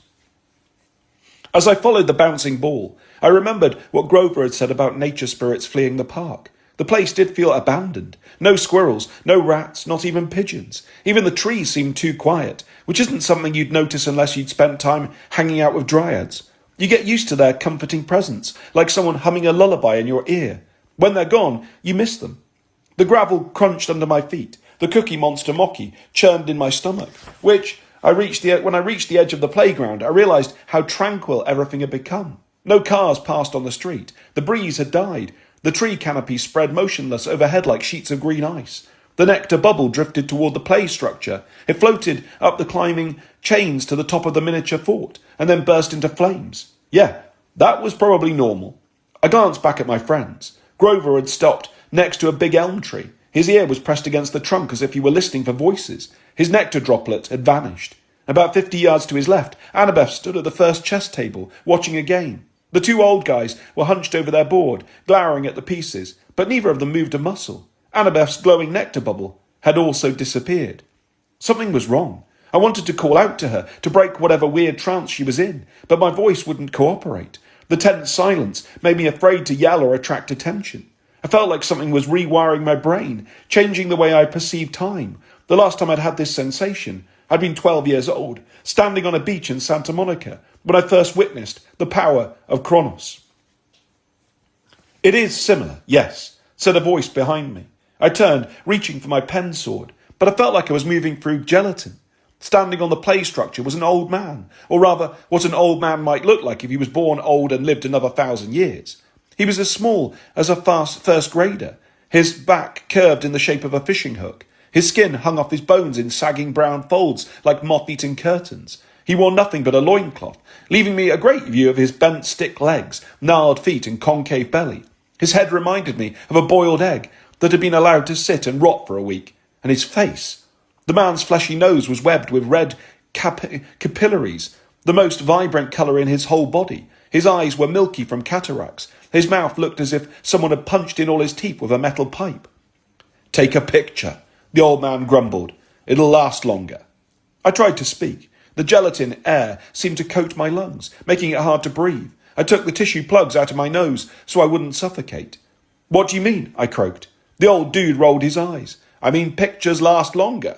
"Not that. What did you mean by, 'it is similar'?" "My power," he said. "It's similar to the way Kronos stretches time." "How did you know what you were thinking?" "Sonny boyo, when you get to be my age, nothing surprises. Besides, I know who you are, Percy Jackson. I have been watching you." The hairs rose on the nape of my neck. An old guy in a diaper had been watching me. That wasn't creepy at all. "I'm guessing you're Gary. Or Geras, if you prefer." He raised a withered hand to stop my follow-up questions. "And yes, I'm a god. I'll give you a hint what I'm the god of. From my name, you get the word geriatric." My mind raced with all kinds of hideous possibilities. I was facing the god of adult incontinency products, bingo parlours, denture cream, fibre supplements, or maybe just yelling at crazy kids to get off your lawn. Then my rattled brain managed to put all those things together into one larger category. "Oh," I said, "god of old age." "Ding ding!" Gary showed off his toothless gums. "Now perhaps you understand why I stole Ganymede's little sippy cup." He held out his hand. In a flash of light, a ceramic vessel appeared floating above his palm, but it looked more like a flying saucer than a drinking cup. The bowl was wide and shallow, with 2 oversized handles. I was pretty sure my mum had a salad bowl like that. The exterior gleamed with black and gold scenes of the gods at feast, their silhouettes outlined in threads of celestial bronze. It was a fancy piece of pottery, but I wasn't sure how anyone could pour nectar out of it. "The Chalice of the Gods," I guessed. I wanted to add that of course I understood why Gary had stolen it. Unfortunately, I didn't. "So, since you're already immortal, would the cup make you younger?" I asked. "Or has it been your lifelong dream to serve drinks?" "Oh, that's disappointing." Gary closed his fist and the chalice disappeared. "Perhaps I should have started with Annabeth Chase. I understand she's smart." I couldn't really get angry. If I were looking for someone who could guess my diabolic master plan so I didn't have to do the standard villain monologue, I would have started with Annabeth too. On the other hand, "Wait a minute," I said. "You separated us with the nectar drops." I glanced across the park. Annabeth was still watching the chess match. Grover was still listening to a tree.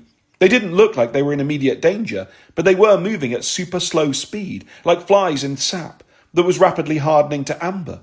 "What are you doing to us?" I demanded, "picking us off one by one, afraid to take us all at once?" Gary snorted. "I could turn all 3 of you into grave dust with a snap of my fingers. Normally I would, because you're trying to spoil my fun. But since Ganymede sent Percy Jackson after me, well, I thought I would give you a chance. I hoped you, of all demigods, might understand why I took the chalice. If you don't, though, I can just disintegrate you now and move on to your friends. Perhaps they'll do better." "No," I yelped, not just because I didn't want to be grave dust, but because I couldn't let him hurt Annabeth or Grover. "I totally get it, really." Gary narrowed his eyes. "I don't believe you." I didn't believe me either. Cursed the smart old guy. I tried to imagine what Annabeth would do. I wondered what Grover would do. Then, because my brain was weird, I wondered what I would do in the situation I was in. Something in that mass of cerebral seaweed must have clicked or squished or at least sloshed around a little. "You're the god of old age," I said, "and the cup makes mortals immortal." Gary smirked, nodding at me to go on. "Which keeps people from aging," I said, "and you don't like that." "I hate that," Gary snarled. "Right," I said, "because people are supposed to get old, not get promoted to godlike, or godhood like. I thought about Ganymede, all young and handsome and wandering miserably around my school cafeteria, filling people's cups. You want to humiliate Ganymede, to make an example. You figured I would understand because I once turned down immortality. Gary gave me a little bow, showing off the dark splotches on his cranium. Perhaps you are not a total fool after all. Thanks, I said. My goal for the week was not to be a total fool. Ganymede has no business being a god, Gary said. Any object that grants humans immortality is odious and wrong. You are all meant to wither and die and return to dust. That is your purpose. Yay for purpose. You were the first demigod in millennia to turn down immortality, Gary said. I respect that. You got me. You get me now. This has been a nice bonding experience, I said. I think you've proven your point. Can I have the cut back now? Gary glowered. You can't be serious. Why would you complete this foolish quest? Walk away. Let Ganymede be punished. Let the gods lose their precious chalice, so they have one less way to pass on the curse of immortality to others. I totally would, I said, except I need a letter of recommendation for college, and I promised Ganymede. Besides, do you really think he is the one to punish? He didn't ask to get kidnapped by Zeus, right? Oh, please, Gary said. You think eternal youth and immortality make him the victim here? I mean, have you seen the guy? He's a nervous wreck. Gary folded his withered arms. I'm disappointed, Percy Jackson. If you insist on helping Ganymede, I suppose I was wrong about you. Grave dust it is. Hold on, I squeaked. Sometimes when I'm in immediate danger of death, my Mickey Mouse voice comes out. Look, I get why you're angry, but seeing as we have common ground with the whole mortals shouldn't be gods thing, isn't there some way we can reach a deal? Gary studied me. The milky splotches drifted across his eyes like clouds on some alien planet. Perhaps. His sly tone made me sorry I'd asked. How about I give you one chance to win the cup? You should feel honoured, Percy Jackson. In the history of humankind, I have only made this offer to one other hero. Hercules, I guessed, because the answer is always, almost, Hercules. Gary nodded. You must defeat me in wrestling. If you win, I will give you a chalice. This chalice. If I win, you will fulfill your purpose sooner than expected, and I will turn you into a pile of powdered bone. Do we have an agreement?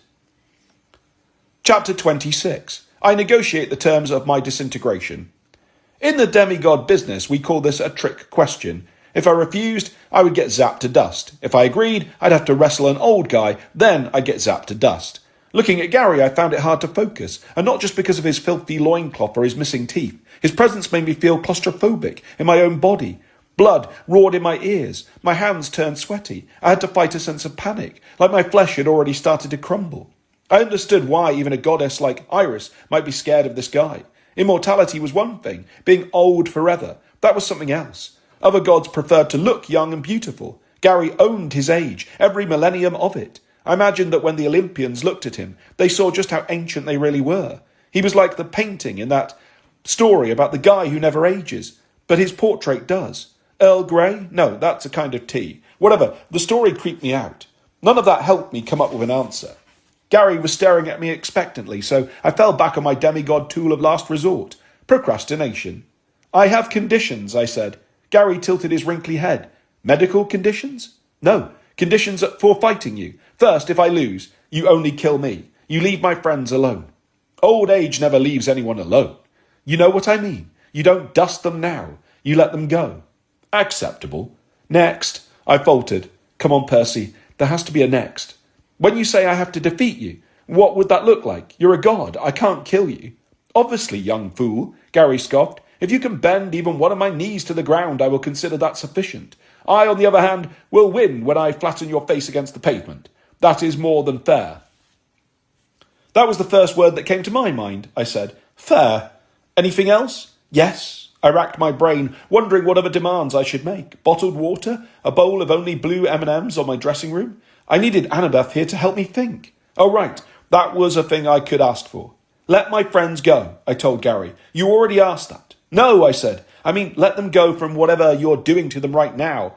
I gestured at Annabeth, who was still frozen at the chess game. I just slowed them down, said Gary. Old age does that to everyone. I want them here, I said, to say goodbye. If nothing else, whatever happens to me, I want them to see it. This is not a spectator sport, he grumbled, which was the first time anyone had ever said that about wrestling. Do you want to fight me or not? I asked. I felt like I could risk saying that because the gleam in Gary's eyes told me he was eager to push my face into the pavement. He wasn't the first person who'd ever felt that way. Fine, he grunted. He snapped his bony fingers. Annabeth and Grover both unfroze. They turned in my direction, removed their super-attractive menthol Kleenex tusks, and ran toward the playground. By the time Annabeth reached us, she had drawn her knife. Grover was wielding a black sesame mochi donut like a shuriken. "What's going on?" Grover demanded, hefting his pastry like he was ready to go full donut assassin. Annabeth sized up Gary and then cursed under her breath. "Get us, I presume. I should have known we were fighting old age." Gary chuckled. "And I should have spoken to you first, young lady. You're clearly the brains of this operation." "It's cool," I told my friends. "We've come to an agreement." Annabeth scowled at the god. "Let me guess, a wrestling match. Excuse me, I need a word with my client." She grabbed my arm and dragged me to the other end of the playground. Behind us, I heard Gary ask Grover, "You going to eat that?" Annabeth gripped my shoulders. "Percy, you can't do this." "Hey, it isn't something I want to do. You can't beat him." I wanted to argue that this was our best shot. It was a lot better than all three of us getting turned into grave dust. But I could tell from Annabeth's expression that she had already run the angles. She was way ahead, as usual. "Hercules wrestled old age to a standstill," she continued. "That's the only time Geras has been forced to call a draw. Beating him is impossible." What was Hercules' secret? No secret, just brute force. I rubbed my biceps and tried not to feel offended. I wasn't weak exactly, but super strength wasn't on my list of powers. I got breath or breathing underwater and talked to horses instead, which weren't so useful in a Greenwich Village playground smackdown. "There has to be another way," I said. "Your mum told me one time at the Hoover Dam. There's always a way out." "For those clever enough to find it," she said. "Yeah, I know, but Geras is a force of nature. He's inevitable. You can't fight old age." "Unless you're immortal," I thought. But that was exactly why Geras had stolen the chalice. It let you cheat the system. And he wasn't wrong about immortality being a curse. The gods were the most messed up people I'd ever met. They'd had centuries to work out their problems. They just didn't. Sure, they'd changed their clothes and modernised their lifestyles once in a while, but at heart they were still exactly who they had been back in the Bronze Age. A heavy feeling settled in my gut. I wasn't sure if it was despair, desperation, or donut. Was I on the wrong side of this fight? If I walked away and let Gary keep the chalice, Ganymede might get shamed and exiled from Olympus. Would that be so bad? The gods would have to pour their own drinks. They'd have one less way of making new immortals. Ganymede could get a job at Himbo Juice. Maybe Gary would even write me a recommendation letter instead, praising me for embracing my inner cranky old man. But Ganymede had chosen me for this quest, putting aside the fact that every god chose me for every quest. I felt obligated to keep my promise. I remembered how nervous the poor cupbearer had looked at Himbo Juice, the way he'd ducked under the table when he thought the golden eagle-flavoured smoothie of Zeus might swoop down to get him. Yes, he was traumatised and miserable. Maybe he would have been better off getting kicked back into the mortal world, but he hadn't asked me to free him from Mount Olympus. He'd asked me to retrieve the cup. If I chose to wreck his life for his own good without his permission, I wasn't much better than Zeus. I believed everyone should have the right to ruin their own life without anyone else ruining it for them. "I need to do this," I told Annabeth. "I think I can find a way." She studied my face, maybe wondering whether she should try to knock some sense into me with the hilt of her dagger. Finally, she sighed. "It has to be your call. Just don't underestimate him because of how he looks, Percy." It made me uneasy when she called me Percy instead of Seaweed Brain. It meant we were way beyond the point where she needed to criticise how dumb I was being. We marched back to the play structure. Gary was gumming a Fruity Pebbles donut, while Grover looked on in horror. The rainbow sprinkles around the god's mouth somehow made him look even older. "Ready to say your goodbyes?" Gary asked me. I shook my head. "No goodbyes yet. Let's confirm the rules of engagement. You and I wrestle one-on-one. You push my face to the ground, I lose, get turned to dust, etc. I force one of your knees to the pavement, you give me the chalice and I leave us in peace. Either way, when this is over, my friends go free." "That is the deal," Gary agreed. "Although since you're going to lose, most of those terms are, what's the word? Moot." "You're moot," I grumbled, because I am deadly with those quick clapbacks. "Or," Grover said, "you could trade the chalice for these leftover donuts." He flapped the lid of the box, wafting the scent of mochi toward the god. "Then we can all go our separate ways. I still have 2 more black sesame and a pistachio." Gary seemed to consider this. In my book, mochi donuts would be pretty close to magic chalices in any post-apocalypse barter system. I thought Grover might actually be on to something. He was about to make my life much easier, and also longer. Then Gary shook his head. "We'll stick to the original arrangement." "Fine," I muttered. When do we start? I didn't even have time to breathe. Suddenly Gary was on my back, his hands like steel clamps on my shoulders, his legs wrapped around my ribcage, his heels digging into me like I was an uncooperative horse. My knees buckled. The guy weighed a ton. I threw out my hands and broke my fall, my face only inches from the asphalt. His sour breath made my head swim. He said in my ear, "Oh, we can start whenever you like." Chapter 27. My dying words are super embarrassing. I yearned for the good old days when I'd had to fight one-on-one with the war god Ares, wailing on me with his massive sword baseball bat, unleashing giant wild boars to trample me, glaring at me with his nuclear eyes. Yes, those were simpler times. Now I was locked in a wrestle-to-the-death contest with Gary, the diapered god of halitosis, and I was losing. I tried to push against him, to force myself upright. It was like pushing against the roof of a tunnel. I twisted sideways, using his own weight to sling him off my back. I crawled away, gasping for breath, and barely had time to get to my feet before he slammed into me again, wrapping his arm around my neck. He pulled me into a side headlock, forcing my face dangerously close to the armpit. I really wished I hadn't taken those menthol tissues out of my nostrils. "Oh no," Gary cackled. "You can't run from old age." "Technically not true," Grover shouted. "Exercises like running can add years to your life." Gary snarled. "Quiet, Satter. No interference." "It's not interference," Annabeth chimed in. "It's commentary. Every wrestling match has commentary." Their distraction bought me a few seconds, which I'd like to say I used to formulate a master plan. Instead, my thought process was, "Oh gods, I'm going to die. Help. Ow, armpit, armpit." This falls short of the criteria for master plan. I tried to shuffle sideways. Gary held me fast. I pushed forward with all my weight. I leaned back, hoping to pull him off balance. Even though the guy was half my size, he didn't budge. "Going somewhere?" he asked. With his free hand, he punched me in the ribs. The sound that came out of my throat would have alerted any walruses within a 2-mile radius that I was looking for companionship. "Flag on the play," Grover yelled. 10-yard penalty. "No body blows," Annabeth agreed. "That's not wrestling." "Shut up," Gary complained. While his attention was divided, I managed to twist out of his headlock. I wrapped my arms around his chest and squeezed with all my might. I tugged and pushed, but I just couldn't budge the guy. He laughed. "Having fun?" I didn't have the energy to answer. At least he wasn't smashing my face into the pavement yet. As long as I amused him, he seemed content to let me make an absolute fool of myself. Fortunately, that was on my list of superpowers. There had to be a trick to beating this dude. Something aside from super strength, which was a ridiculous power only possessed by ridiculous Hercules, who was ridiculous. Maybe Gary had an off button. Maybe he was afraid of something I could use against him. What fought off old age? Antioxidants? Crossword puzzles? Fibre supplements?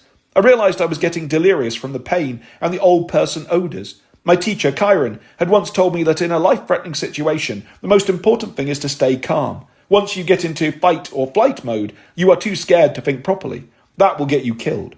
Unfortunately, I was not calm. I couldn't fight or flee, and I was fresh out of fibre supplements. I tried my ace in the hole. I summoned my anger, channeled it into the pit of my stomach, and reached out for the unlimited power of the sea. We were in Manhattan, just above sea level, bracketed by major rivers, right next to the Atlantic. Surely I could draw on my father's might, summon that great force to fight for me.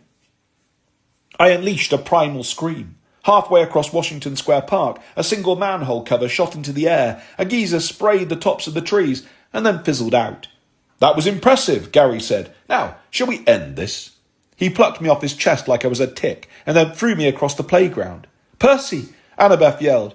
Her tone of concern was the only thing that saved me. As I sailed through the air, Annabeth's voice electrified every molecule in my body. My senses went into overdrive. Instead of slamming into the play structure, I twisted in mid-air, grabbed one of the bars, swung around and landed on my feet.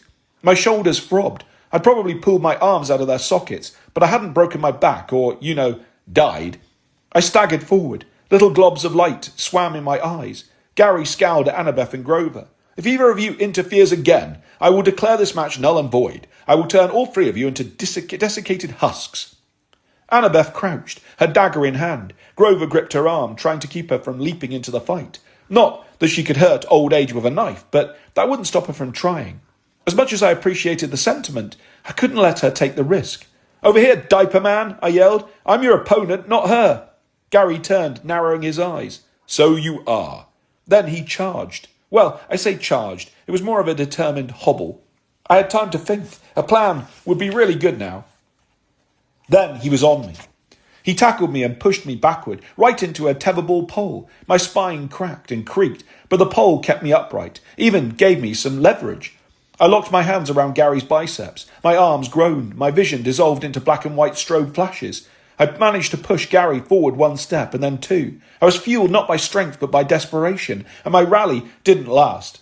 Gary clamped his bony fingers around my shoulders. I am here to tell you, shoulders have a lot of nerve endings.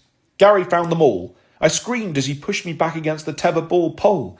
The metal began to bend. You have lasted longer than most, the old man conceded. It was a good try. A good try, I thought, my mind drowning in pain. Awesome. I couldn't win, but at least I'd get a particularly good participation award from old age. After I dissolved into dust, Annabeth could frame the certificate and kept it in her dorm room when she went to New Rome University by herself. My legs trembled, pressed between Gary and the pole. My ribcage felt like an over-tightened piano frame, ready to snap and implode. I thought about how much pain I was going to cause Annabeth. I'd promised I would never leave her again. When we left this life, I wanted it to be together, many years from now, when we were old and grey. Wait a minute. I felt some strength come back into my legs. I was still in agony, but maybe I was getting crushed a little more slowly.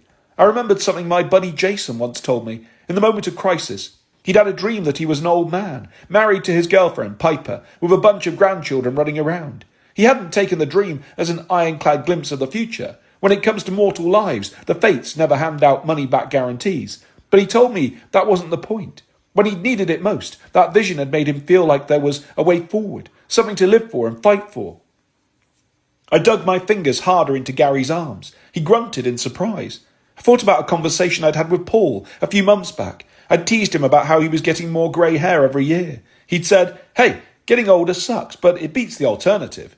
I didn't really get that at the time. Were the only choices really dying or getting old? When you're a demigod, you worry a lot about staying alive. You hardly ever think about old age. I'd been so focused on just making it out of high school, becoming an adult, but maybe that wasn't the ultimate goal. Getting old might be scary and difficult. It involved things I didn't want to think about, like arthritis and varicose veins and hearing aids. But if you grew older with people you loved, wasn't that better than any other alternative? I glanced at Annabeth and Grover. We'd been through so much together. I imagined Annabeth with silver hair and wrinkles, chuckling as she called me seaweed brain for the 4 millionth time in our lives. I imagined Grover with tufts of white hair coming out of his ears, his back hunched as he leaned on a cane, bleating as he complained about his aching hooves, and then maybe taking a nap on the bench in our beachside garden, while I sat next to him, resting my aching bones as I watched the waves and smelled the sea air. Aching bones weren't hard for me to imagine. Actually, the rest wasn't hard to imagine either. Gary expected me to wrestle him, and unless I died young, I couldn't beat old age. But what if I embraced him? It was a ridiculous idea. Stop fighting and just hug it out with geriatric Gary. My knees started wobbling again. I had maybe 1 second before he crushed me against the tetherball pole. I loosened my grip and wrapped my arms around the god. Then I said what I was pretty sure would go down in history as the dumbest last words ever. "I love you, bro."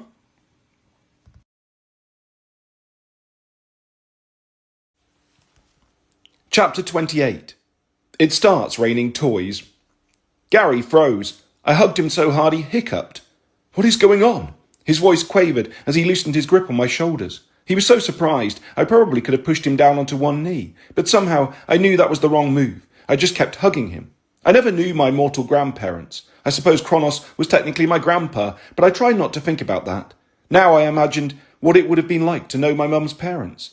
They died when she was really young. In fact, when they died, they had been younger than my mum was now. That kind of blew my mind. Did they laugh with the same kind of joy my mum did? Had she inherited her love of cooking or writing from them? Did they hum as they walked in the rain without an umbrella? Or was that just a Sally thing? If they hadn't died so young, they could have been there for my mum during her hardest years. They could have gotten to know me. Maybe Geras wasn't such a bad guy, despite his questionable loincloth fashion choices. As I hugged him, I imagined that I was hugging my grandparents and also embracing the idea of growing older and looking back on a great life, thinking, well, we made it. Yeah, we'll die someday, maybe soon, but we had a pretty good run, didn't we? I pictured myself holding hands with Annabeth when we were both wrinkly and frail, and I still looked into her eyes and loved her as much as ever. I imagined ruffling Grover's grey hair when he fell asleep on a garden bench, telling him, "Wake up there, G-Man, food's ready." I imagined us sitting around a table together, sharing a good meal and laughing about all the crazy things we'd done in our lives, including that time I wrestled the god of old age in Washington Square Park. I ignored Gary's musty smell, his baggy skin, his liver spots and weird hairs, and I just embraced him like an old friend. A very old, past his expiration date friend. It was better than the alternative. Living fast, dying young, and leaving a good-looking corpse is a cool-sounding philosophy until it's your corpse people are talking about. Gary pushed me against the tetherball pole one last time, but I guess his heart wasn't in it. He relaxed, patted me on the back, and then put his head on my shoulder. He started to tremble. I heard a single sniffle. Was the god crying? Was he smearing godly snot on my shoulder? I didn't know. Still, I didn't push him away. I peeked at Annabeth and Grover. The satyr looked stunned, but Wise Girl was smiling faintly. Of course, she got what I was doing. She was quick to recognise a good strategy, and that twinkle of appreciation in her eyes was the best look I could ever hope for. It meant she was proud of me. Finally, Gary disentangled himself from my hug. He stepped back and evaluated me anew. His eyes swam with reddish-brown tears. His jawline quivered. I couldn't tell if he wanted to hit me or hug me again. "Why?" he asked. "I figured I'll be wrestling with you my whole life," I said, "and I'm okay with that. I just wanted you to know." I took a shaky breath. "But if you really feel like the end of my life should be right now, we can keep throwing each other around the playground." Gary grunted. His expression was a mix of surprise, irritation, and maybe a little respect. "Technically, I was throwing you around," he said. "I was winning." I didn't respond. It seemed like the smart choice. "Old age is never embraced," he muttered. "Do you know the last time I had a hug?" He stared into the sky, as if trying to remember. His sad expression reminded me of old people I'd seen in nursing homes, gazing into the distance, trying to figure out where their lives had gone, where their loved ones were, how they'd become so alone. "So, what now?" I asked. He frowned. "Old age is patient. I hate that about myself, but I almost never rush to end someone's life. And you're right, ending your life now at age 16. 17, I corrected. Grover cleared his throat. "Shut up." 17, Gary echoed. The number seemed to taste bitter in his mouth. "No, it isn't right. This isn't your time." He tilted his head, turning his liver spots to the morning sunlight. "You really wouldn't drink from the chalice, would you?" "Nah," I said. "I kind of want to live a whole life. You know, even the tough stuff. Plus, I've seen what happens to people who are turned into gods. I thought about poor Ganymede, frozen as a beautiful teen, but stuck with all his anxiety, self-doubt, and fears forever. No, thank you." "Interesting." Gary studied my friends, then turned back to me. "I look forward to wrestling you for many years to come, Percy Jackson. Do not think I will go easy on you, just because you have impressed me now." "I'll keep exercising," I promised. "Do a bunch of crossword puzzles." Gary curled his lip. "We were having a nice moment. Don't ruin it." He snapped his fingers, and the Chalice of the Gods appeared, floating and gleaming in the air between us. All it needed was an angelic chorus to complete the effect. "Take it," Gary said. "I suppose it should stay on Mount Olympus, among those fools who have already turned their backs on old age. You give me hope, Percy Jackson, that not everyone is like them." He sniffed before grumbling. "Crossword puzzles." Then he poofed into a grey cloud of talcum powder. I managed to catch the chalice just before it hit the pavement. It felt as heavy as a bowling ball, which did not do wonders for my aching arms. "Ow," I said. "You did it." Grover did a little goat dance of relief, hugging him. "That was really risky." "It was perfect," Annabeth said. She marched up and kissed me. "You know what? I think you'll make a handsome old man. I hope one day we'll get the chance to find out. But I'm glad that isn't today." I smiled. The smell of Gary lingered on my clothes. I was weary and sore and felt like I'd aged a few decades, but those mental pictures also lingered. The images of growing older with the people I loved, with my best friends, and that made me feel like I could handle the aches and pains. Maybe the trade-off was worth it. "So, you think we can send Ganymede an iris message?" I hefted the chalice. "I don't want to keep this in my locker until Sunday." Annabeth looked like she was about to say something, but just then a hula hoop fell out of the sky. It was pink, with blue stripes and sparkles baked into the plastic. It hit the pavement with a jolly rattling whack, bounced 20 feet into the air, and then came down again and rolled across the playground, wobbling to a stop like a flipped coin. Even in a weird morning, this seemed weird. I said. Annabeth walked over to the hoop. She nudged it. When it did not explode or turn into a monster, she picked it up. She looked at the clouds, but no other objects fell from the sky. "This is a symbol of Ganymede, she said. The hula hoop? Grover asked. Well, the hoop. It's been a kid's toy for thousands of years. It's a symbol of his eternal youth. I shuddered. Yeah, that doesn't make Zeus's abduction of him one bit less creepy. And you think what? Ganymede tossed the hoop off Mount Olympus? Since these days Olympus hovered over the Empire State Building, it wasn't such a crazy idea. A good godly throw could probably reach Washington Square Park. No problem. But why? Annabeth examined the hoop more closely. Hold on. She found a section of paper wrapped around one part of the hoop. I'd assumed it was a label or something, but Annabeth peeled it off and started to read. It's a distress call, she announced. Ganymede says he's stuck on Olympus, and he needs the cup immediately. He says... Her face fell. Oh gods, Zeus isn't waiting for Sunday to have a feast. I gulped, remembering what Ganymede had said about Zeus being unpredictable. So, what, he's having one tonight? Worse than that, Annabeth said. Zeus is having his mum over for a family get-together right now. They're having brunch. Chapter 29. I teeter on the precipice of Mount Brunch. Is there anything more terrifying than brunch?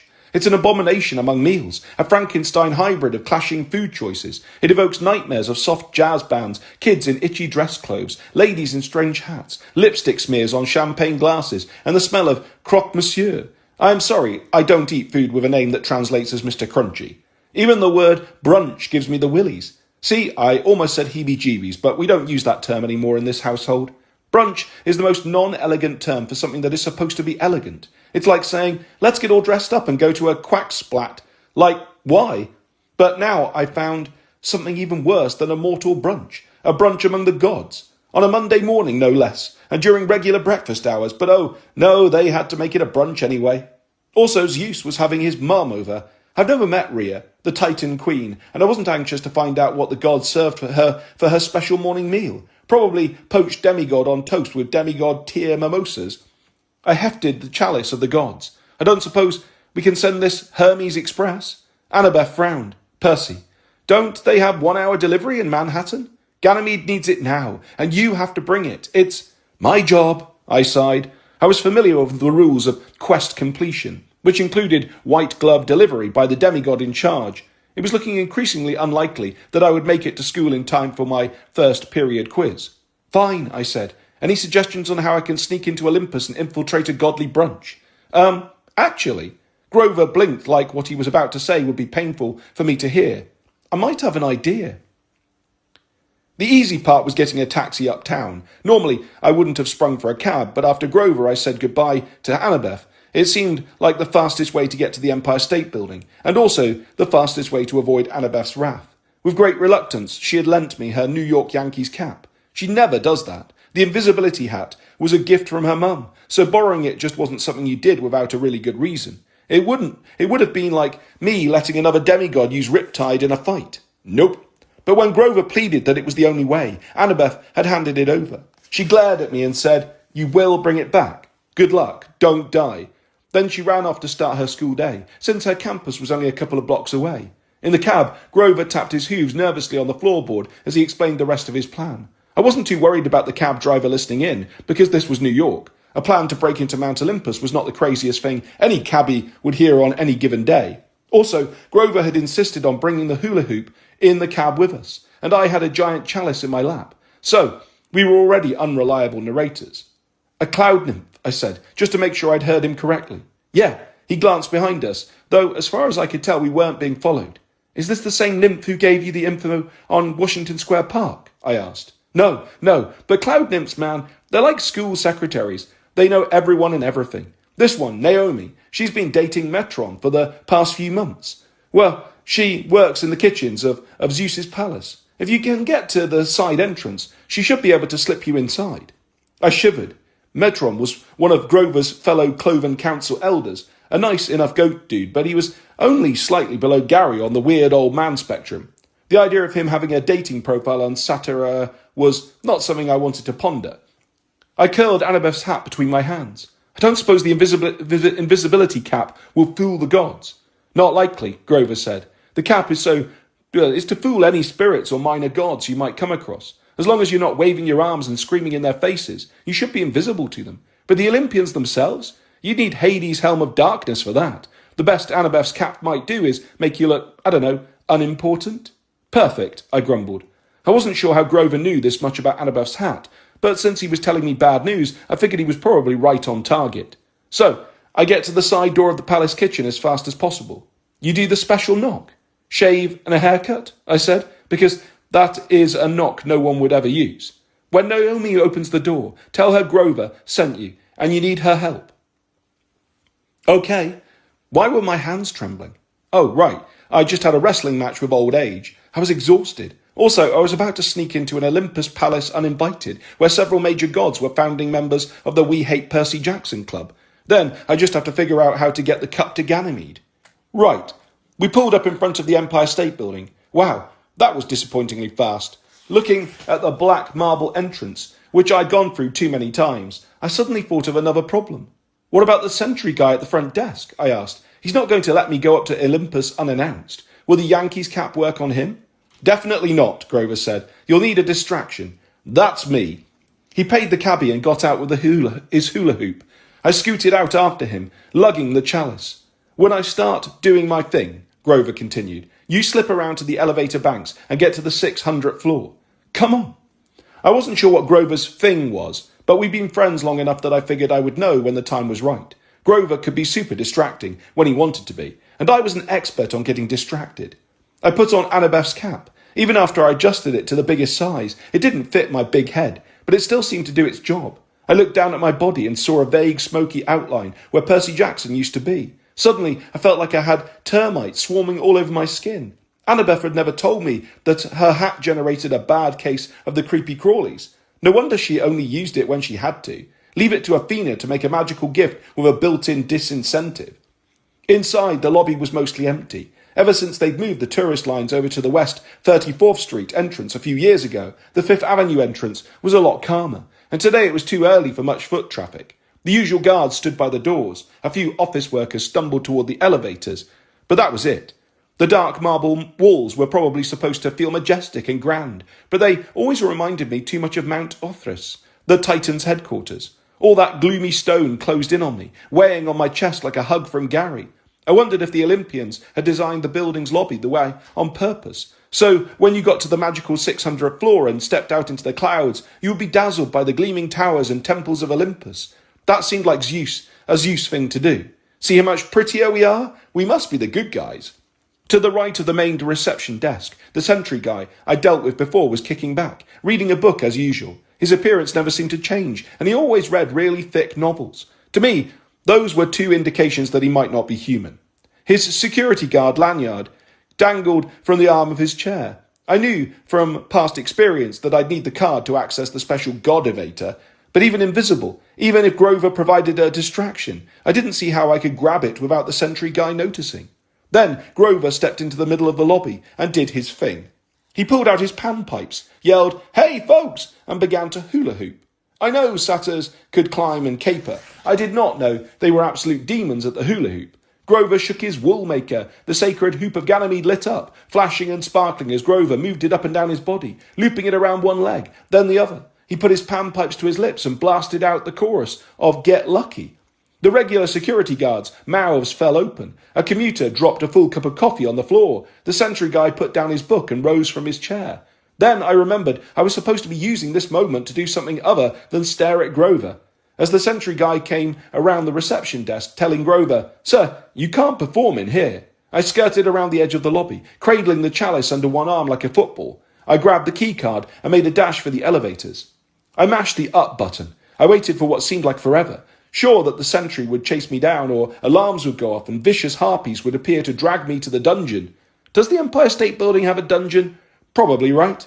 Finally, the black and silver doors slid open. I slipped inside, inserted my stolen card, and hit the button for the 600th floor. Up I went to the allegedly soothing sounds of "I Got You, Babe."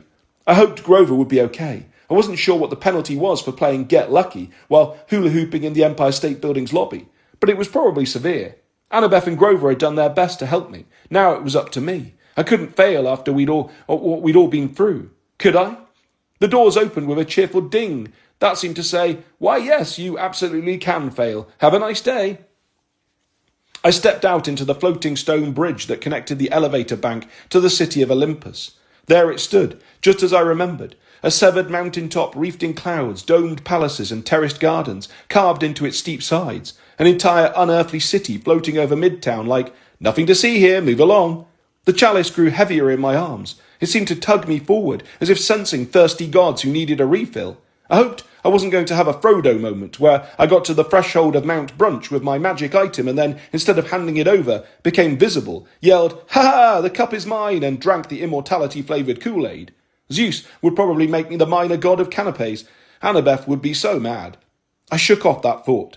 Somewhere below in the mortal world, church bells were chiming, marking the hour of 8 o'clock. That was an ungodly early hour for brunch, so I figured it was exactly when the gods would have it. I had to hurry. I took off down the path, leaping over gaps in the stone bridge and praying I could get the chalice to Ganymede before Zeus called for a round of demigod tier mimosas. Chapter 30. I infiltrate the lair of Lightning God 3000. Sprinting to Mount Olympus sounded cool and heroic, until I got halfway there and realised I still had like a quarter mile to run with a bowling ball chalice. By the time I reached the other end of the bridge, I was sweating and gasping. I imagined somewhere Gary was laughing at me and reminiscing about how, when he was a kid, they ran barefoot uphill 5 miles to Olympus and they liked it. Twice I stopped to catch my breath, hugging the side of the road while a group of Olympus dwellers passed by. I wasn't sure what they were, minor gods, nature spirits, but they didn't seem to notice me. They just drifted past in their shiny golden robes, tittering and chatting in ancient Greek and basically looking like they lived inside a permanent supernatural beauty camera filter. Annabeth's cap must have been doing its job. I was either invisible to the locals or appeared too unimportant to mess with. That was good because the longer I wore the hat, the worse the itchy sensation got. My skin felt like it was baking into crispy pork rind. I wondered how Annabeth dealt with this, and also whether Olympus had any pharmacies that sold cortisone cream. At least the Olympian streets weren't busy. A couple of chariots were in line at the drive-through window of Sagittarius Coffee. A Hephaestus-made steampunk rhinoceros thing was trundling along the street, power-washing the cobblestones with blasts of steam from its snout. In the park gazebo, a sign read, "Open mic hot poetry with Erato. Tonight only." But at the moment, the gardens were empty except for a few pigeons. Because yes, even Mount Olympus has pigeons. I followed Grover's directions to the side entrance of Zeus's palace, left at the big white oak tree, followed the bed of lilies until I found the 2 poplar trees. Take a right and look for the wall of jasmine. When your best friend is a satyr, you learn a lot about trees and plants. That's how they see the world, so it's also how they give directions. The chalice helped, pulling me along ever more insistently the closer we got to Ganymede. At least, I hoped that was where it was leading me, and not to the nearest godly high school cafeteria so I could top off everyone's beverages. I ended up in an alley at the base of a tall cliff. Far above rose the foundations of an enormous white palace, Chez Zeus, I presumed. Sure enough, the wall in front of me was covered with flowering jasmine, except for a small door inlaid with fancy bronze designs. Even the alleys are high class on Mount Olympus. I did the shave and haircut knock. The door creaked open. The woman who poked her head out had a hairdo like a tornado funnel. Her eyes were grey and stormy, her face ageless, her scent like oncoming rain. She couldn't have been more clearly a cloud nymph if she'd had a name tag that said, "Hello, my name is Cloud Nymph." "Naomi?" I guessed. "You brought donuts?" she asked. No. "You smell like mocky donuts." "That's because, never mind, I'm actually a friend of Maron's." She snorted. "No, you're not. Madron doesn't have friends." True, but I am a friend of Grover Underwood's," he said. "Come in." She grabbed my arm and pulled me into the kitchen. I'm not sure what I expected in a godly kitchen. If I'm being honest, I'd never considered whether the gods even had kitchens. I mean, they could snap their fingers and create anything they wanted. Why go to the fuss of having someone cook for you? Now, as I looked at all the nymphs rushing from oven to stovetop, pulling cloud stuff out of the air and mixing it into their soups and pies like strands of cotton candy, I realised that the gods would want servants fussing around, making things for them, the same way they liked it when mortals burned offerings. It was all about being noticed, attended, catered to. Gods ate the spotlight more than they ate nectar and ambrosia. Of course, they would insist things be done the hard way. About 20 nymphs were at work, all wearing white aprons, with black nets around their billowy hair. Their legs were just wisps of cloud, probably so they could move faster. Their nebulous dresses were stained with various soups, broths and glazes, so that they looked like colourful sunsets. The kitchen itself was bigger than my high school gym, and dryads kept popping in and out of the bronze double doors, carrying platters of food into the dining room beyond. As the doors opened, I heard voices I recognized. Zeus's booming baritone, Hera's laughter. Oh, great, my favourite goddess. As I had feared, the chefs were cooking up all the usual brunch horrors. Eggs Benedict with neon orange hollandaise sauce, steaks with eggs, soufflés. Yep, there were even a few Mr. Crunchies, along with French toast, bacon burgers and pineapple pizza, because why not? Let brunch chaos reign. Naomi studied me with the same distrustful expression I was giving the food. So why did Grover? Her voice trailed off as I showed her the chalice. Ah, I see. You're not supposed to have that. Yeah, I said. I know. She scratched under her hairnet. Are you a god, then? A line from an old movie flitted through my head. When someone asks you if you're a god, you say yes. I said, no. Right, she hesitated. This would explain why Ganymede is out there sweating Greek fire. I can't really comment, I said, but if you could signal him to come in here. Oh, no. Naomi folded her arms. She scowled at Annabeth's Yankees cap in a way that made me think invisibility hats were rude in her kitchen and also ineffective. I will pretend I don't see you. Nobody will bother you in here, but if you want to get Ganymede's attention, you'll have to do it yourself. He's right through there. She pointed at the double doors. Can't miss him. He's the one sweating. Greek fire. Got it. I don't suppose I could borrow a waiter's outfit and maybe a fake moustache. Naomi grunted. Friend of Maron. That's hilarious. She marched away to check on her soufflés. I figured that was a no on the waiter's costume. Since Annabeth's invisibility cap wasn't doing much more than making me look out of place and giving me a skin rash, I needed another plan. I made my way over to the double doors. I waited for a dryad server to go through, then put my foot in between them, keeping them open just enough to peek through the crack. I'd never seen Zeus's private palace before. The few times I'd been to Olympus, I'd always made a beeline from the elevators to the gods' council chamber, which is what you have to do when you're delivering doomsday weapons or trying to keep the Titans from destroying the world. Zeus's dining room looked like an ancient Roman feast hall, crossed with a Beverly Hills party pad. In the central conversation pit, gold-embroidered purple sofas surrounded a table laden with platters of fruit. The gold cutlery and dinnerware gleamed so brightly I thought my eyes would melt. Bordering the atrium was alabaster columns, etched with gold lightning bolts, just in case you forgot whose palace you were in. I was surprised Zeus hadn't monogrammed them, although maybe he had. If his monogram was just a Z, that was basically the same as a lightning bolt, right? Mind blown. The view was suitably impressive. Vast open balconies overlooking the other Olympian mansions where the lesser schmuck gods were forced to live. But what really got me were the games. Lined up along the outer walls, every conceivable Zeus-themed arcade machine blinked and flashed. King of Olympus pinball, Mighty Zeus slots, even Lightning God 3000, which I remembered playing once on Coney Island. I wasn't surprised that Zeus would collect his own memorabilia. That seemed very on-brand. But the fact that he would display it in his dining room was some god-level narcissism. Like, why look at these amazing views when you can select my avatar in multiplayer mode and realise how much your powers suck compared to mine? I wondered if he sourced his machines from the same wholesaler as Heebie-Jeebies. I forced my ADHD brain to stop obsessing about the blinking lights and focus on the brunch guests instead. Plenty of old friends and frenemies lounged on the sofas. At the head of the table sat the big guy himself, the OZ, chillaxing on a purple velour toga and gold sandals. Because, obviously, if you are a god and you can look like anything you want, this is the look you would choose. To his left was my buddy Hera, goddess of making Percy miserable. She looked regal in her sleeveless white dress and elegant braided hairdo, as if to make a point of how gross her husband was.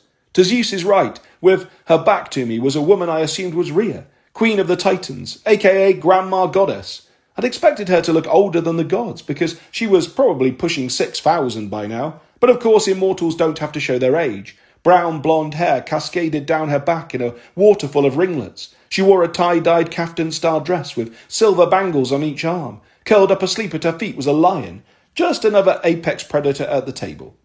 Other celebrities in the brunch pit included Athena, Hermes and Demeter, because of course the grain goddess would show up for a morning meal. There were a couple of other guests I didn't recognise, either because they'd changed their appearance or because I hadn't met them yet. And standing behind Zeus, trying to figure out what to do with his empty chalice-free hands, was Ganymede. He was literally sweating Greek fire. Every so often a drop of glistening incendiary liquid would pop and smoke on the back of his neck. So far, no one else in the room seemed to be noticing, or maybe he always did that when he served at the boss's table. Zeus was holding forth about all the delicacies he had ordered for his mother's special brunch day, Apparently, she hadn't been to Olympus in a very long time, and nobody was allowed to start eating or drinking until Zeus finished his speech about how awesome she was. All their cups were empty. Good. Now all I had to do was get the chalice into Ganymede's hands without being noticed. It seemed so doable. And yet, I stared at the cupbearer, willing him to look in my direction. Finally, as Zeus was extolling the virtues of Phoenix Eggs Benedict, they have a spicy kick, Ganymede glanced at the kitchen doors. After a moment of hazy confusion, he saw me holding up the chalice. His expression changed from surprise to relief to terrified pleading in less time than it would have taken him to pour a drink. His eyes said, "Oh, thank the gods." I gestured at him to come to the kitchen. He shuffled to one side, but immediately Zeus reached back and grabbed his wrist. "Stay, Ganymede. I want you to hear this. Then you can pour our drinks and we'll have a nice toast." Nobody remarked on the obvious fact that the cupbearer didn't have his cup. I suppose being a servant, he was even more invisible than I was in my borrowed hat. Ganymede, looking in my direction again. "Help!" I thought, Zeus told the group, that I would honour our dear mother, Rhea, with a special story about her. "Oh, baby, you don't have to," Rhea said. The other gods wore pained smiles as if they agreed that Zeus really didn't have to. "So, one time," Zeus began, "back when I was just a lad and the rest of you were rolling around in Kronos' stomach." At that moment, two horrible things became clear to me. First, I would have to listen to this story. Second, if Ganymede could not come to the chalice, I would have to bring the chalice to Ganymede. Chapter 31. I face a dangerous predator who is possibly my future mother-in-law. I will now sing the praises of pastry carts. Not only can they transport tasty baked goods to the vicinity of your face, they can also be covered with tablecloths that hide a lower shelf, perfect for crouching on when you're a demigod who needs to sneak into a brunch. Yes, I know that's a cliche. I got the idea from old TV shows, but hey, you've got to do what works. The only tough part was convincing Barbara, my new best friend and dryad server, to push me as close to Ganymede as possible. Her price? "I want to meet Annabeth Chase," she said. "I want a selfie and an autograph." Really? "She's my hero," Barbara said. "No, I get that. She's my hero too. It's just..." I decided not to elaborate. I'd been prepared for Barbara to demand something much more difficult, like a personal quest or a box of gold foil collector's edition Mythomagic cards. "I can definitely arrange a meet and greet." "Deal," she said cheerfully. "But if you're discovered, I have no idea who you are and how you got under the cart, and I will scream. 'Demigod, kill him!' Cool?" I would expect nothing less. So I curled up under the cart with the chalice of immortality in my lap, hidden behind a white tablecloth embroidered with lightning bolts, as Barbara wheeled me into the dining room. Anyway, Zeus was saying, there I was, surrounded by angry llamas. Well, you can imagine. "My dear," said Hera, "there were no llamas in ancient Greece." "Well, there were in Crete," Zeus growled. "I don't know, maybe Kronos decided we couldn't have nice things and he sent them all to Peru, but at that time, wow, llamas everywhere. As I was saying, I was all alone. No Amalthea, no Corotis, just me in my diapers, a mere mewling babe, if you can picture it." "I can picture it, Dad," Athena said dryly. The cart creaked and wobbled. It was so close to the dining table I could smell wet lion fur. I didn't dare look, but I figured I must be getting close to Ganymede. Just a few more feet. "Stop that!" Zeus snapped. The cart stopped. "I'm telling a story here, Barbara." "Yes, sir. Sorry, sir." There was a long pause. I imagined all the gods staring at the cart, wondering why it seemed so heavily laden and why it was creaking more than usual. I waited for Barbara to yell, "Demigod, kill him!" Finally, Zeus grunted. "Where was I?" "Crete," Hermes said, "surrounded by llamas." "Right, so." I had trouble keeping track of the story. Partly my heart was hammering too loudly, partly I just didn't want to keep track of the story. Zeus rambled on, trying to build sympathy for his poor baby self all alone on Crete. I doubted his audience was feeling the suspense since, spoiler, he was immortal, so the possibility of him getting killed by llamas was quite low. Nevertheless, I hoped everyone had stopped looking at the pastry cart. I risked lifting the bottom of the tablecloth. I had a great view of Zeus's sandaled feet. Did he polish those toenails or what? Focus, Percy. Ganymede stood on the other side of Zeus, only 10 feet away, but still too far to slip him the chalice, especially since there was a lightning god between us. I tried to look up to see Ganymede's face, but my angle wasn't good enough. I couldn't tell if he knew I was there or if he was too busy sweating Greek fire to notice. I wondered if I could crawl from the cart to under the table, past all those immaculately groomed godly feet, without getting noticed.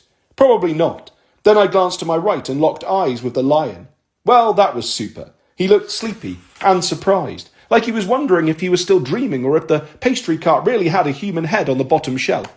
Probably the worst thing I could have done was to continue staring at him, so that's what I did.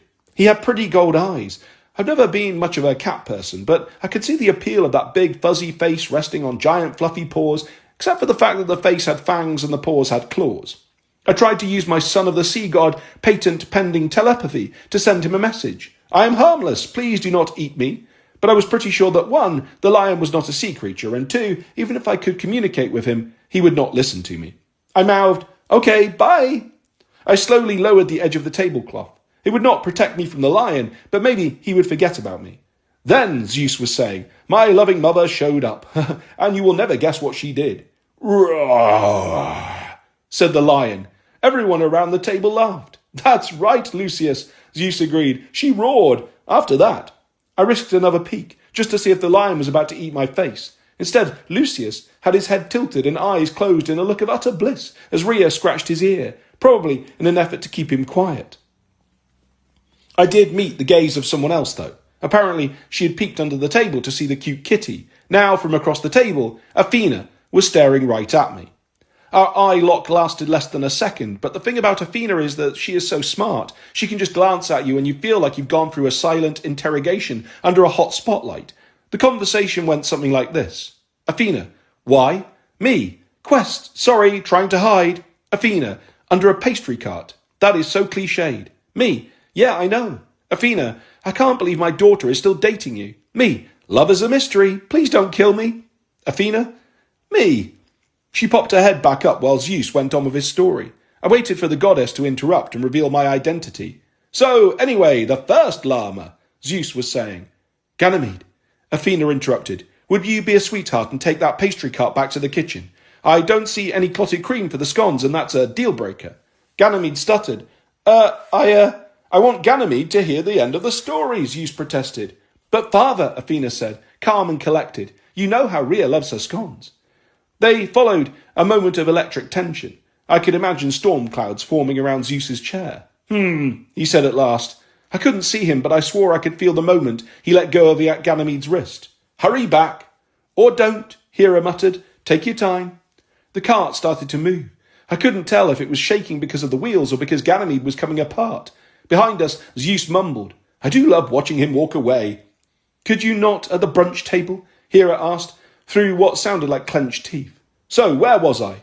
Crete, Hermes said. Llamas. The double doors swung open and we were safely in the kitchen. Gasping, I rolled out from under the pastry cart. I realised I'd been holding my breath for way too long. Oh, baby, said Ganymede, come to Papa, you beautiful thing. Thankfully, he was not talking to me. He made gimme hands at the chalice. I wondered why he just didn't grab it. Then it occurred to me I had to hand it over. I had to complete the quest and place the cup into his possession. Chalice for you, sir, I said, and managed to lift the cup. Ganymede hugged it, kissed its rim, examined it for dents and dings. Oh, Percy Jackson, you did it. I don't know how to thank you. How about, a recommendation letter? Ganymede blinked. Right, of course. A piece of paper floated down from nowhere, straight onto my chest. I looked at both sides. It's blank. Just dictate whatever you want to say. The words will write themselves. When you're done, as long as you haven't gone overboard with the praise, my signature will appear at the bottom. It's all completely legitimate and legal.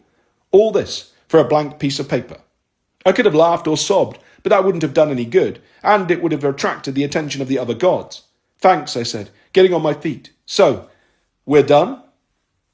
Now I have to fill this chalice, Ganymede said, and clotted cream. I need some clotted cream, but yes, we're done. I won't forget this, Percy Jackson. Good luck in college. As Ganymede rushed around the kitchen, Zeus called out, Ganymede, where are you? I'm getting to the good part. Coming, Lord Zeus, Ganymede called. Just, filling my chalice, which has been in my possession this entire time. He winced and then returned to work. Clotted cream obtained and chalice filled, he rushed the cart back into the dining hall. I glanced at Barbara, the dryad. Thanks for your help. I'll arrange that meet and greet with Annabeth. Awesome. It must be such a thrill to work for her. Yeah. I turned and nearly jumped out of my jeans. Chef Naomi was standing 1 inch away, glaring at me. Bit of a letdown doing quests for the gods, she asked. Kind of the way I feel every time I make a meal and none of them even says thank you. You know, I said, it's a living. She patted me on the shoulder. Would you like a demi bag for the road? Then you can get out of my kitchen. Chapter 32. Grover eats my leftovers. The worst part of it all, demi-bags, as in bags of leftovers for demigods, were a real thing. Naomi gave me an insulated white sack with demi-bag written in red letters above a sketch of smiling children with their tongues hanging out, waiting for tasty treats. I'm not sure what I found more insulting, the fact that the gods treated their kids like pets, or the fact that Poseidon had never once brought me any leftovers. Naomi loaded me up with primo pastries, though she didn't include any clotted cream. Somehow I made it back across the Olympian bridge without being accosted by minor gods or rabid dryad fans demanding Annabeth's autograph. As I took the elevator down to the mortal world, I Got You Babe was still playing. Gods almighty, how long was that song? Or maybe the Olympians just had it on a loop to torture their visitors. I realised I was shaking from delayed fear. All the adrenaline rushed out of my body. I could still see Athena's eyes boring into me, so much worse than the gaze of a lion. Unlike Lucius, the goddess of wisdom couldn't be pacified by a scratch behind the ear, or at least I wasn't going to be the one to try. I took off Annabeth's cap, which helped a little. The itching stopped immediately. I expected my skin to be covered in red welts, but my arms looked no different. By the time I reached the lobby, I was feeling almost calm again. The doors slid open. I took a deep breath and strolled out of the elevator, doing my best to act casual. I dropped my stolen key card near the front desk. There was no sign of Grover, though when I passed one of the mortal guards, she was humming Get Lucky. The sentry at the front desk didn't try to stop me, but I'm pretty sure he narrowed his eyes when he saw my demi-bag. Once out on Fifth Avenue, I spotted Grover at the end of the block, waving his sparkly hula hoop at me. "Lobby security let me off with a warning," he said as he trotted up. "And did you—" "Ooh, a demi-bag, thanks." Grover dove in like a horse with a grain sack, which I mean in a completely complimentary and positive way. "Yum," he said. "You know what these pastries need?" "Clotted cream," I guessed. He got a dreamy look on his face. I was going to say strawberry jelly, but yeah, clotted cream. Anyway, tell me what happened. I gave him the rundown on my fabulous brunch experience. "Llamas in Crete," Grover frowned. "You sure they weren't Vicuña Gonacco?" You know, I didn't get the chance to ask while I was hiding under the pastry cart. That's a cliché, but you met Lucius the lion. I hear he tells hilarious jokes. Grover must have registered the blank look on my face, which of course you didn't have time for. It sounds like everything worked out, though. "Yeah," I said, "as long as Athena doesn't report me to the Olympian Border Patrol, or as long as Zeus doesn't find out I sneaked into his brunch. I've decided not to mention this incident to anyone at camp." His goatee quivered. I worried I'd offended him somehow. Then he sniffled, and I realised he was on the verge of tears. "I'll be honest, Percy, the most scared I've ever been. It was probably in that Cyclops' cave in the Sea of Monsters, when I was all alone." He wiped his nose, which made the hula hoop sparkle cheerfully, because hula hoops have no sense of propriety.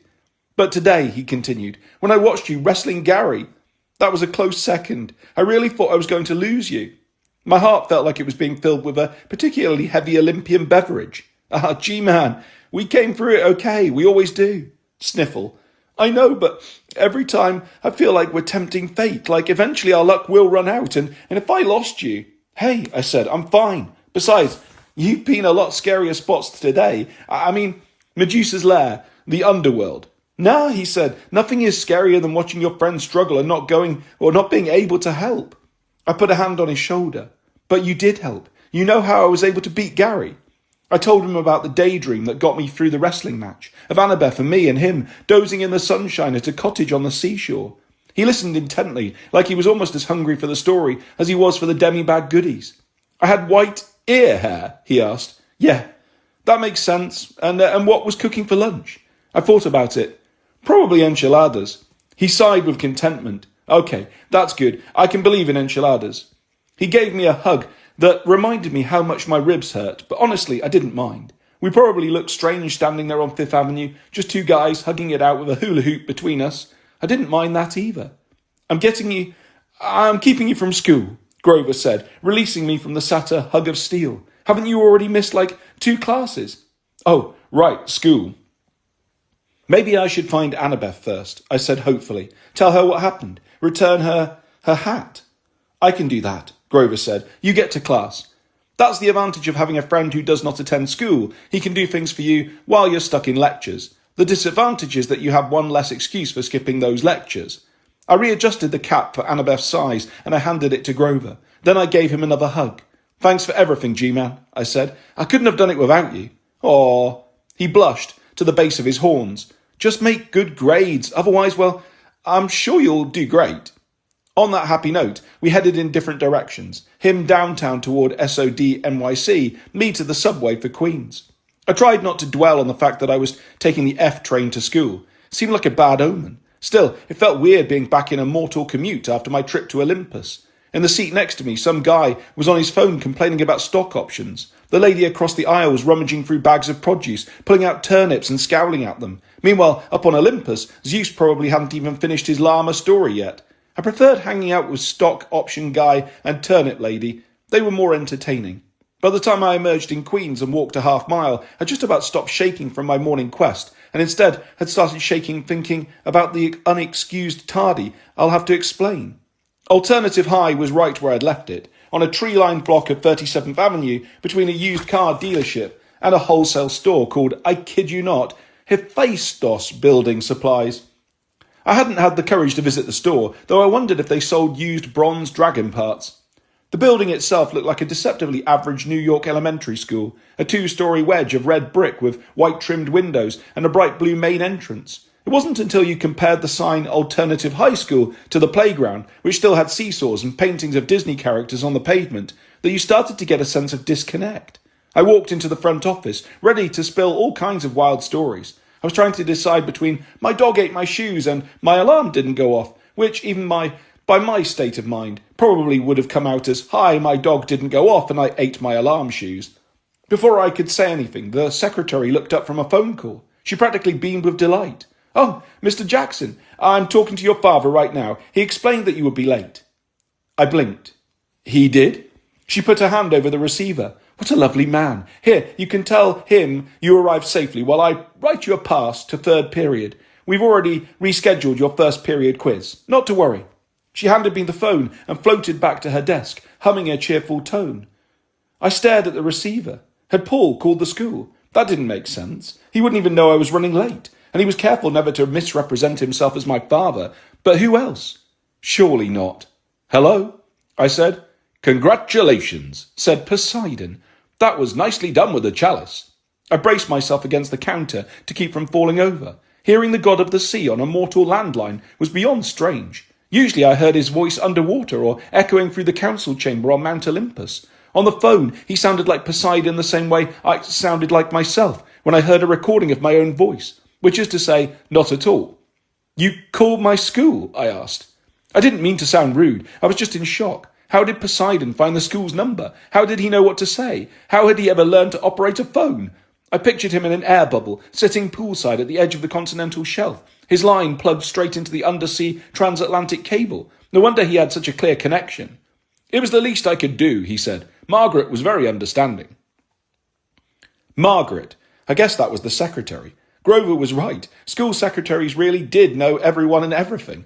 I wasn't sure how I felt about Poseidon being on a first-name basis with her, though. Thanks, Dad. I said that last bit for Margaret's benefit, since she was smiling at me as she wrote out my hall pass. She was probably thinking how lucky I was to have a father who was so active in my life. Can I ask? I lowered my voice as I cradled the receiver. And don't take this the wrong way, but why help me now? I mean, I've been in way worse situations before. Isn't this pretty hands-on for a god? The line was silent for a count of 3, except for the faint gurgling sound of water in the background. I would have thought Poseidon had hung up. You know, he said, sometimes it's the smallest waves that knock you off your feet. Tsunamis, everybody knows they're powerful. Tidal waves, big and impressive. But those small waves, they hold a lot of power. They prove what the ocean is capable of, even when no one is paying attention. Margaret slid a hall pass across the counter. She smiled as if to say, this is all very nice and your dad sounds great, but I need my phone back now. Okay, Dad, I said. I understand. In fact, I had no idea what he was talking about. I always keep an eye on you, Percy, he said. Mostly from a distance, it's true. I've watched you save the world multiple times, conquering enemies that would scare most immortals. But it wasn't until today that I realized how much of a hero you truly are. A lump formed in my throat. Because I dared to go to brunch? Poseidon chuckled. No, that was just foolhardy. You'd never catch me at one of Zeus's brunches. I mean, when you accepted Geras' challenge. You could have walked away, left Ganymede to his fate, probably even gotten Geras to write you a recommendation letter instead. The way Poseidon spelled out what I'd been thinking at the time, I wondered if he could read my mind, Or maybe he just understood me the way he understood the ocean's moods. Like the sea, I was part of him. Instead, he continued, you honoured your promise. You risked your life for a cupbearer you barely knew. Not for a letter, not because the fate of the world was at stake, but because that's just who you are. Today you created a small wave and you showed what the ocean is capable of. My eyes were getting watery. If I wasn't careful, I was going to start a saltwater flood right here in the office. Mr. Jackson? Margaret sounded impatient. I gotta go, I told Poseidon. But hey, Dad, thank you. Also, would you consider letting the river god Ellison do a yoga class at your palace sometime? I think you'd really love it. I said goodbye, and after handing Margaret the phone, took my hall pass and left. When I glanced back through the office window, she was talking to my dad again, laughing at something he'd said. Were they flirting? I decided I didn't want to know. Already this morning, I'd wrestled old age, survived a godly brunch, and gotten the demi-bag to prove it. I'd saved Ganymede's reputation and even put in a good word for Ellison and his undersea whale yoga classes.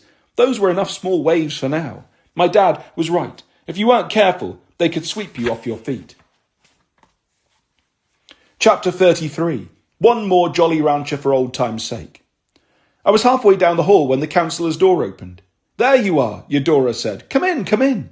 I was in too much shock to argue. Besides, a few more minutes of tardiness probably wouldn't make any difference, so I followed her inside. I sat on the little blue plastic chair and nodded to Sicky Frog, because by this point I was pretty sure the creature was sentient. Eudora seemed to be making herself at home in the councillor's office. She'd added a collection of seashells to her desk, maybe in case she needed to freshen up her hairdo. On the back wall she'd tacked up a motivational poster of a smiling sea otter with the message, "Laughter is the best medicine." I thought maybe I should buy her another poster as a thank you gift, once I was safely graduated and on the other side of the country, one that said, "Counselling, where can we flush you today?" So, Eudora rubbed her hands together. Tell me all about it. I heard you got Ganymede's letter. It's kind of a do-it-yourself letter, but yeah, I told her, about my adventures since I'd last seen her, making sure she understood there was no longer any need to send me anywhere via her magical sewer pipes. When I mentioned the call from Poseidon, a trickle of seawater leaked from her scalloped hair. I see. I would have been happy to talk to the office myself. I'm so sorry your father had to be bothered with that. She paused, looking suddenly terrified. Not that you are a bother, of course. It's cool, I said. Actually, it worked out great. Her shoulders relaxed as she realised I wasn't going to yell at her or demand that my father banish her to the Mariana Trench. I'm so glad to hear that, she said. I think this experience would make a great subject for your personal essay on the application. Bravery, initiative, self-discovery. Yeah, I said, trying not to cry about the fact that I would have to write yet another essay. I think we all learned an important lesson here today. Sorry? Forget it. She leaned forward conspiratorially. And, may I ask, were you tempted at all to drink from the Chalice of the Gods? You can tell me the truth. I thought about poor Ganymede sweating Greek fire at the brunch, about the way Zeus treated him like a trophy, about the various looks of distaste Hebe, Iris and Geras had made when I mentioned Ganymede's name. The truth, I said. I wasn't tempted a bit. She studied me as if I'd grown a set of tentacles. Fascinating. May I see your letter from Ganymede? I pulled out my blank sheet of paper and slid it across the desk. Oh, goodness! Eudora rubbed the edge of the paper. This is very nice. Arachnean silk fibre, eggshell finish, triple weave. It will make quite an impression on the admissions committee. It's blank, I said. Details. I'm sure you'll add the right words. I wondered if I could use that approach for my English class. Maybe I'd been looking at this writing stuff all wrong. I could buy some expensive cardstock at the stationery store, fill it with blah, blah, blah, blah, and my teacher would go, "Oh, nice paper, A+." Eudora reluctantly slid the blank letter back to me. Well done, Percy. When you do write your letter, it's not necessary to thank me too much. I looked at the poster of the smiling otter, who was loving that laughter medicine, then at Sicky Frog, who was not. Okay, I said. Just a short mention would be sufficient, Eudora said. So I guess we're all done for now. I pointed to the door, because I'm really looking forward to spending the rest of my day in class. Of course you are, Eudora said, because much like minor goddesses, Nereids don't do sarcasm, and I know how proud your father must be. I couldn't bring myself to respond. It still felt surreal that I had talked to my dad. He'd called the school. He'd been watching. It almost made up for all the demi-bags he'd never brought me. Though, honestly, I couldn't blame him for skipping those Olympian brunches. He was too smart to subject himself to Phoenix Eggs Benedict. Soon, we'll have to talk standardized testing, Eudora reminded me. And you'll need those other 2 letters of recommendation by winter break. But for now, you should relax. What else do you have on your plate today? A discussion about some short story, a math test, a chemistry lab? She nodded contentedly, as if I'd given her the perfect description of relaxation. Remember, I am here if you need anything. Now, what colour Jolly Rancher would you like, green or yellow? She really didn't know me very well. She offered me the jar, and I dug around until I found the only blue piece. Eudora smiled. You're going to do just fine, Percy. I have a good feeling about this year. Now, if you're running late to third period, I could always... I'll walk, I said quickly, but thanks, Eudora. I saluted her with my Jolly Rancher and then saluted Sicky Frog. I'm sure I'll see you soon.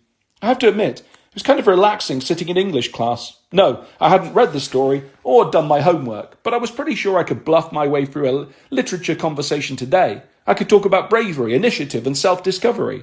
You can get a lot of mileage out of that stuff. Chapter 34. I write the worst letter ever. Delete. I was relieved to get home that night, at least until dinner turned into a letter-writing party. You'd think that with an English teacher, a soon-to-be-published author, and a daughter of Athena at the table, we could come up with some believable praise that Ganymede might say about me. You would be wrong. Annabeth had come over around sunset. She didn't bring cupcakes this time. She'd been too busy catching up on schoolwork after hunting the diapered god of geriatrics in the park that morning. She and I chopped peppers for the salad while Paul cooked spaghetti. And yes, after the horned serpent incident, I'd sworn off spaghetti, but pasta is like a best friend. You can't stay mad at it forever.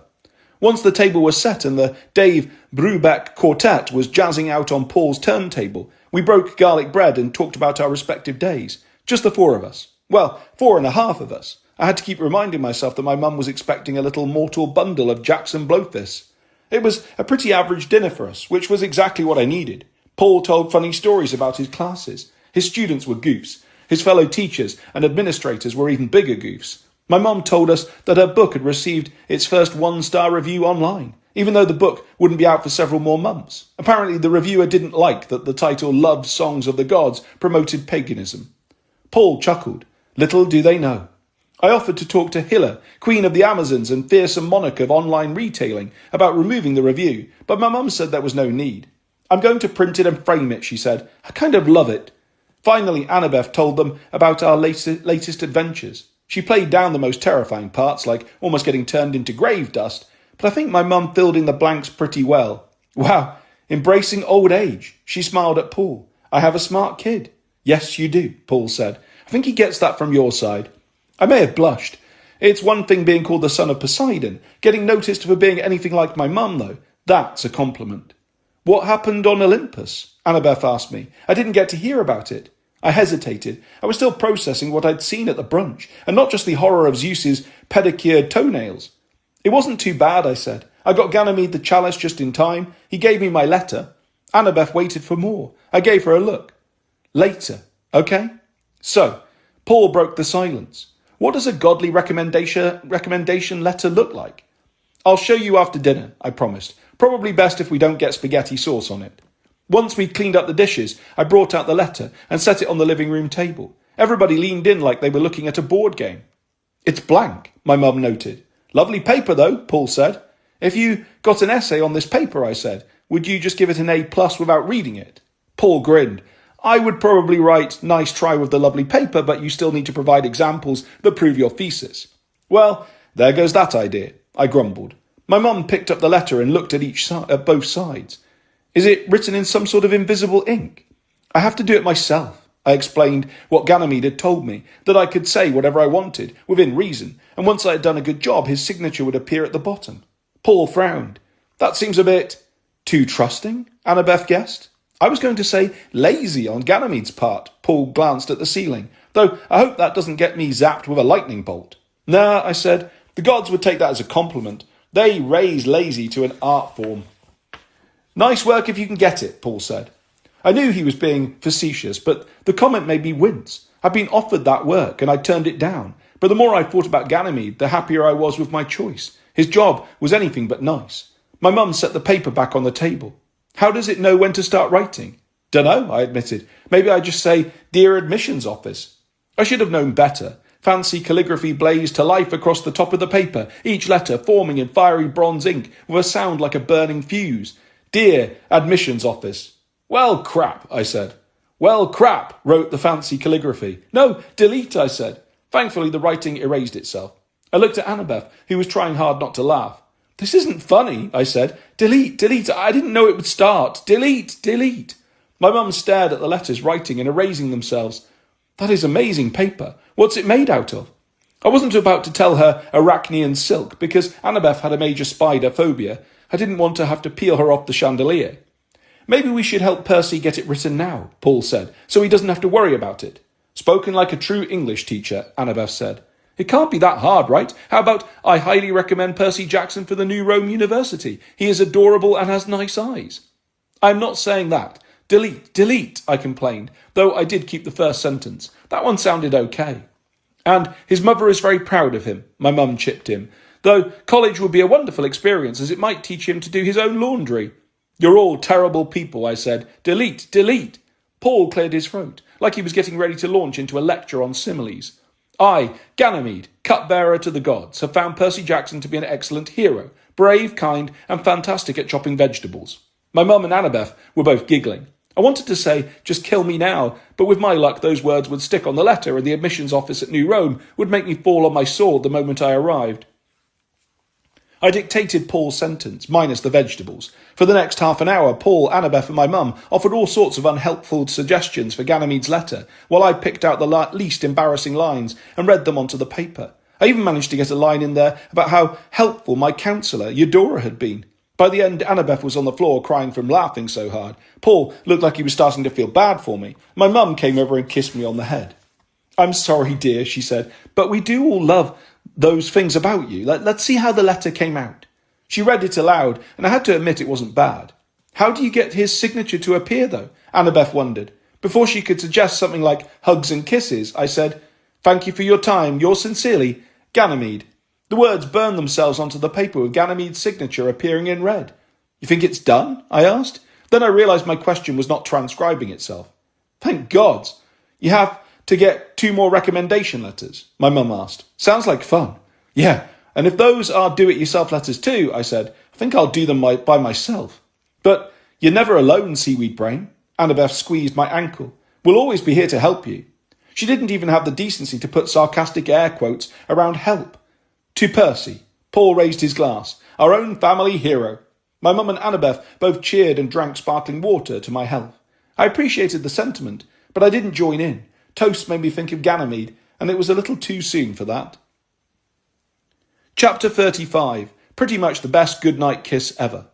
That night I told Annabeth the full story. After dinner, she'd headed back to her dorm, but once I'd had enough of doing homework, I lay down in my bed, fired up my makeshift Iris message machine, and tossed a coin into the rainbow. I was a little afraid Iris's staff, Mercedes, might fly through my window and beat me upside the head for using another form of messaging, but thankfully that didn't happen. "Hey," said Annabeth. She shimmered in the rainbow light, her head propped on one hand, an open textbook on the bed in front of her, some math stuff that was beyond me. Her smile was the perfect antidote for my long, crazy day. Sure, she had smiled at dinner and laughed at me a lot, but this was a warmer, more intimate smile. I like to think it was just for me.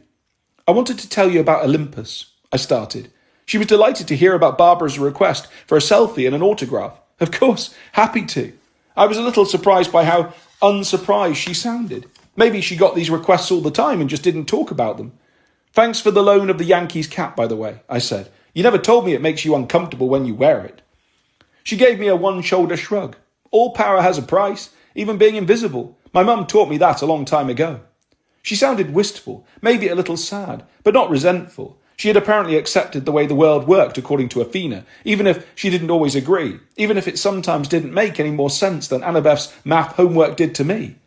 "Speaking of your mum," I told her what had happened at the brunch, when Athena locked eyes with me under the table. Annabeth's expression was difficult to read. Iris messages were always a little hazy, but she looked like she was trying to sew my words together in her mind, to make a coherent story out of them. "Wow," she said at last. "Yeah, she helped you." "I guess. She didn't kill me anyway." "You know what this means?" She stretched her hand toward me. Her fingers dispersed into water and light as they hit the Iris message, but I reached toward her anyway.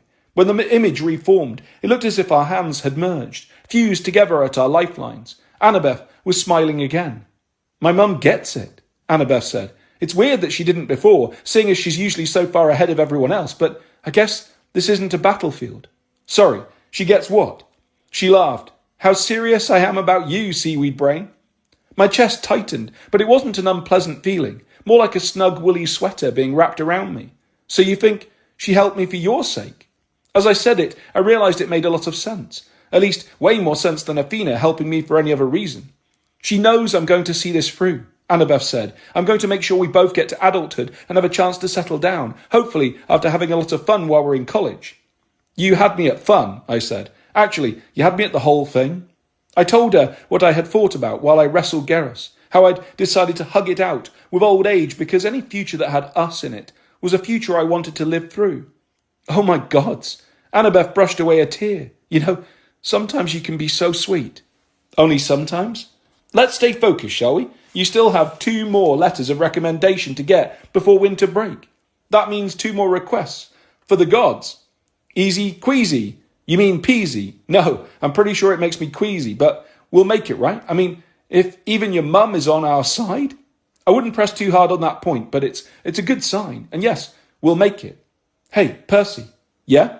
I hate to break it to you, but I think I might love you. Ah, crud. I was afraid of that. I love you too. Finish your homework. Good night. Good night, wise girl. And as we always did, we rolled toward each other, breaking the iris message as we came together. But in the mist and the last flecks of light, I thought I could smell her presence and feel the warmth of her hug. Honestly, that was enough to make me believe anything was possible. Except homework. I fell asleep almost immediately, and for once, I had pleasant dreams.